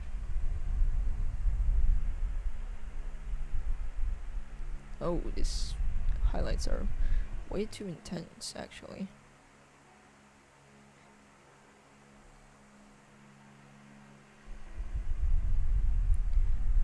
And most of this stuff is pretty random.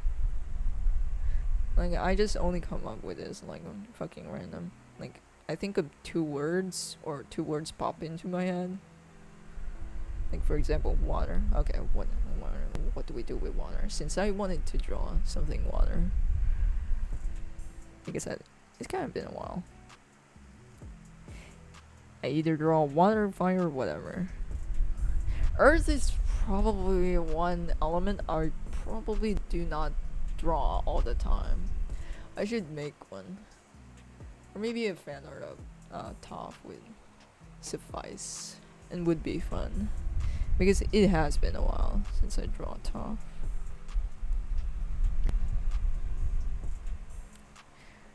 High pressure water laser is a cool concept. Water is just OP. Like, dead ass. Even in Avatar, water is so fucking OP. You can control the blood of your fucking enemies. That shit is fucking OP. Need some fucking nerfs. Holy shit. But yeah, water is OP in general. And you can do basically a lot with water. Toph versus Boomy. That would be shit cool, honestly. Man, I just love the really good earthbenders. They're just so fun. They're just so much fun.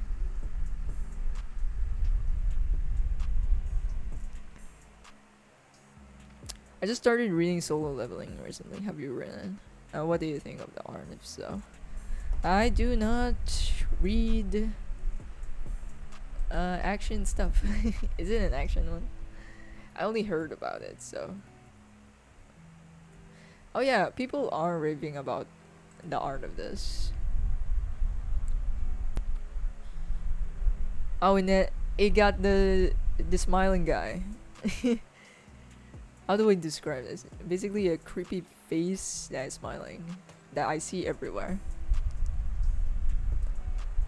But yeah, people does keep telling me how good the art is. It's one of the good ones. I think it's getting an adaptation from, if I'm not mistaken, or has that? God, I'm stuttering. Has that been done already? Because I'm pretty fucking not active on the anime. the anime stuff anymore.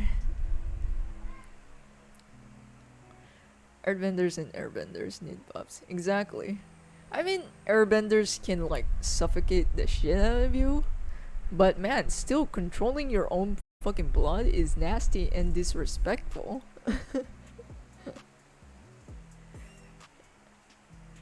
Why don't you read action stuff? I may have missed the reasoning in the past. Writing trash is trash usually? Nah, it's not that. It's just it's not the genre I enjoy anymore, unfortunately. I don't know why I ended up liking slice of life shit.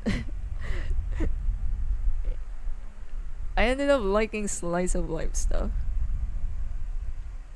Oh yeah, people doing normal shit. Hell yeah, sign me up. Oh, watching them cook. Hell yes, sign me up. But for some reason, it just fit. I just got tired for some reason.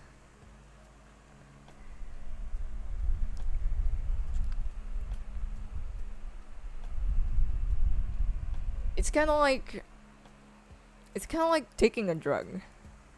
This is a pretty fucking weird analogy, but hear me out. You get hyped up with all of the action shit. Like, holy shit, all these spectacles, all this action, holy crap, right? And then once that's gone, what else there is to see? I mean, probably the story is also good. For example, if the story is good and the world building is pretty fucking good also. But those are the stuff that you would only try to see it for. And then kind of everything else becomes some sort of nuisance for me. And then again, there's me just looking at it and couldn't stop seeing it as a material for me to study and check it out. Like, yo, this action. Like, if you're just a normal viewer, you would just be like, holy shit, this animation is so good. But me, in my perspective, how the fuck did they make that? Like, and I would just gravitate on how they made that scene instead of paying attention to the story. So it's more me getting distracted and just me just not enjoying that genre for some reason. I couldn't get invested emotionally, basically. It's either I watch it for the action or me just needing some material to study on. The anime hasn't been released yet. Oh. Because I've only heard like an anime is gonna be made for it. Are people hyped out about it? I remember another manhwa similar to this one. An anime got released basically, and basically nobody paid attention to it. I guess I'll draw some exceptions for One Punch Man because it's more satirical, but it felt odd. It's something I dropped and didn't got invested anymore.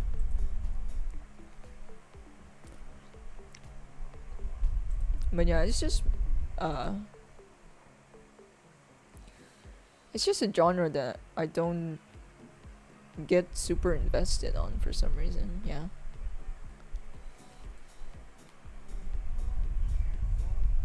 And if I'm gonna read like an action manhwa or something, it's either I'm reading it for the story because the story is really fucking good, or the story is something I find interesting, or I just read it or just read it for like how it's how it's drawn. Or I don't know, maybe I just got some sort of like action fatigue. Seeing so much of it makes me sick of it, I guess. Yeah, I understand. Maybe you're action down. Yeah, maybe I just got sick of it. Who knows? Because of seeing so much, you kind of got sick of it.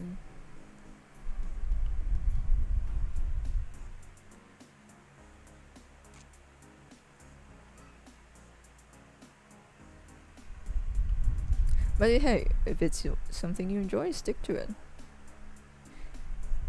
I just unfortunately don't have the same taste. Or falling out of taste. What is this? Oh.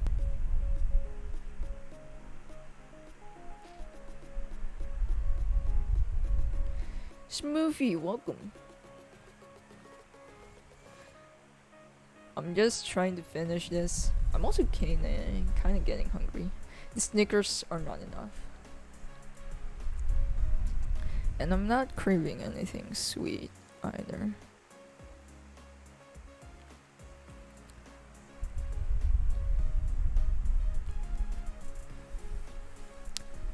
Oh yeah, what was that web story with two Chinese friends and that white-haired yaoi fangirl? I forgot the name. Oh. Fuck. I should get the English translation for that one. Wait. Hold up. Nan Nan Hao Nan Hao Fang Shangfeng. There we go. Nan Hao. Is this Mandarin or Cantonese? Nan Hao Shangfeng. That's the title, I think. Because I jotted it down so I don't forget. Burger? Nah, I don't have a burger, unfortunately. I asked my mom to buy me a shawarma, but they couldn't buy because it was raining. Sad. I can't even get a shawarma.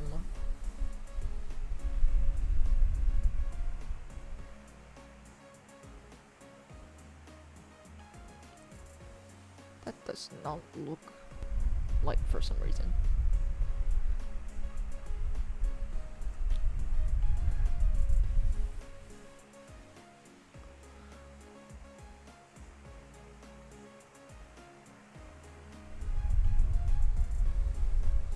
What's that?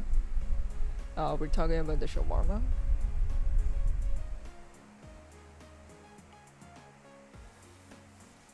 How do I describe a shawarma? It's kind of like a kebab, but in a wrap. It's a low-key burrito.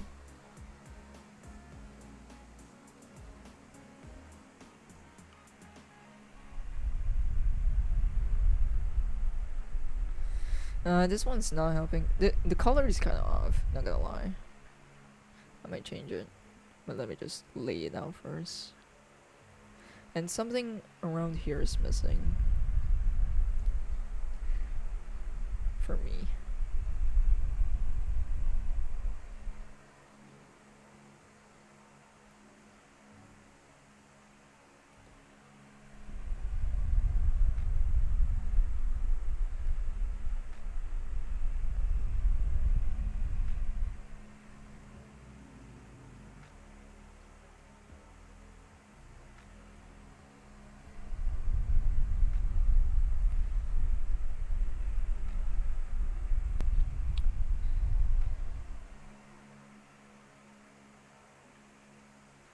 BRB and do some research. No worries, bro. See you later.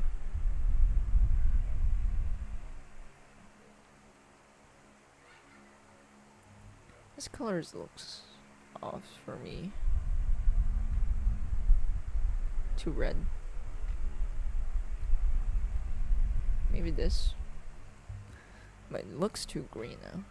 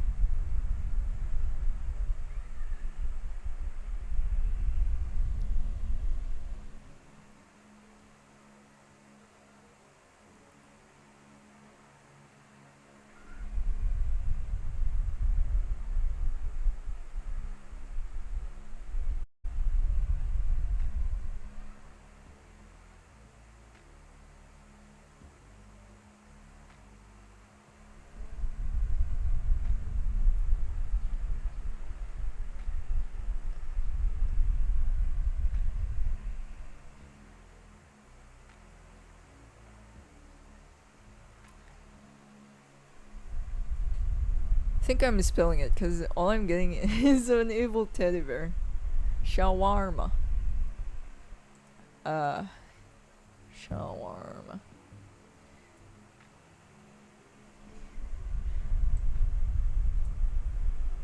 It's a Middle Eastern dish, basically.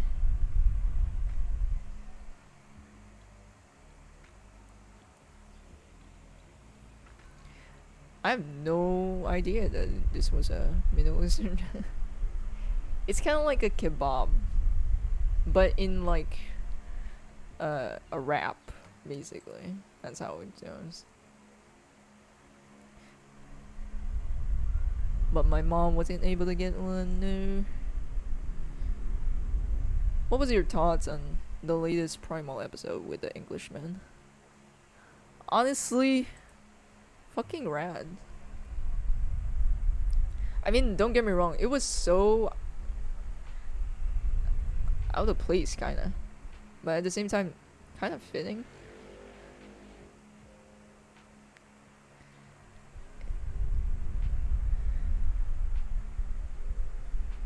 Found it. Hell yeah!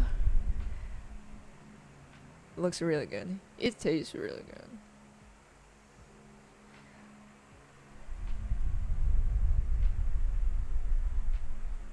Highly recommend. I mean, it depends on the brand also. Because I only like one specific brand of like a store that sells shawarmas.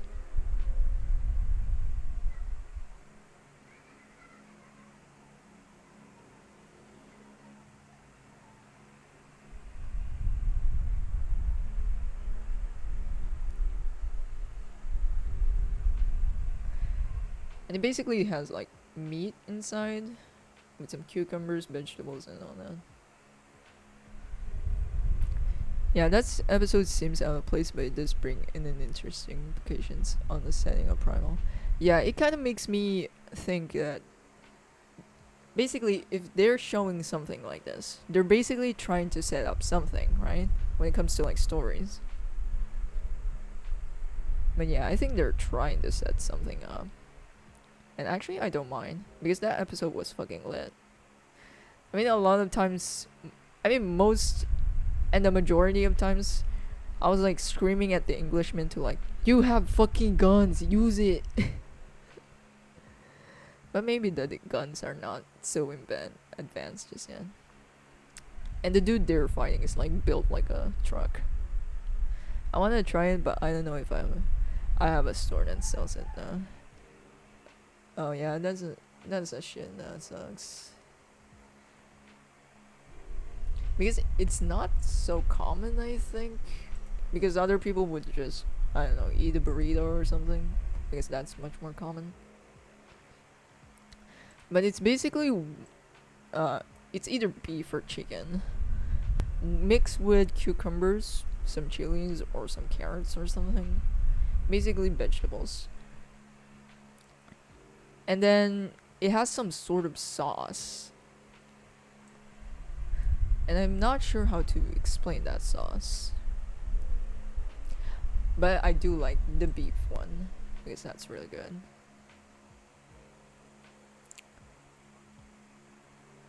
And the way this insane cannibal walked towards them while the music went intense gave me goosebumps.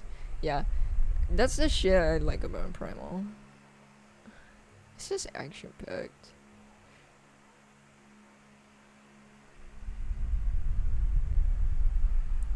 Or I just really love stuff that doesn't involve any sort of dialogue.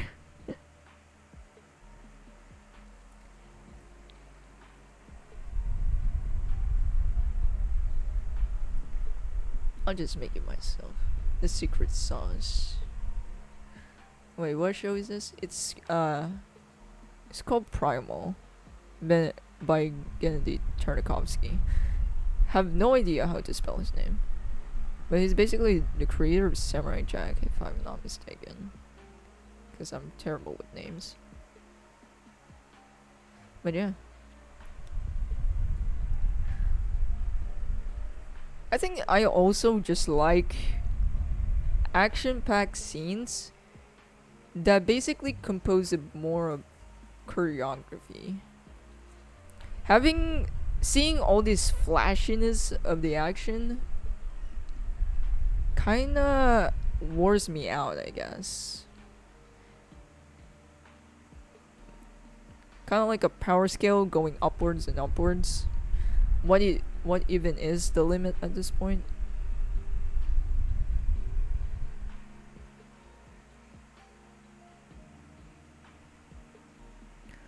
Or I just rarely get into it.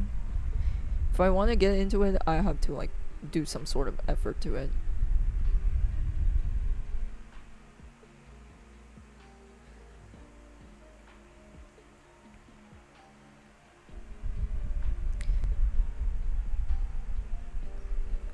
And the reason why I watch Primal is because I low-key got disappointed by the ending of Samurai Jack.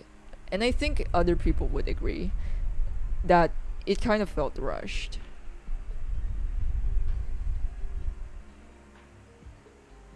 Not gonna lie, this one is looking a bit too crowded.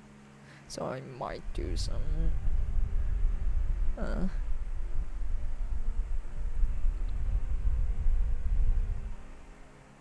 tweaking here and there.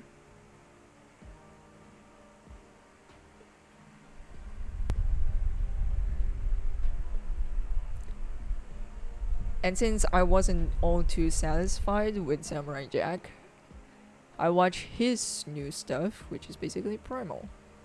So maybe I'll try to get some sort of satisfaction instead of being disappointed. Samurai Jack season 5 started off strong, but 10 episodes isn't enough to end the series. Exactly. They rushed. They were just struggling because they don't have enough time for it. And they're basically just doing the bare minimum, basically, to have some sort of closure to this series. I mean, it's a shame, but that shit's gone now.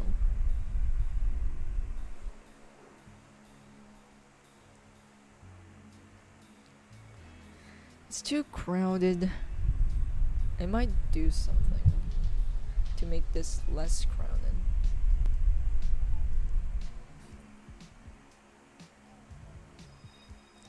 And I also find some of the action scenes on Samurai Jack, again, disappointing. Or not enough for me, basically. So that's why I watch like Primal for the sake of it. It's kind of like me trying to salvage the way I see Gennady. I don't understand why they did the 50-year time skip, since it brought a lot of lore and storyline that couldn't fit in 10 episodes.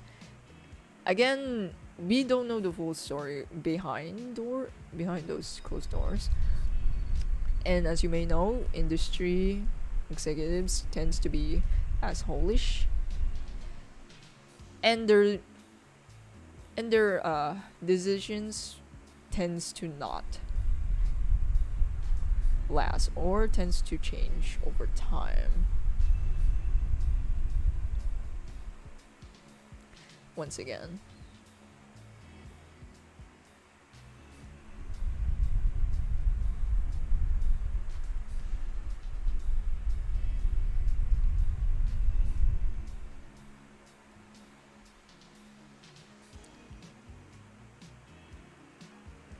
The executives, at the end of the day, have full control of it. They probably have that sort of plot line set up already, or in mind already, but then some changes came along the way, and they have to, like, you know, salvage whatever they have.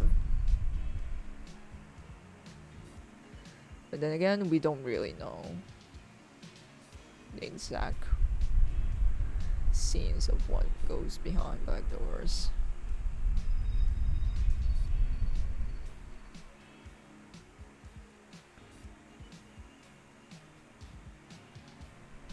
I tend to be a lot more forgiving about this stuff because I get it, and the industry is like, it's a fucking hellscape sometimes, and you're not always allowed to do whatever you want.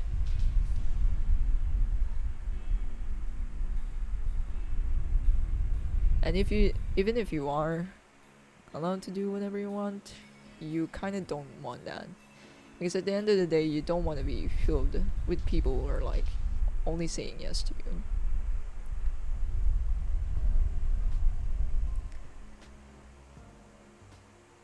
because that also tends to end up badly.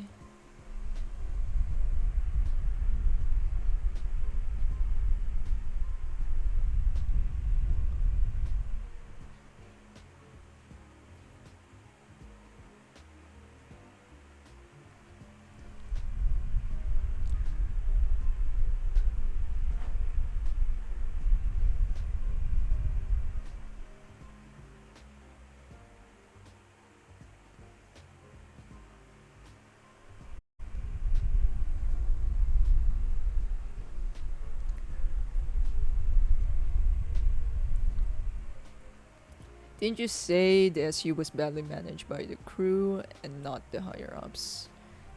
Actually, it's both. It's actually both. Because I think they are an exception. It's actually both. The executives are push and pulley with this shit. They high key, or sometimes they want to cancel the fuck out of that show, but at the same time they want to make money out of that show, and then asking them to like, hey, continue this shit. What? I thought you canceled that. Nah, continue it. Make a movie or something. Okay, but what? But you just said we can't get a new season. Nah, just make a movie. Take it or leave it. But I don't want to excuse the crew either, because they only have storyboard artists. I think they don't have like a proper way or a proper writer or something, or they basically base off their writing through storyboards. There's also many red flags about the crew, of course. Again, I'm not excusing the crew, but at the same time, the higher ups are also like kind of playing into the factor. Oh, so it's like Korra. The crew and the higher ups both messed it up. Exactly. It's one of those things that you just have everyone trying to compromise. They have so many disagreements. So you're just trying to salvage something, a product or a show maybe. So you just can get over with.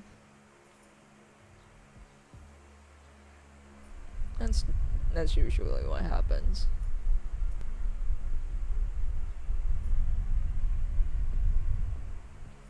And I just hate. Here's another thing. The Legend of Korra, I just wish they would stop using the giants. Like, they use giant robots, they use giant ass fucking spirits. Can you stop this Voltron bullshit? And just let me see people using their fucking hands or knuckles or some shit to fight instead of using giant whatevers. Like, I fell in love with I guess the first one, the first season of Korra, and of course Avatar: The Last Airbender, because they're just using themselves as the fucking weapon and their element. The choreography is the charm, but Legend of Korra is so. They just want to use fucking giant whatever as like the climax or as the final boss. Please stop that. If I want to watch a mech or whatever, I would find a different kind of show. But no, they're trying so hard with that. I do not know why. With Primal, I think it's in a good place. The crew really respects Gennady and his vision, and the higher ups of Adult Swim just lets him do whatever. Yeah. If only it was that, it was like that all the time. But nope. And Gennady has his own image, basically. He basically made a name of his own. So that's why they basically the executives kind of trust him for that. So yeah, they basically don't respect you if you don't have a name.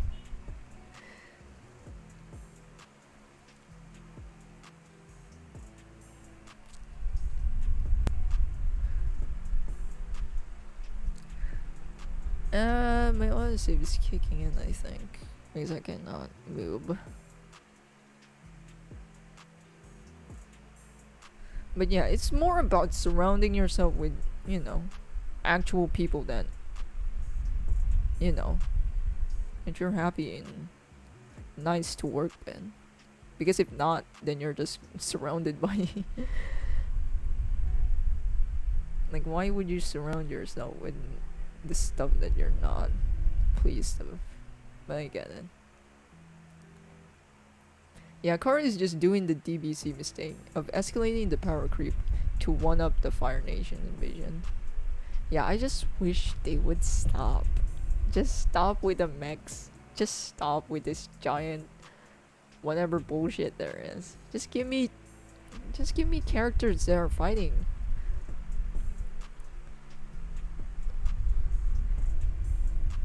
Like, I remember the end scene. Korra was like finally hand to hand with Kuvira. Kuvira is also one of the villains that I like there. We're not gonna talk about season 2. I think the season 2 one was terrible. Deadass. Like, the writers completely abandoned Korra for some reason. I think they butchered their characters so bad there. And I think people can tell so well. But yeah, that's the thing.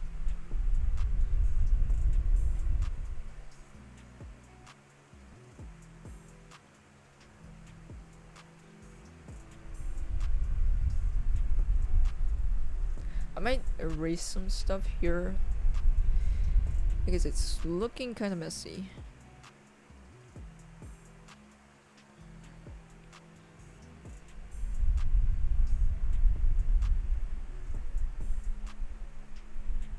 Actually, this is looking messy in general. Season 3 is the only one that I legit think is good. Season 1 was fine, Season 2 was trash, Season 3 was good because it's like the Red Lotus and that's really good. Season 4 ruins it again with the mechs and with the giant fucking ass robot. It was fine when Kubiro was like fighting Korra, I like that animation a lot, but again, I just do not fucking give a shit about this mechs.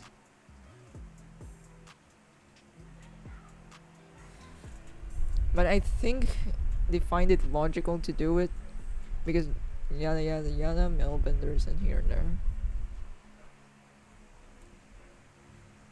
But who knows, that just might be me.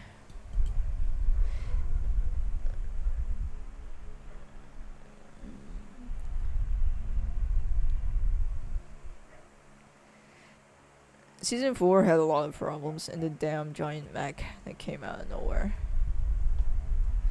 We don't speak of season 2. Like, yeah, let's just ignore season 2 because it was just so fucking trash. I do like how they introduce one, basically the first Avatar. I like that part, but everything else is a fucking mess. Like, I wouldn't even tell if Avatar Wall was like from season 2, but I think I have a fucking memory at this point.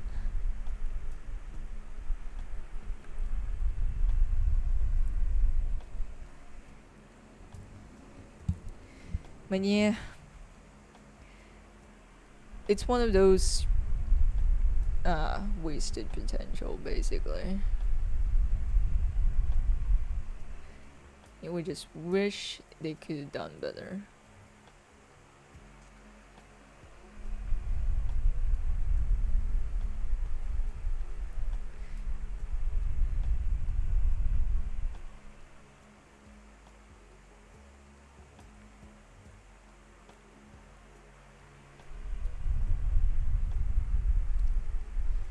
This looks messy to me. for a bit. I might need to put something on the center, so in that way this fucking part doesn't look so random.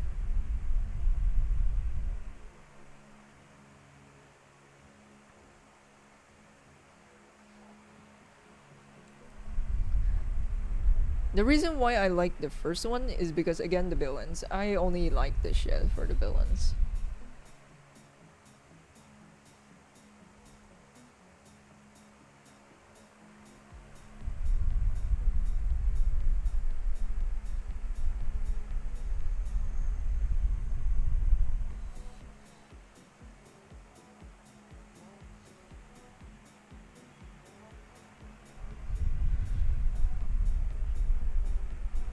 I need to have the hands somewhat aligned.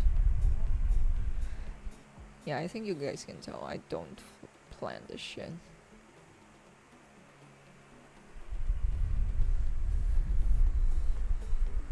Never really planned this shit all that well. Oh, why didn't it transform it? Oh, I need to deselect some stuff.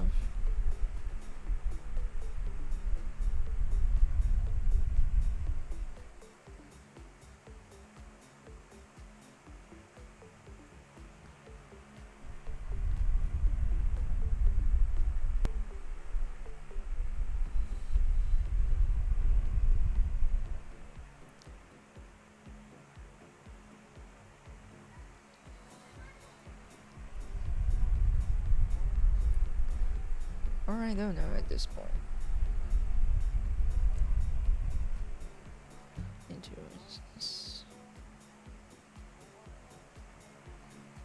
I think we already need to eat dinner, and I'm still not finished.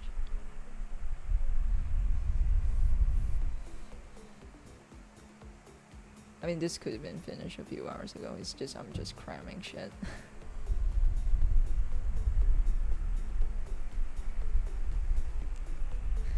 And trying to think if I can do something more with this. What's for dinner today? Not sure, actually. I don't like how Season 1 broke the rules of bloodbending, which broke the power system and power creep and everything. It's the same in DBZ, probably. What do we do to one-up the Fire Lord, the Bloodbender? What do we do one-up the Bloodbender? Get an Evil Spirit. Yeah, it's escalating too much. Hold up.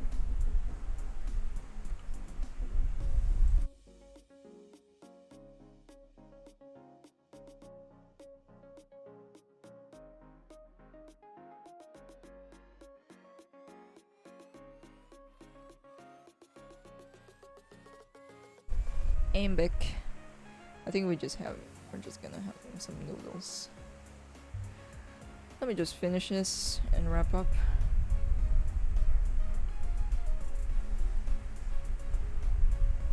Yeah, it kind of broke the rules there, especially the bloodbending part. But I do like the villains now. But it did escalate it to a certain degree, because not only the guy know how to bloodbend, he knows how to spirit bend and take away bending. So yeah. Bro, you just fucking like literally overpowering Aang at that point.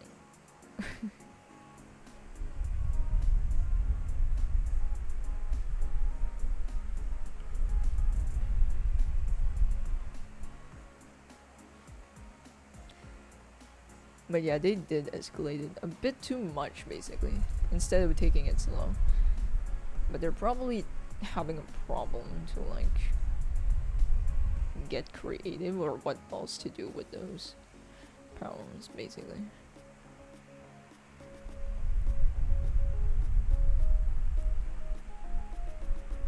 I think it's because this isn't thick enough.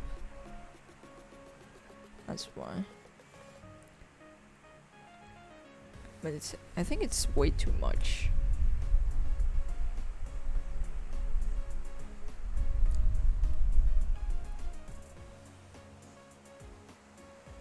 The season doesn't. Oh yeah, they were also kind of like having problems with the setting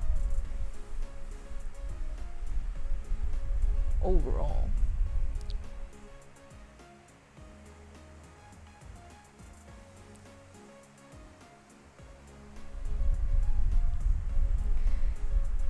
I think again it's because they're rushing again.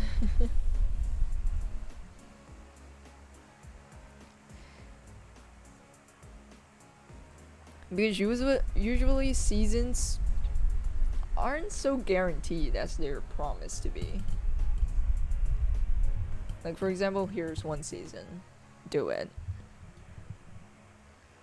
and then they give you a certain budget for it.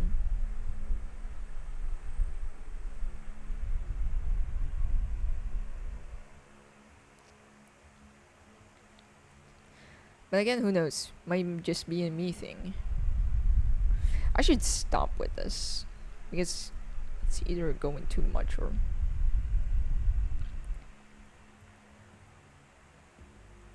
going nowhere.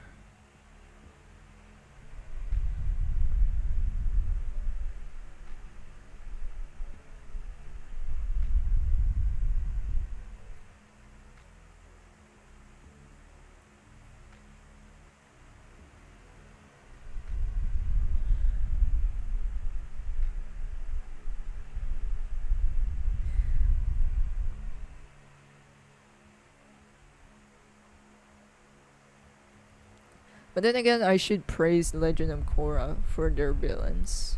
Well, some of the villains, not all of them. Looking again to season 2.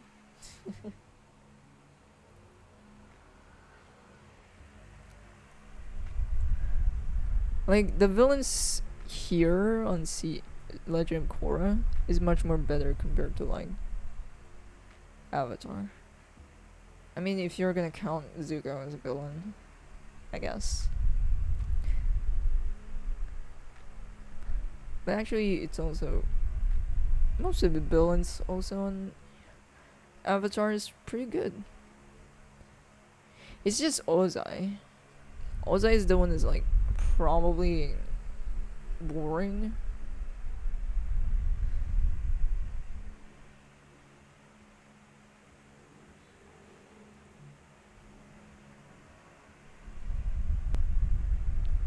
Because he's just one big baddie who just wants everything for some reason.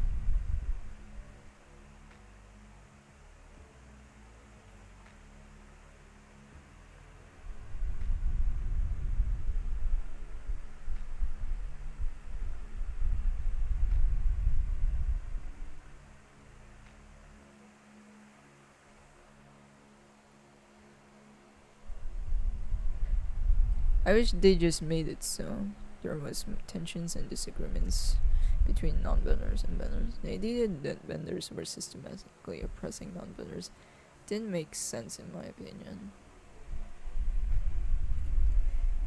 They basically just failed at the setting. Also, it's great because of how it affects characters like Zuko. Well, yeah, there's that. But as a character, just himself, he's pretty boring and one-dimensional. I mean, I don't hate it. I don't hate it because sometimes one-dimensional character needs to exist. I don't like. I don't blame him. And you can pull up like a good one. Like I always. Sometimes I just do want that typical villain. Sometimes, you know. And I actually don't hate it.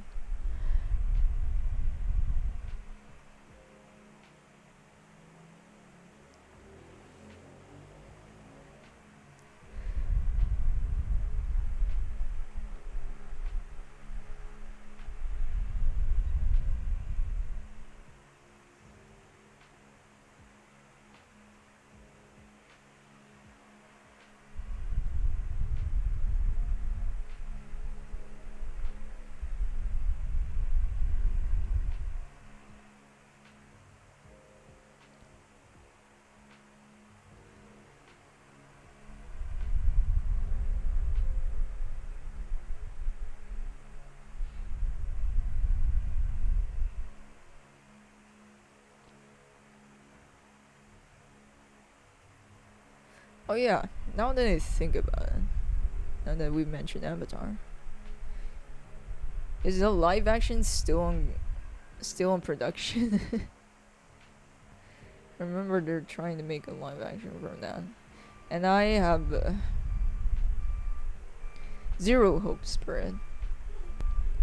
It may be good, but my expectations are pretty. Like, I'm not gonna be surprised if it looks bad.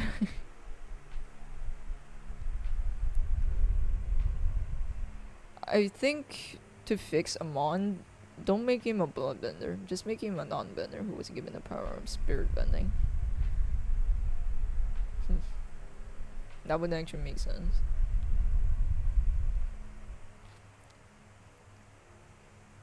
We don't know since the creators left the project. Oof. Big red flag, I guess. But I get it, some creators tends to lose touch or tends to lose their magic, but at the same time they're the ones who know the most. So, oof. What do you think of the upcoming live action for One Piece? I don't even watch One Piece. I just don't like the style also of One Piece. I'm very picky when it comes to the art style, the aesthetics of an anime for some reason. And when I saw the anime for One Piece, I just hated it as a kid. I can't grow into it, I couldn't grow to love it, I just don't know why.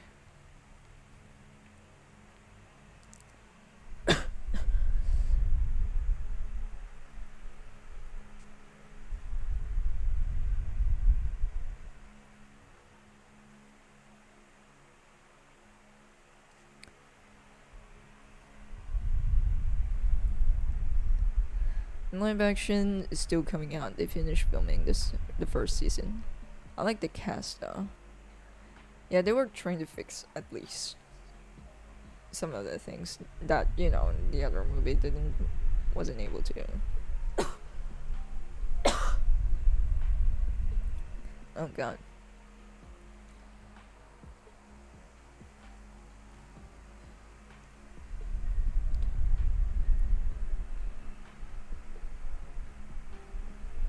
Also, I just do not like live action stuff. If there's an animated version of it, that's the shit I'll watch. Because again, I much prefer that shit.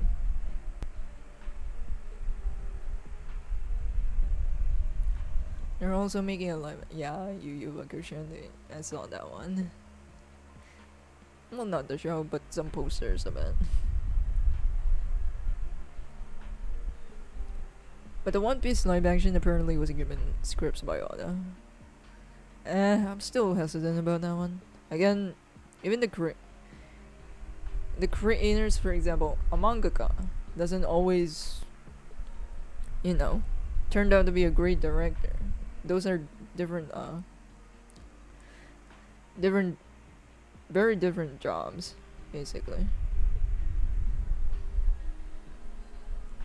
Yes, they have the vision for it, but they don't, it wouldn't translate too well if they're using an unfamiliar medium, basically.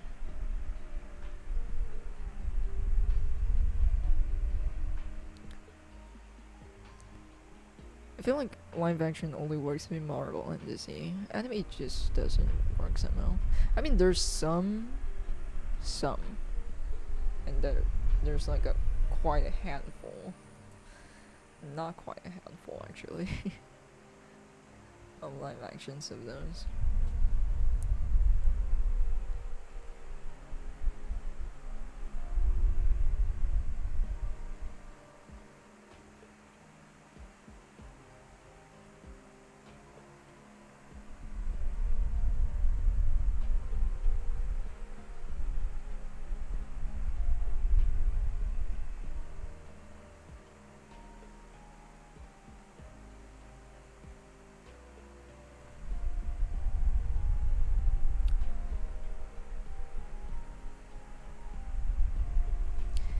It's just if I've already watched the anime, what is the point of me watching the live action one? That's usually my my logic to it. I've already watched it. I think there's one live adaptation that I actually liked more better than the anime, and that is The House Husband. Way of the House Husband, I think that's the title, specific title.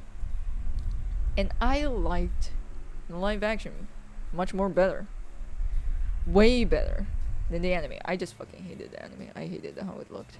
Like, I get it, you wanted to make it look like some sort of webcomic or whatever aesthetic, but if I see something that isn't drawn well, I'm not gonna watch it. Because I can see it. Oh shit.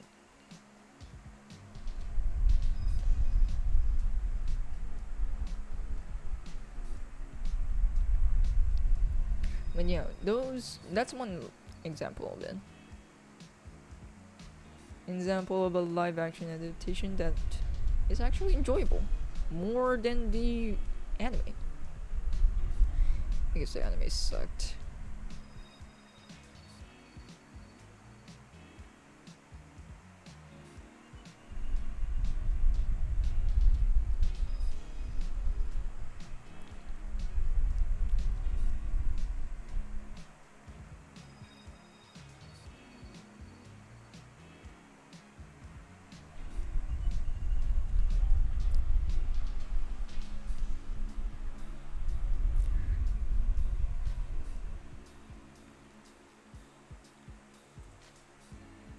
The shadows doesn't make sense. I'll try to fix it. I guess he is mid-air.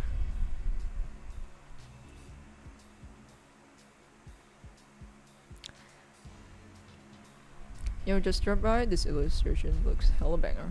Thanks. Other than live action, Mulan and Lion King, what is the worst live action Disney movie?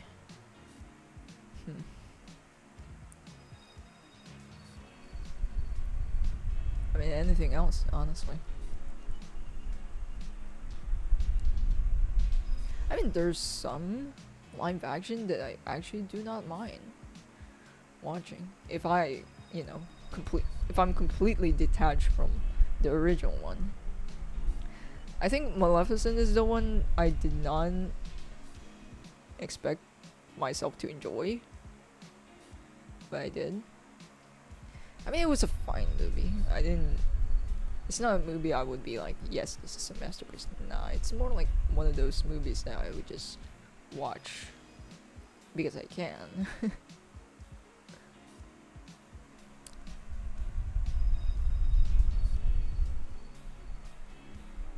I think they're making another Death Note live action. The guy who made Stranger Things are doing it. Who knows what the destinies of this franchise is. I just want them to make something new, honestly, at this point. Just make something new. Like, I'm so sick and tired of like pre-existing stuff. And this shit is not even that old. Like, come on. If it's old, I get it. I get why you want to make an like a reboot or whatever to it. But if it's not, then what's the point?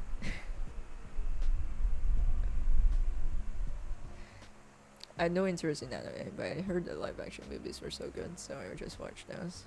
Nice. At least you get to see like the good stuff. And didn't get exposed to like way too much. I guess it is less disappointing to watch the live adaptations if you have zero knowledge of what the anime is like.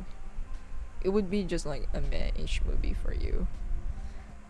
But if you already watched the thing already, then what's the point of like trying to watch it again in a different format? I just could not understand it. I'm sorry. But I'm just not into it.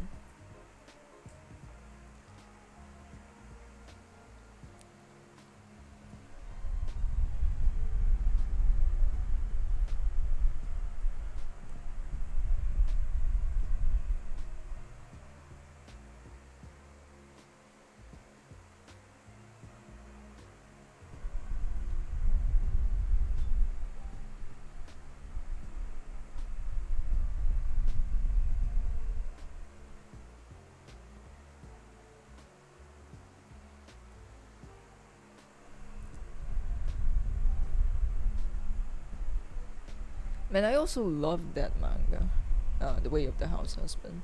It's basically uh, a guy, a husband, house husband, basically, who used to be an ex mafia or something, yakuza, I think, when if it's Japanese, and he completely devoted himself to this wholesome lifestyle. It's a very wholesome comic, basically, and I loved every inch of it. But the anime was sucks ass.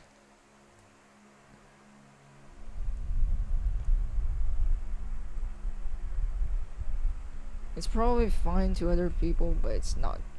It's not my style. I know a terrible one when I see one. But hey, this one's finished though, and I gotta eat some dinner. Anyways, let me show it to you guys. I have to say goodbye now, cause it's dinner time. Once again, thank you so much for joining me in this stream, and hope to see you guys in the next one. This isn't completely finished, probably. I made some tweaks in it. But anyways, bye you guys. That's it for now.